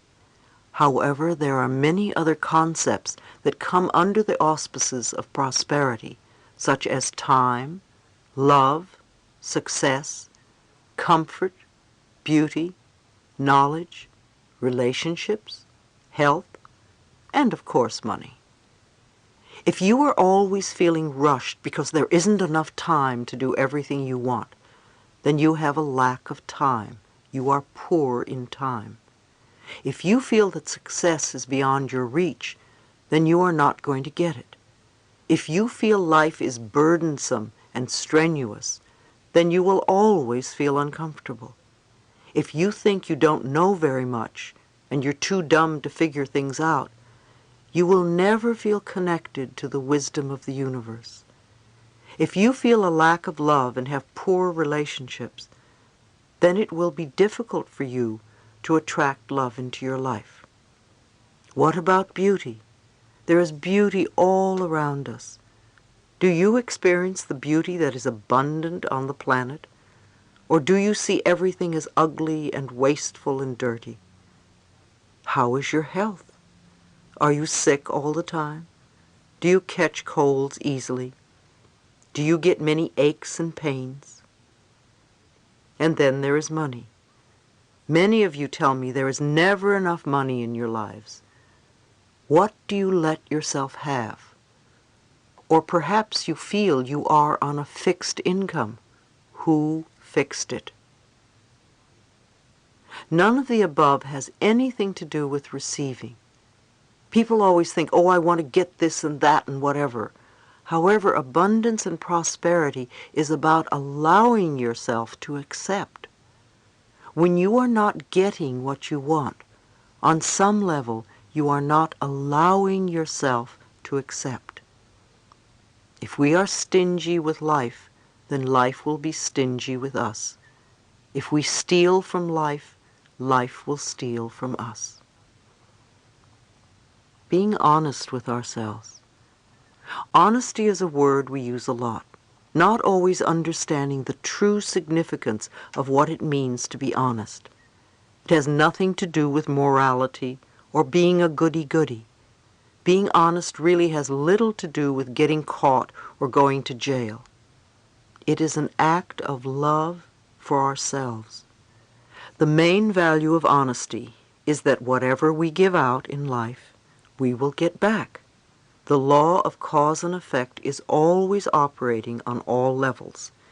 If we belittle or judge others, then we too are judged. If we are always angry, then we encounter anger wherever we go. The love we have for ourselves keeps us in tune with the love life has for us. For instance, imagine that your apartment has just been burglarized. Do you immediately think that you're a victim? My apartment was just ripped off. Who did this to me? It is a devastating feeling when something like that happens. However, do you stop to think of how and why you attracted the experience? Again, taking responsibility for creating our own experiences is not an idea that many of us want to accept all the time, perhaps just some of the time. It is so much easier to blame something outside of ourselves. Yet our spiritual growth cannot occur until we recognize that there is little of value outside of us. Everything comes from within. When I hear that someone has just been robbed or experienced some kind of loss, the first question I ask is, whom did you steal from lately? If a curious look comes over their face, I know I have touched a tender spot. If we think back to a time when we took something, and then think of what we lost shortly thereafter, the connection between the two experiences can be an eye-opener. When we take something that isn't ours, we almost always lose something of greater value. We might take money or some object, and then we might lose a relationship. If we steal a relationship, we might lose a job. If we lift stamps and pens from the office, we might miss a train or a dinner date.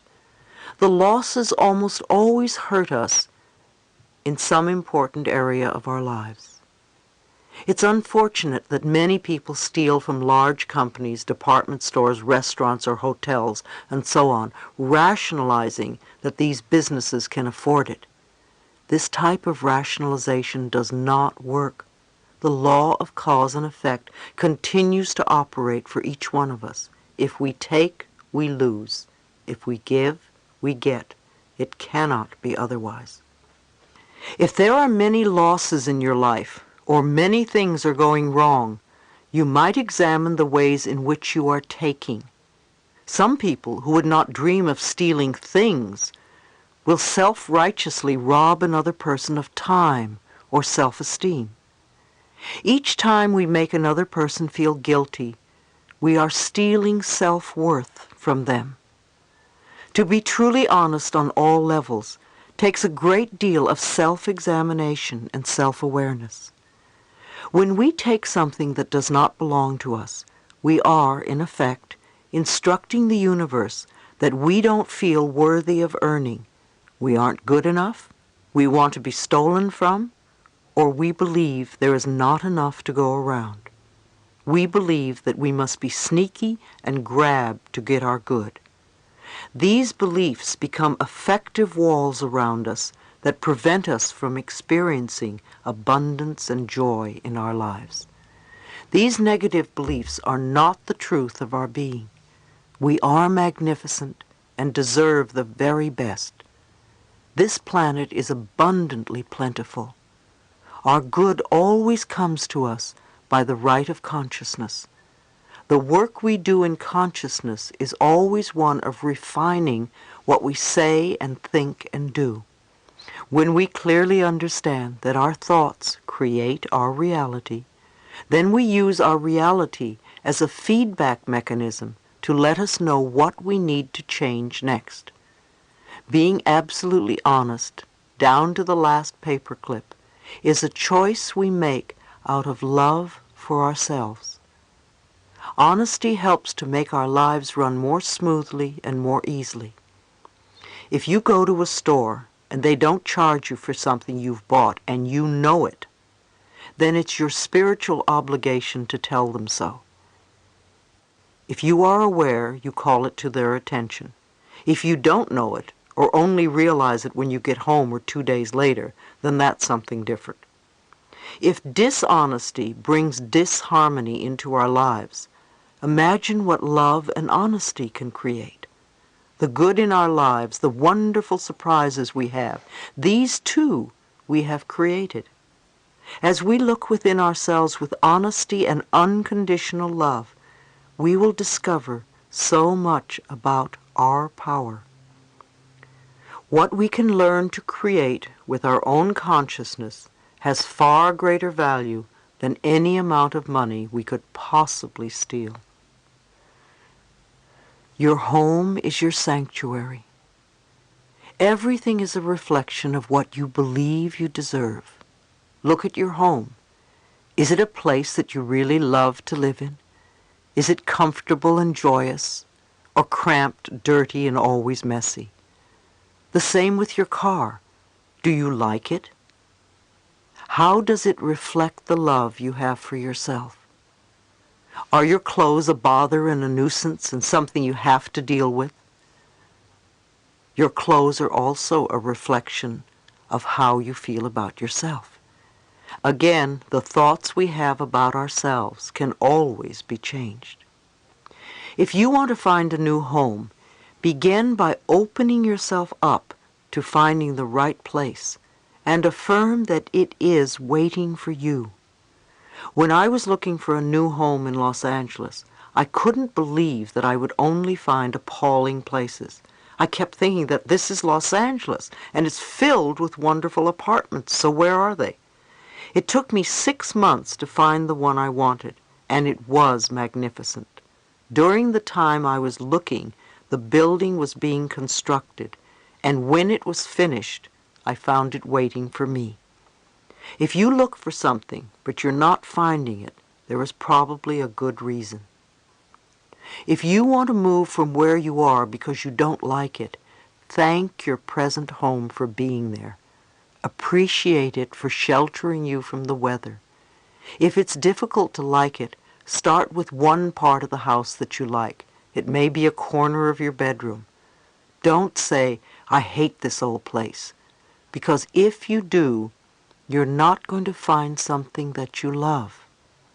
Love where you are, so you can be open to receiving a wonderful new home. If your home is messy and cluttered, then start cleaning it up. Your home is a reflection of your mind. Loving relationships. I'm a great admirer of Dr. Bernie Siegel, the Connecticut surgeon, who has written Love, Medicine, and Miracles. Dr. Siegel has learned much from his cancer patients, and I would like to share what he says about unconditional love. Many people, especially cancer patients, grow up believing that there is some terrible flaw at the center of their being, a defect they must hide if they are to have any chance for love. Feeling unloved and unlovable and condemned to loneliness if their true selves became known. Such individuals set up defenses against sharing their innermost feelings with anyone. Because such people feel a profound emptiness inside, they come to see all relationships and transactions in terms of getting something to fulfill the vaguely understood void within. They give love only on condition that they get something for it. And this leads to an ever deeper sense of emptiness which keeps the vicious cycle going. Whenever I give a lecture and allow my audience the opportunity to ask questions, I can always count on being asked one thing in particular: how can I create healthy, lasting relationships? All relationships are important because they reflect how you feel about yourself. If you are constantly beating yourself up by thinking that everything that goes wrong is your fault, or that you are always a victim, then you are going to attract the type of relationships that reinforce those beliefs in you. One woman told me that she was in a relationship with a very caring and loving man, yet she had a need to test his love. So I asked her, why would you test his love? She said that she felt unworthy of his love because she wasn't loving herself enough. So I suggested that 3 times a day she stand with her arms open and say, I am willing to let the love in. It's safe to let the love in. Then I told her to look into her own eyes and say, I deserve and I am willing to have, even if I don't deserve. Too often you deny your good because you don't believe you can have it. For instance, you want to get married or have a long-lasting relationship. The person you go out with has 4 of the qualities you want in a partner. You know you're on your way. You want a little more of this or want to add a little something new to your list. Depending on how much you believe you deserve to be loved, you may have to go through a dozen people before you get what you really want. Likewise, if you believe that a higher power has surrounded you with truly loving people, or that everyone you meet or know brings only good into your life, then those are the types of relationships you will ultimately draw to yourself. Codependent relationships. Personal relationships always seem to be the first priority for many of us. Perhaps you are always searching for love. Hunting for love doesn't bring the right partner because the reasons for wanting love are unclear. We think, oh, if I only had someone who loved me, my life would be all better. That's not the way it works. One exercise that I recommend is to write down the qualities you want from a relationship, such as fun, intimacy, open and positive communication, etc., and look at your list. Are these standards impossible to fulfill? Which of these requirements could you supply yourself? There's a big difference between the need for love and being needy for love. When you are needy for love, it simply means that you are missing love and approval from the most important person you know, yourself. You become involved in relationships that are codependent and ineffectual for both partners. When we need someone else to fulfill us, we are codependent. When we rely on another to take care of us so that we don't have to do it ourselves, we become codependent. Many of us from dysfunctional families have learned codependency from the way we grew up. I believed for years that I was not good enough, and I sought love and approval wherever I went. If you are always telling the other person what to do, then you are probably trying to manipulate the relationship. On the other hand, if you are working to change your own inner patterns, then you are allowing things to happen in their right course. Take a moment to stand in front of a mirror and think about some of your own negative childhood beliefs that have been affecting your relationships. Can you see how you are still recreating the same beliefs? Think of some positive childhood beliefs. Do they hold the same charge for you as the negative ones? Tell yourself that the negative beliefs no longer serve you and replace them with new positive affirmations. You may want to write down the new beliefs and place them where you can see them every day. Again, be patient with yourself. Persevere with the new belief as much as you did with the old one. There were many times when I slipped back into old patterns before my new beliefs took root. Remember, when you are able to contribute to the fulfillment of your own needs, then you will not be so needy, so codependent. It all begins with how much you love yourself. When you truly love yourself, you stay centered, calm and secure, and your relationships at home as well as at work are wonderful. You will find yourself reacting to various situations and people differently. Matters that once may have been desperately important won't be quite as important anymore. New people will enter your life, and perhaps some old ones will disappear, which can be scary at first, and also wonderful, refreshing, and exciting. Once you know what you want in a relationship, you must go out and be with people. No one is going to suddenly appear at your doorstep. A good way to meet people is in a support group. It enables you to connect with people who are like-minded or who are involved in the same interests. It's amazing how quickly you can meet new friends.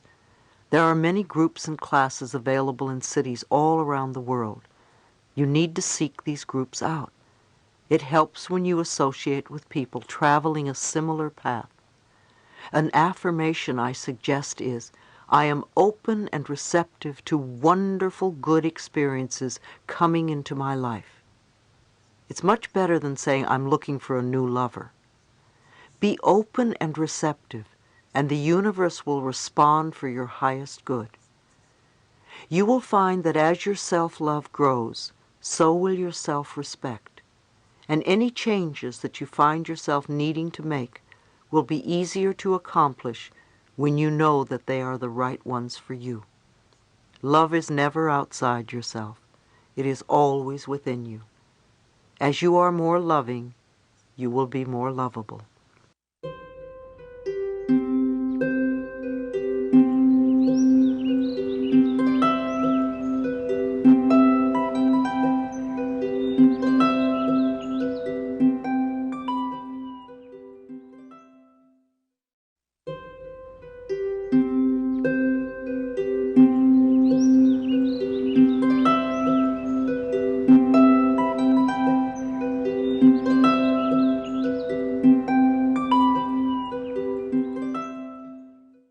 Beliefs about money.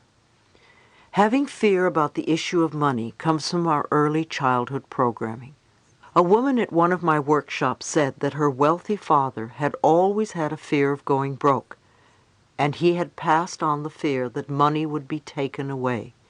She grew up being afraid that she wouldn't be taken care of. Her freedom with money was tied to the fact that her father manipulated his family through guilt. She had plenty of money all her life, and her lesson was to let go of the fear that she couldn't take care of herself. Even without all the money, she still could take care of herself. Many of our parents grew up in the Depression, and many of us have inherited beliefs when we were young, such as we may starve, or we may never find work, or we may lose our home or our car or whatever. Very few children say, no, that's nonsense. Children accept it and say, yes, that's right. Make a list of your parents' beliefs about money. Ask yourself if you are still choosing to believe them now. You will want to go beyond your parents' limitations and fears because your life is not the same now. Stop repeating these old beliefs to yourself. Begin transforming the pictures in your mind. When an opportunity comes up, don't echo your past history of lack. Begin proclaiming the new message for today. You can begin now to affirm that it's okay to have money and riches, and that you will use your money wisely. It is normal and natural for us to have more money at certain times than others. If we can trust the power within us to always take care of us no matter what, we can easily flow through the lean times, knowing that we will have more in the future. Money isn't the answer. Although many of us think that if we have a lot of money, everything will be fine. We won't have any more problems or worries. But money is truly not the answer. Some of us have all the money that we could ever need, and we still aren't happy. Be grateful for what you have. A gentleman I knew told me that he felt guilty because he couldn't pay back his friends for the kindness and gifts they gave him when he was not doing so well. I told him that there are times when the universe gives to us, in whatever form we may need, and we may not be able to give back at that time. In whatever way the universe has decided to respond to your needs, be grateful. There will come a time when you will help someone else. It may not be with money, but with time or compassion. Sometimes we don't realize that these things can be more valuable than money. I can think of many people during the early days of my life who helped me enormously at a time when there was no way for me to pay them back. Years later, I've taken the opportunity to help others. Too often we feel we must exchange prosperity. We must reciprocate. If someone takes us to lunch, we immediately have to take them out to lunch. Or somebody gives us a gift, and we immediately have to buy one for them. We could learn to receive with thanks, learn to accept, because the universe perceives our openness to receive as not just exchanging prosperity.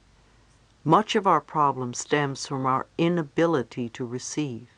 We can give, but it's so difficult to receive. When someone gives you a gift, smile and say thank you. If you say to that person, "Oh, it's the wrong size or the wrong color," I guarantee the person won't ever give you another gift. Accept graciously. And if it really isn't right for you, give it to someone else who can use it. We want to be grateful for what we do have, so that we can attract more good to us. If we focus on lack, then we will draw it to us. If we are in debt, we need to forgive ourselves, not berate ourselves. We need to focus on the debt being paid off by doing affirmations and visualizations. The best thing we can do for people who are having money problems is to teach them how to create it in consciousness, because then it's lasting. It's much more lasting than handing them some money. I'm not saying don't give your money away, but don't give it away because you feel guilty. People seem to say, "Well, I have to help other people." You're a people too. You are somebody, and you're worthy of prosperity. Your consciousness is the best bank account you can have. When you put in worthwhile thoughts, you will reap large dividends. Tithing is a universal principle. One of the ways to attract money into your life is to tithe. Tithing 10% of your income has long been an established principle. I like to think of it as giving back to life. When we do that, we seem to prosper more. The churches have always wanted you to tithe to them. It's one of their principal ways of gathering income. In current years, that has expanded to tithing to where you get your spiritual food. Who or what has nourished you on your quest for improving the quality of your life? That could be the perfect place for you to tithe. If tithing to a church or a person doesn't appeal to you, there are many wonderful non-profit organizations that could benefit others by your contributions. Investigate and find the one that is right for you. People often say, "I will tithe when I have more money." Of course, then they never do. If you are going to tithe, start now and watch the blessings flow. However, if you only tithe to get more, then you have missed the point. It must be freely given or it won't work. I feel that life has been very good to me, and I gladly give to life in various ways. There is so much abundance in this world just waiting for you to experience it. If you would know that there is more money than you could ever spend, or more people than you could ever meet, and more joy that you could possibly imagine, you would have everything you need and desire. If you ask for your highest good, then trust the power within to provide it for you. Be honest with yourself and others. Don't cheat, not even a little. It will only come back to you. The infinite intelligence that permeates all says yes to you. When something comes into your life, don't push it away. Say yes to it. Open yourself to receiving good. Say yes to your world. Opportunity and prosperity will increase 100-fold. Chapter 12. expressing your creativity. When our inner vision opens, our horizons expand. Our work is a divine expression. When people ask me about my purpose in life, I tell them that my work is my purpose. It is very sad to know that most people hate their jobs, and even worse, that they don't know what they want to do.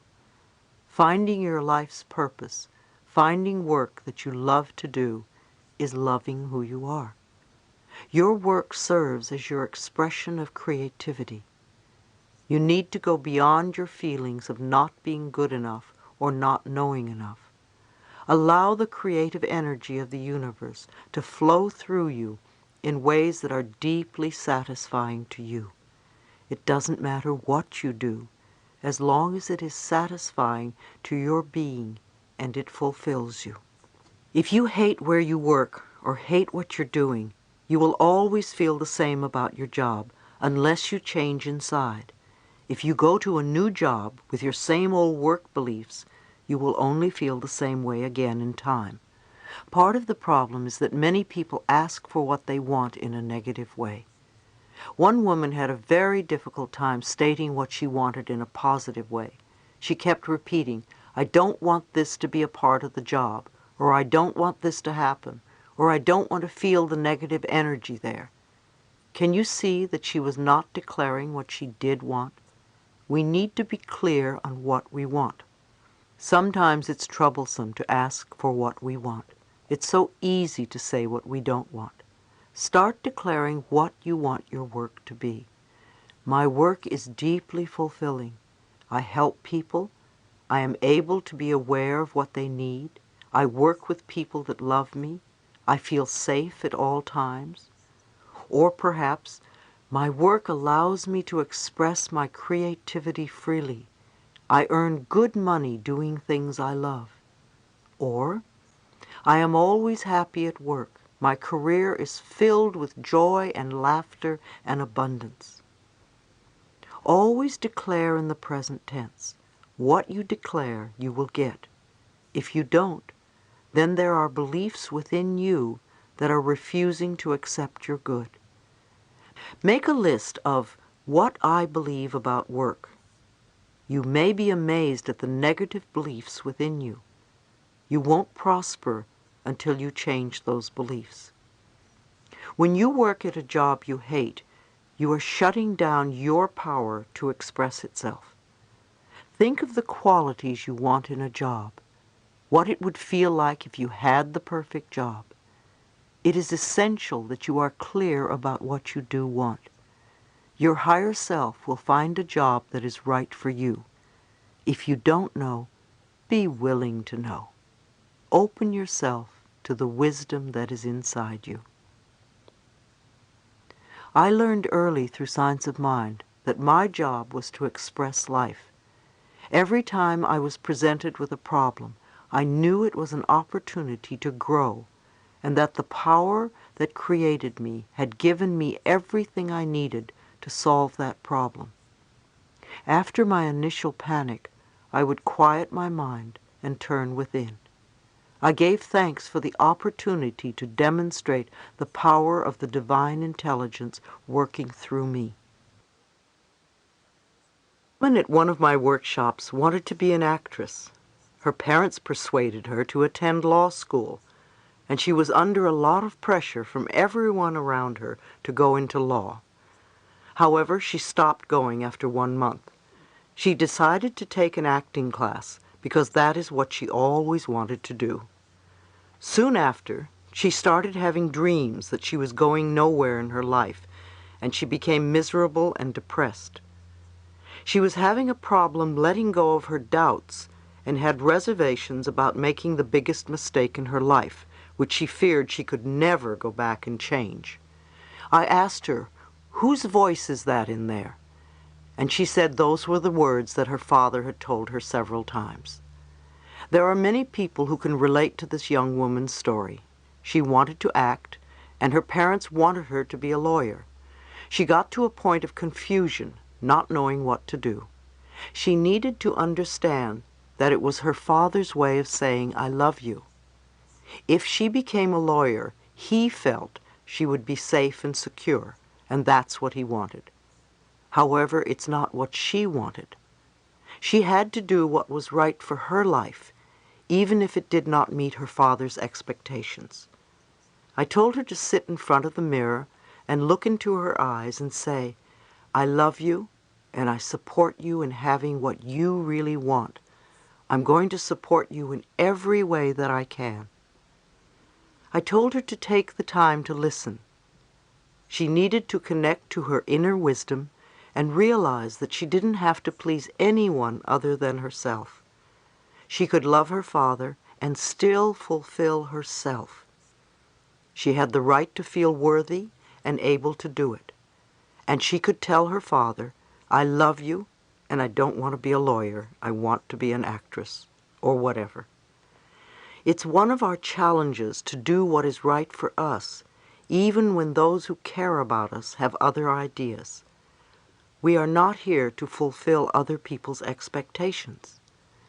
When we have strong beliefs that we don't deserve, we have problems doing what we want. If other people tell you that you can't have, and then you deny yourself, the child inside you doesn't believe it deserves anything good. Again, it comes back to learning and practicing ways to love yourself more each day. I repeat, do begin by writing down everything you believe about work and failure and success. Look at all the negatives and realize that those are the beliefs that keep you from flowing in this area. You may find you have many beliefs that say you deserve to fail. Take each negative statement and turn it into a positive one. Begin to shape in your mind what you want your fulfilling work to be. Your income can come from many sources. How many of us believe that we have to work hard to earn a good living? Especially in this country, there is a work ethic that implies that one must work hard to be a good person. And in addition to that, work is drudgery. I have found that if you work at what you love, you can usually create a good income for yourself. If you continually say, "I hate this job," you will get nowhere. Whatever you are doing, bring love and a positive attitude into it. If you are in an uncomfortable situation, look within to see what is the best lesson for you to learn from it. One woman told me that her belief system allowed money to come to her from all sorts of unexpected sources. Her friends criticized her ability to draw wealth to her in her unique way and insisted that she had to work hard to earn money. She said that they knew she didn't work hard at all. So she began to run the fear that if she didn't work hard, that meant that she didn't deserve the money she had. Her consciousness was on the right track originally. She needed to thank herself instead of becoming fearful. She understood how to manifest abundance, and her life was working in that area without any struggle. However, her friends wanted to pull her down because they all worked hard and they didn't have as much money as she did. Many times I reach out my hand to others, and if they take it and want to learn new things and go places, it's wonderful. If they try and drag me down, I say goodbye, and I work with somebody who really wants to come up out of the mud. If your life is filled with love and joy, don't listen to some miserable, lonely person who tells you how to run your life. If your life is rich and abundant, don't listen to someone who is poor and in debt tell you how to run it. Very often our parents are the ones telling us how to do things. They often come from a place of burden and hardship and misery, and then try to tell us how to run our lives.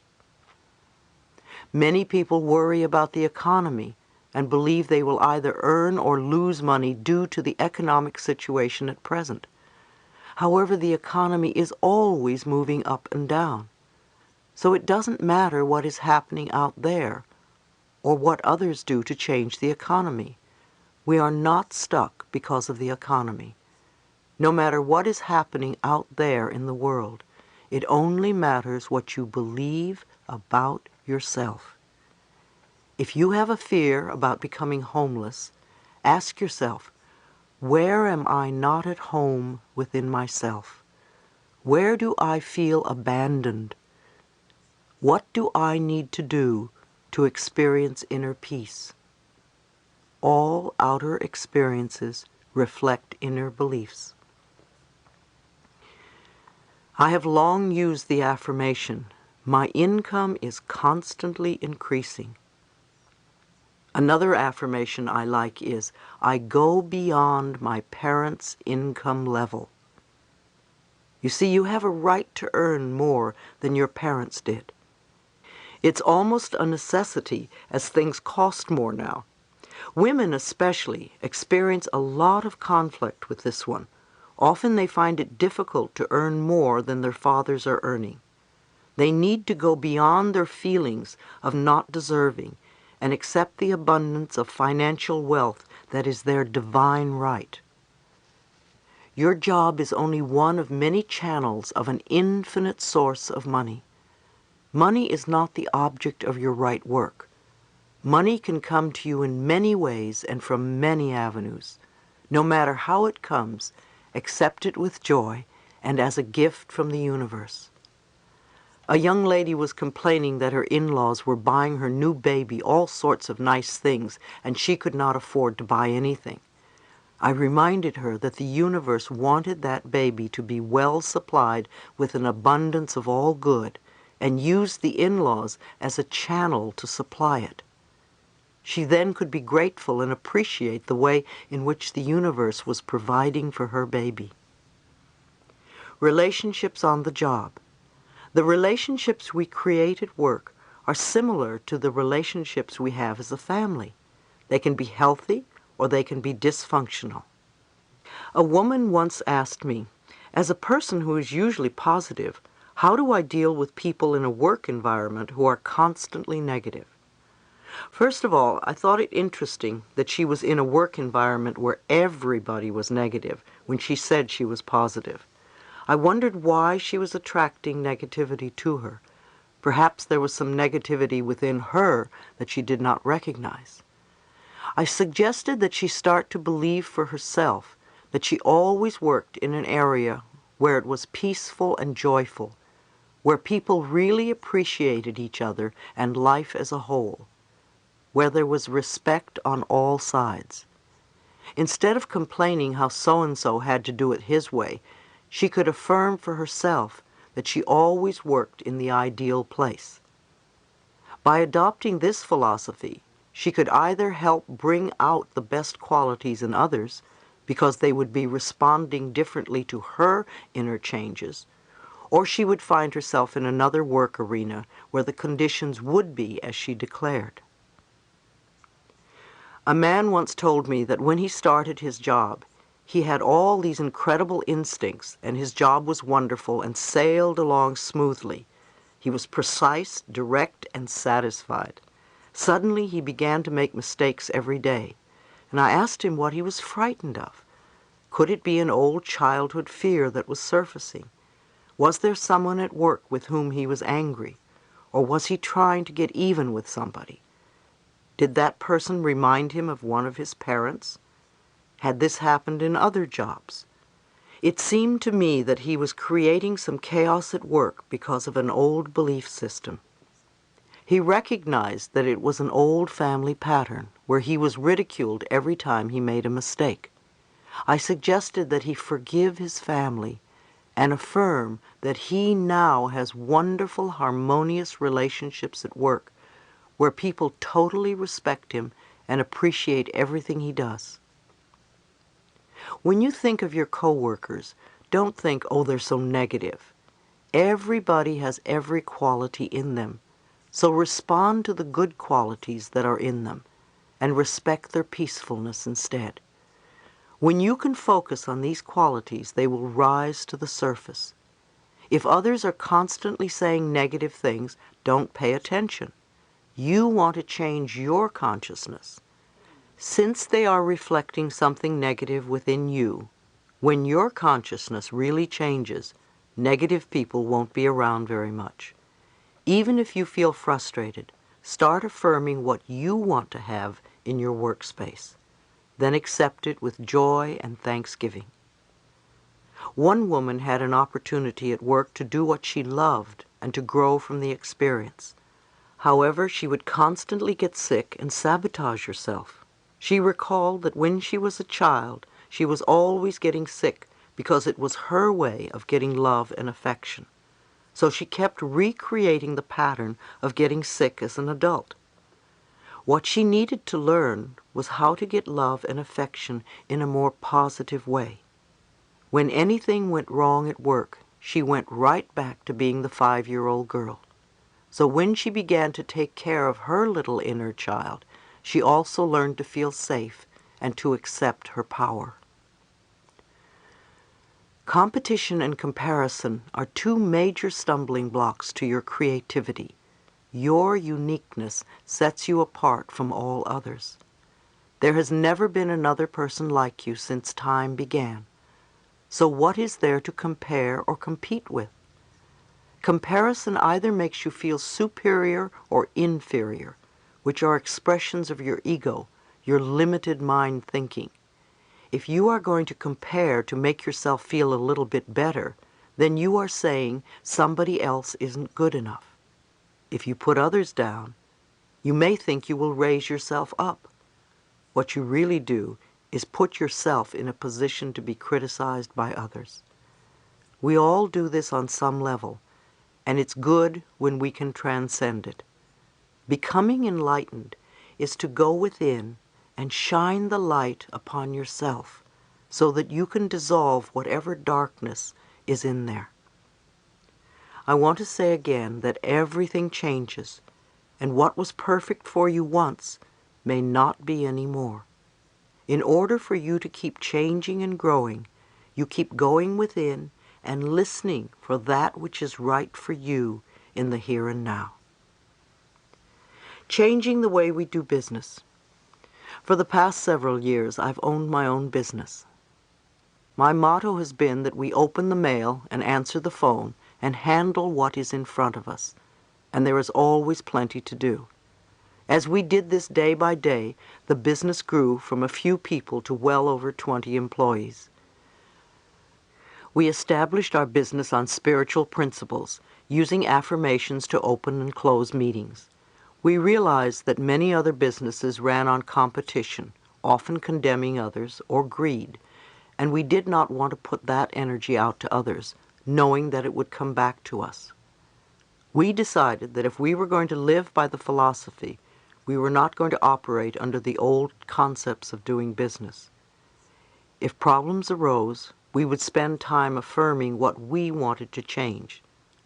We also had a soundproof screaming room where employees could let off steam without being heard or judged. It was also a place where they could meditate or relax, and we supplied it with plenty of tapes for people to listen to. It became a safe haven in times of difficulty. I remember a time when we were having many problems with our computer system, and every day something would break down. Because I believe machines reflect our consciousness, I realized that many of us were sending negative energy to the computers, and we were expecting them to constantly break down. I had an affirmation programmed into the computer. Good morning. How are you today?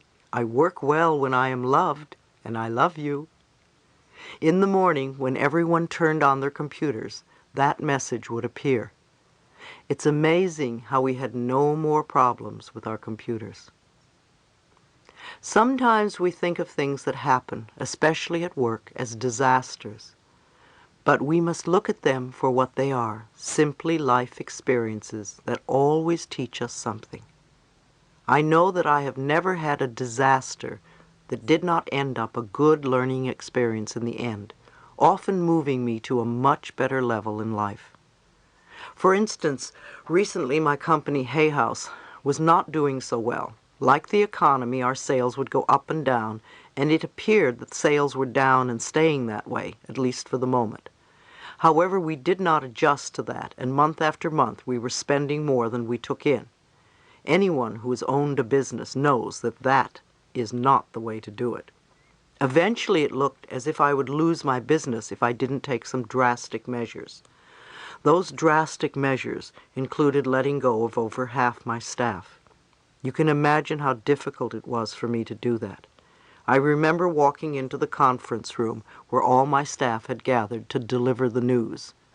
I was in tears, but I knew it had to be done.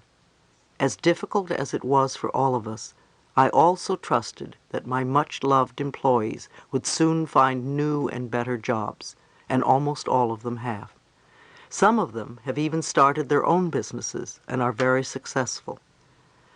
At the darkest time, I kept knowing and affirming that this experience would turn out to be for the highest good of all concerned. Of course, everyone else assumed the worst. Rumors were flying that Hay House was belly up, not just within the people I knew, but all over the country.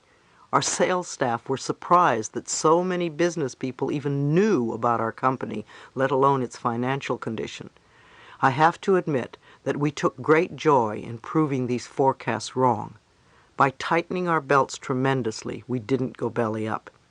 With our smaller staff, and each of us determined to make it work, we've come through it very well. But most importantly, we have learned a lot. In the meantime, Hay House is now doing better than ever. My staff is enjoying their work, and I am enjoying my staff. Even though we are all working harder, the interesting thing is that no one feels that they have too much work to do. We are even getting more books out than we ever had, and are attracting much more prosperity in all areas of our lives. I believe that everything does work out for the best in the end, but sometimes it is hard to see that while you are going through the experience. Think of a negative experience that may have happened to you in your work or in your past in general. Perhaps you were fired, or maybe your spouse left you. Now go beyond it and take a look at the big picture. Didn't many good things happen as a result of that experience? I've heard so many times, yes, that was a horrible thing that happened to me, but if it hadn't, I would never have met so-and-so, or start my own business, or admit that I had an addiction, or learn to love myself. By trusting the divine intelligence to let us experience life in the way that is best for us, we empower ourselves to actually enjoy everything that life has to offer, the good as well as the so-called bad. Try applying this to your work experiences and notice the changes that happen to you. Those who own or operate businesses can begin to function as an expression of divine intelligence. It is important to keep the lines of communication open with employees and allow them to express their feelings about their work in a safe way. Make sure the offices are a neat and clean place to work. Here again, clutter in an office reflects the consciousness of the people working there. With all the physical clutter, how can the mental or intellectual tasks be done well and on time? You could adopt a statement of purpose that reflects the desired philosophy of your business. At Hay House, we feel our purpose is creating a world where it is safe for us to love each other.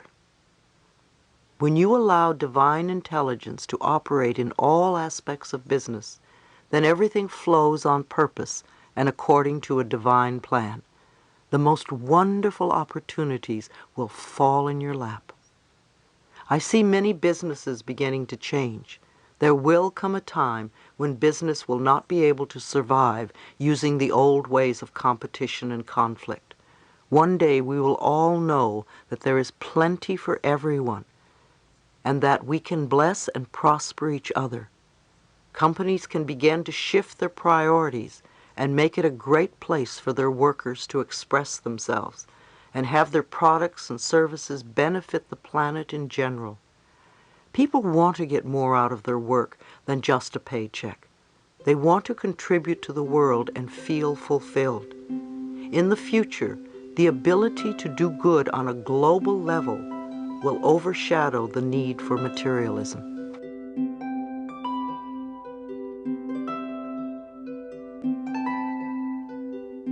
Chapter 13, The Totality of Possibilities. Each one of us is totally linked with the universe and with all of life. The power is within us to expand the horizons of our consciousness. Now I want you to stretch even further. If you have been on the pathway and doing work on yourself for some time, does that mean you have nothing else to do? Are you really going to sit on your laurels and rest? Or do you realize that this inner work is a lifetime occupation, and once you start, you never really stop? You can hit plateaus and take vacations, but basically it's a lifetime's worth of work. You may want to ask yourself what areas you still need to work on, and what you need.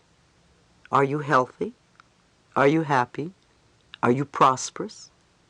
Are you creatively fulfilled? Do you feel safe? Do you feel secure?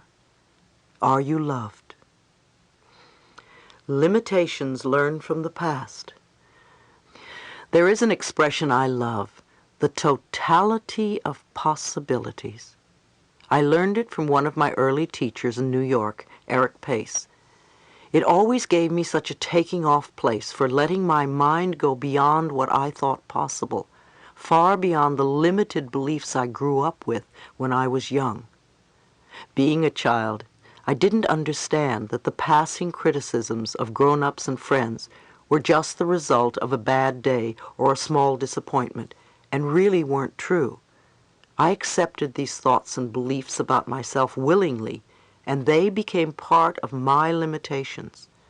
I may not have looked awkward or dumb or silly, but I sure felt it. Most of us create the ideas we believe about life by the time we are 5 years old. We add a little bit more when we are teenagers, and maybe a tiny bit more when we're older, but very little. If I were to ask most people why they believe such and such on any subject, and they trace it back, they would discover that they made a certain decision about the subject by the time they were this young age.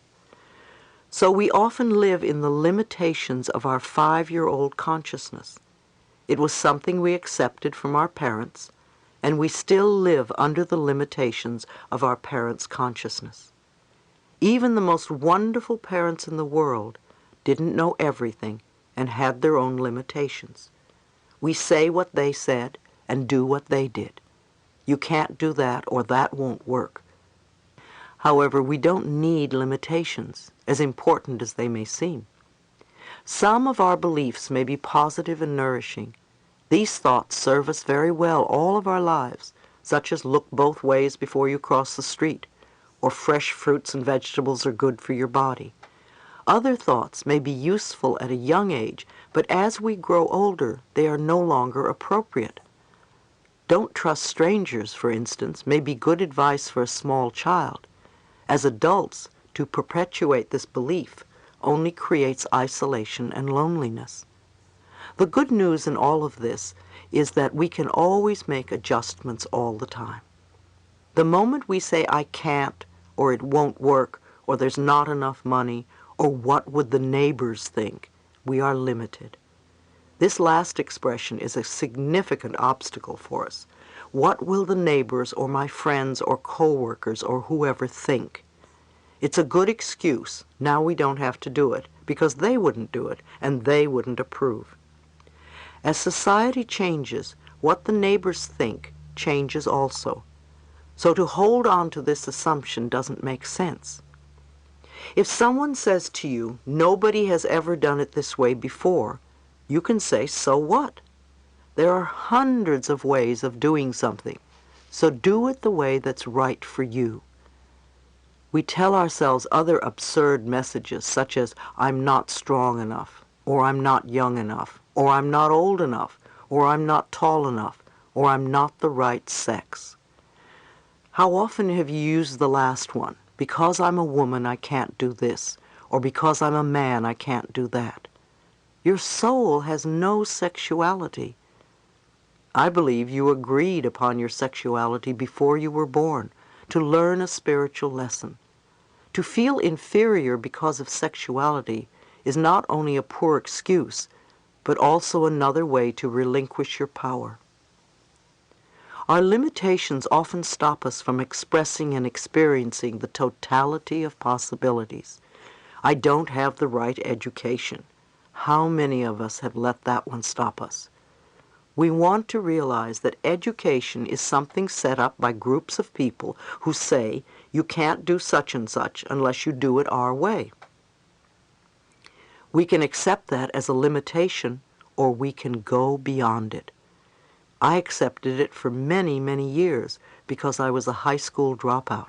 I used to say, oh, I don't have any education. I can't think. I can't get a good job. I can't do anything well. And then one day I realized that the limitation was all in my mind and had nothing to do with reality. When I dropped my own limiting beliefs and I allowed myself to move into the totality of possibilities, I discovered that I could think. I discovered that I was very bright and I could communicate. I discovered all sorts of possibilities, which when viewed from the limitations of the past seemed impossible. Limiting the potential within us. Then there are some of you who think you know it all. The trouble with knowing it all is that you don't grow and nothing new can come in. Do you accept that there is a power and an intelligence greater than you? Or do you think that you are it, you in your physical body? If you think that you're it, then you will be running scared because of your limited mind. If you realize that there is a power in this universe that is far greater and wiser, and you are part of it, then you can move into the space where the totality of possibilities can operate. How often do you allow yourself to dwell in the limitations of your present consciousness? Every time you say, I can't, you're putting a stop sign in front of you.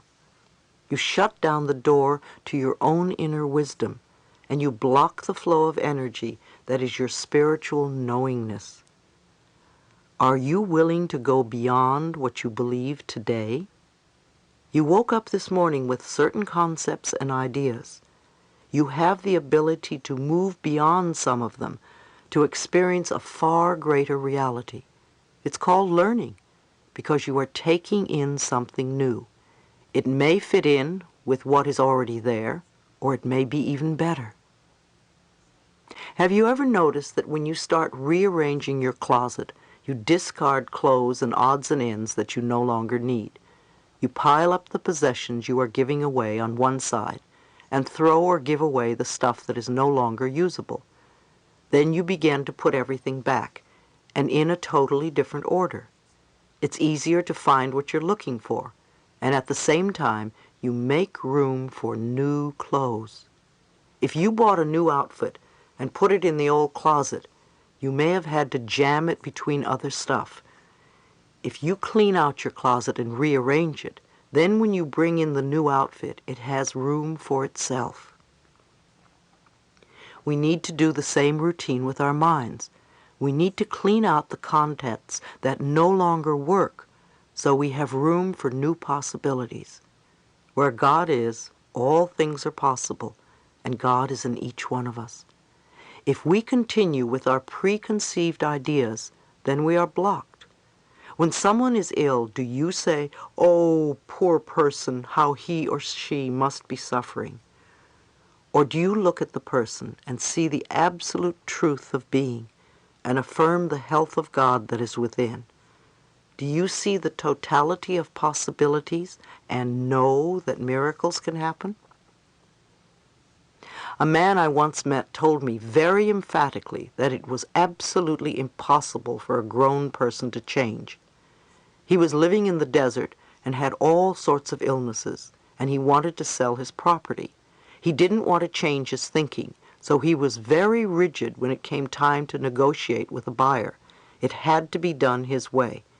It was apparent that he would have a very burdensome time trying to sell his property because his belief was that he could never change. All he had to do was open his consciousness to a new way of thinking. expanding our horizons. How do we keep ourselves from moving into this totality of possibilities? What else limits us? All our fears are limitations. If you are frightened and you say, I can't, it won't work, what will happen? Fearful experiences will come back. Judgments are limitations. None of us like to be judged, yet how often do we do it? We are encouraging limitations by our judgments. Every time you find yourself judging or criticizing, no matter how small, remind yourself that what goes out comes back. You may want to stop limiting your possibilities and change your thinking to something wonderful. There is a difference between being judgmental and having an opinion. Many of you are asked for your opinion of something. In actuality, you are really giving your judgment. An opinion is how you feel about something, such as I prefer not to do this. I prefer to wear red instead of blue. To say someone else is wrong because she wears blue becomes a judgment. We need to discern between the two. Remember, criticism is always making yourself or someone else wrong. If someone asks your opinion, your preference, don't let it become a judgment or criticism against something else. Also, every time you indulge in guilt, you are setting a limitation. If you hurt someone, say you're sorry and don't hurt the person again. Don't walk around feeling guilty, because it keeps you locked out from experiencing your good and has nothing to do with the reality of your true being. When you are unwilling to forgive, you limit your growth. Forgiveness allows you to right a wrong in your spiritual self, to have understanding instead of resentment, to have compassion instead of hatred. Look at your problems as opportunities for you to grow. When you have problems, do you see only the restrictions of your limited mind thinking? Do you think, oh, poor me, why did this happen to me? You don't always have to know how situations are going to work out. You do need to trust the power and presence within, which is far greater than you are. You need to affirm that all is well and everything is working out for your highest good. If you open yourself to the possibilities when you have problems, you can make changes. Changes can happen in incredible ways, perhaps ways you could not even imagine. We've all been in situations in our lives where we've said, I don't know how I'll work this out. It seemed like we were up against a brick wall, and yet we are all here now, and we've worked through whatever it was. Maybe we didn't understand how it happened, yet it did happen. The more we can align ourselves with the cosmic energy, the one intelligence, the truth and power within us, the quicker those wonderful possibilities can be realized. Group consciousness. It is essential that we leave our limited thinking and beliefs behind and awaken our consciousness to a more cosmic view of life. The development of higher consciousness on this planet is happening at a rate far faster than ever before. The other day I saw a graph that just fascinated me. It showed the growth of various systems in our history and how they have changed. The agricultural development was overshadowed by industrial growth, and then around 1950 the informational phase took over as communication and computer operation became widespread. Alongside this informational period, there is also a consciousness-raising movement graph that is shooting far ahead of the informational phase at an unchallenged rate of advancement. Can you imagine what it means? I do a lot of traveling, and wherever I go, I see people who are studying and learning. I've been to Australia, Jerusalem, Egypt, London, Paris, Amsterdam, and everywhere I go, I meet large groups of people who are searching for ways to expand and enlighten themselves. They are fascinated by how their minds work, and they are using their wisdom to take control of their lives and their experiences. We are reaching new levels of spirituality. Although religious wars are still being fought, they are becoming less and less prevalent. We are beginning to connect with one another on higher levels of consciousness. The collapse of the Berlin Wall and the birth of freedom in Europe are examples of our expanding consciousness, as freedom is our natural birthright. As the consciousness of each person awakens, group consciousness becomes influenced as well. Every time you use your consciousness in a positive way, you are connecting with other people who are doing the same. Every time you use it in a negative way, you are also connecting to that. Every time you meditate, you are connecting with other people on the planet who are meditating. Every time you visualize good for yourself, you do it for others as well. Every time you visualize the healing of your body, you connect with others who are doing the same thing. Our goals are to expand our thinking and to go beyond what was to what might be. Our consciousness can create miracles in the world. The totality of possibilities connects everything, including our universe and beyond. What are you connecting with? Prejudice is a form of fear. If you're prejudiced, you are connecting with other prejudiced people. If you open your consciousness and do the best you can to work on a level of unconditional love, then you connect with the curve on the graph that is climbing upwards. Do you want to be left behind, or do you want to go up with the curve? Often there is a crisis in the world. How many people send positive energy to the troubled area and do affirmations that everything works out as quickly as possible and there is a solution for the highest good of all concerned? You need to use your consciousness in a way that will create harmony and plenty for all people. What sort of energy are you sending? Instead of condemning and complaining, you can connect with the power on the spiritual level and affirm the most positive results imaginable. How far are you willing to expand the horizons of your thinking? Are you willing to go beyond your neighbors? If your neighbors are limited, make new friends. How far will you stretch? How willing are you to change I can't to I can?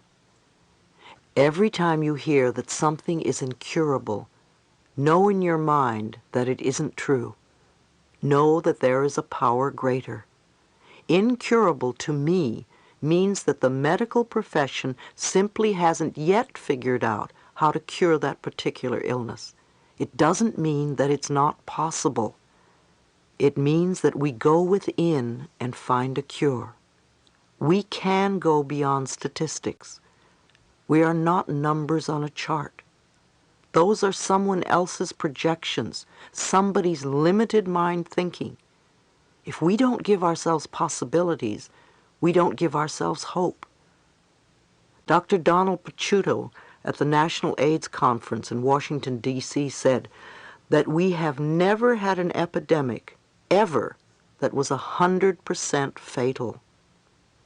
Somewhere on this planet, someone has been healed of every single dis-ease that we have been able to create. If we just accept doom and gloom, we are stuck. We need to take a positive approach so we can find some answers. We need to begin to use the power within us to heal ourselves. We have other powers. It is said that we only use 10% of our brain, only 10%. What is the purpose of the other 90%? I think having psychic ability, telepathy, clairvoyance, or clairaudience are all normal and natural. It's just that we don't allow ourselves to experience these phenomena. We have all sorts of reasons why we don't, or why we don't believe we can. Little children are often very psychic. Unfortunately, parents immediately say, "Don't say that," or "That's your imagination," or "Don't believe in that foolish nonsense." The child inevitably turns off these abilities. I think the mind is capable of remarkable things, and I know for certain that I could go from New York to Los Angeles without a plane if I only knew how to dematerialize and rematerialize there. I don't know how yet, but I know it is possible. I think that we are capable of accomplishing incredible achievements, but we haven't the knowledge yet because we won't use it for our good. We will probably hurt others with the knowledge. When we can get to the point where we really live in unconditional love, then we can begin using the other 90% of our brains. Firewalking. How many of you heard about firewalking? Whenever I ask this question at seminars, several hands always go up. And yet we all know that it is totally impossible to walk on hot coals, right? Nobody can do it without burning their feet. Yet people have done it, and they aren't extraordinary people. They are people like you and me, and they probably learned it in one evening by attending a firewalking workshop. I have a friend, Darby Long, who works with Dr. Carl Symington, the cancer specialist. They do a week-long workshop for people with cancer, and during the week they have a firewalking demonstration. Darby has done it herself many times and has even carried people across the hot coals. I always think how incredible it must be for people with cancer to see and experience such a process. It probably blows a lot of people's minds. Their concepts about limitation would somehow be different afterwards. I believe Tony Robbins, the young man who started firewalking in this country, is here to do something really extraordinary on the planet. He studied NLP, neuro-linguistic programming, a process whereby he could observe someone's patterns of behavior and then repeat that person's responses and cues of behavior to achieve similar results. NLP is based on the hypnotic techniques of Milton Erickson, which were systematically observed and recorded by John Grindler and Richard Bandler. When Tony heard about firewalking, he wanted to learn it and in turn teach it to others. He was told by a yogi that it would take years of study and meditation. However, using NLP, Tony learned it within a few hours. He knew that if he could do it, anyone could do it. He has been teaching people how to walk on coals, not because it's a wonderful parlor trick, but because it shows them how to go beyond their limitations and fears. Everything is possible. Repeat with me. I live and dwell in the totality of possibilities. Where I am, there is all good. Think about these words for a minute. All good. Not some, not a little bit, but all good. When you believe that anything is possible, you open yourself up to answers in every area of your life. Where we are is the totality of possibilities. It is always up to us, individually and collectively. We either have walls around us, or we take them down and feel safe enough to be totally open to allow all good to come into our lives. Begin to observe yourself. Notice what is going on inside you, how you feel, how you react, what you believe. And allow yourself to observe without comment or judgment. When you can, you will live your life from the totality of possibilities. Part 5, Letting Go of the Past. The planet is becoming conscious as a whole. It is becoming self-conscious. Chapter 14, Change and Transition. Some people would rather leave the planet than change. Change is usually what we want the other person to do, isn't it? When I speak about the other person, I want to include the government, big business, the boss or co-worker, the Internal Revenue Service, foreigners, the school, husband, wife, mother, father, children, etc. Anyone other than ourselves. We don't want to change, but we want everyone else to change so our lives will be different. And yet, of course, any changes that we are going to make at all have to come from within ourselves. Change means that we free ourselves from feelings of isolation, separation, loneliness, anger, fear, and pain. We create lives filled with wonderful peacefulness, where we can relax and enjoy life as it comes to us, where we know that everything will be all right. I like to use the premise that life is wonderful, all is perfect in my world, and I always move into greater good. In that way, it doesn't matter to me which direction my life takes, because I know it's going to be wonderful. Therefore, I can enjoy all sorts of situations and circumstances. Someone at one of my lectures was going through a lot of turmoil, and the word pain kept coming up in the conversation. She asked me if there was another word she could use, and I thought about the time I'd smashed my finger by slamming a window on it. I knew if I gave in to the pain, I was going to go through a very difficult period. So when it happened, I started to do some mental work right away and referred to my finger as having a lot of sensation. By viewing what happened in that particular way, I think it helped to heal the finger much more quickly and to handle what could have been a very unpleasant experience. Sometimes if we can alter our thinking a little bit, we can completely change a situation. Can you think of change as an inner house cleaning? If you do a little bit at a time, it will eventually all get done. You don't have to do it all, however, before you begin to see results.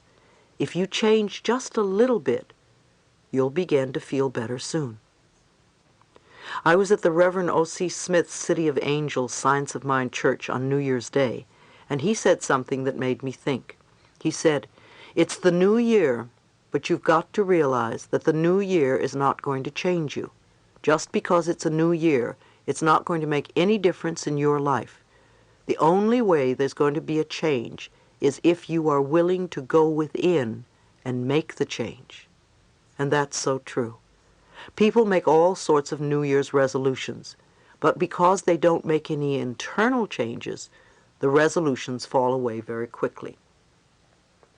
"I'm not going to smoke another cigarette," or whatever someone says, and right away it's put in a negative phrase rather than one that will tell the subconscious mind what to do. In this situation, you could say instead, "All desire for cigarettes has left me, and I am free." Until we make the inner changes, until we are willing to do the mental work, nothing outside of us is going to change. Yet the inner changes can be so incredibly simple because the only thing we really need to change is our thoughts. What can you do for yourself this year that you didn't do last year that could be positive? Take a moment and think about this question. What would you like to let go of this year that you clung to so tightly last year? What would you like to change in your life? And are you willing to do it? There is a lot of information available that will give you ideas once you are willing to change. The moment you are willing to change, it is remarkable how the universe begins to help you. It brings you what you need. It could be a book, a tape, a teacher, or even a friend making a passing remark that suddenly has deep meaning to you. Sometimes conditions will get worse before they get better, and that's okay, because the process is beginning. The old threads are untangling, so flow with it. Don't panic and think it's not working. Just keep working with your affirmations and the new beliefs you are planting. Making progress. Of course, from the moment you decide to make a change until you get the demonstration, there is a transitional period. You vacillate between the old and the new. You go back and forth between what was and what you would like to be or have. It is a normal and natural process. Often I hear people saying, "Well, I know all this stuff." And my answer is, are you doing it? Knowing what to do and doing it are two separate steps. It takes time until you are strong in the new and have gone the complete shift. Until then, you must be consistent in your efforts to change. For instance, many people say their affirmations maybe 3 times and give up. Then they say that affirmations don't work, or they're silly, or whatever. We want to give ourselves time to practice to make the changes. Change requires action. As I said, it's what you do after you say your affirmations that counts the most. As you go through this transitional phase, remember to praise yourself for each small step forward that you make. If you beat yourself up for the step backward, then change becomes oppressive. Use all the tools available to you as you move from the old to the new. Assure the little child inside that he or she is safe. Author Gerald Jampolsky says that love is letting go of fear, and that there is either fear or there is love. If we are not coming from the loving space of the heart, then we're in fear. And all those states, such as isolation, separation, anger, guilt, and loneliness, are part of the fear syndrome. We want to move from fear into love and make love a more permanent position for us. There are many ways to change. What do you do on a daily basis to make yourself feel good inside? You're not going to do it by blaming other people or by being a victim. So what is it that you do? How are you experiencing peace within you and around you? If you are not doing it now, are you willing to begin? Are you willing to start creating inner harmony and peace? Another question to ask yourself is, do I really want to change? Do you want to continue to complain about what you don't have in your life? Or do you want to really create a much more wonderful life than you have now? If you are willing to change, you can. If you are willing to do the work involved, then you can change your life for the better. I have no power over you, and I can't do it for you. You have the power, and you need to keep reminding yourself of that. Remember, maintaining inner peace will help us connect with like-minded, peaceful people all over the world. Spirituality connects us all over this planet on a soul level, and the sense of cosmic spirituality that we are just beginning to experience is going to change the world for the better. When I speak of spirituality, I don't necessarily mean religion. Religions tell us who to love and how to love and who is worthy. To me, we are all worthy of love, and we are all lovable. Our spirituality is our direct connection with our higher source, and we don't need a middleman for that. Begin to see that spirituality can connect us all over the planet on a very deep soul level. Several times during the day, you might stop and ask yourself, what kind of people am I connecting with now? Ask yourself periodically, what do I really believe about this condition or situation? And think about it. Ask, what do I feel? Do I really want to do what these people are asking of me? Why am I doing this? Start to examine your thoughts and feelings. Be honest with yourself. Find out what you are thinking and believing. Don't go on automatic pilot, living your life by routine. This is the way I am and this is what I do. No, why do you do it? If it isn't a positive, nourishing experience, figure out where it came from.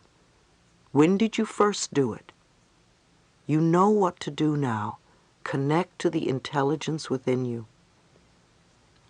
Stress is another word for fear. We talk a lot about stress these days. Everybody seems to be stressed out about something. Stress seems to be a buzzword, and we use it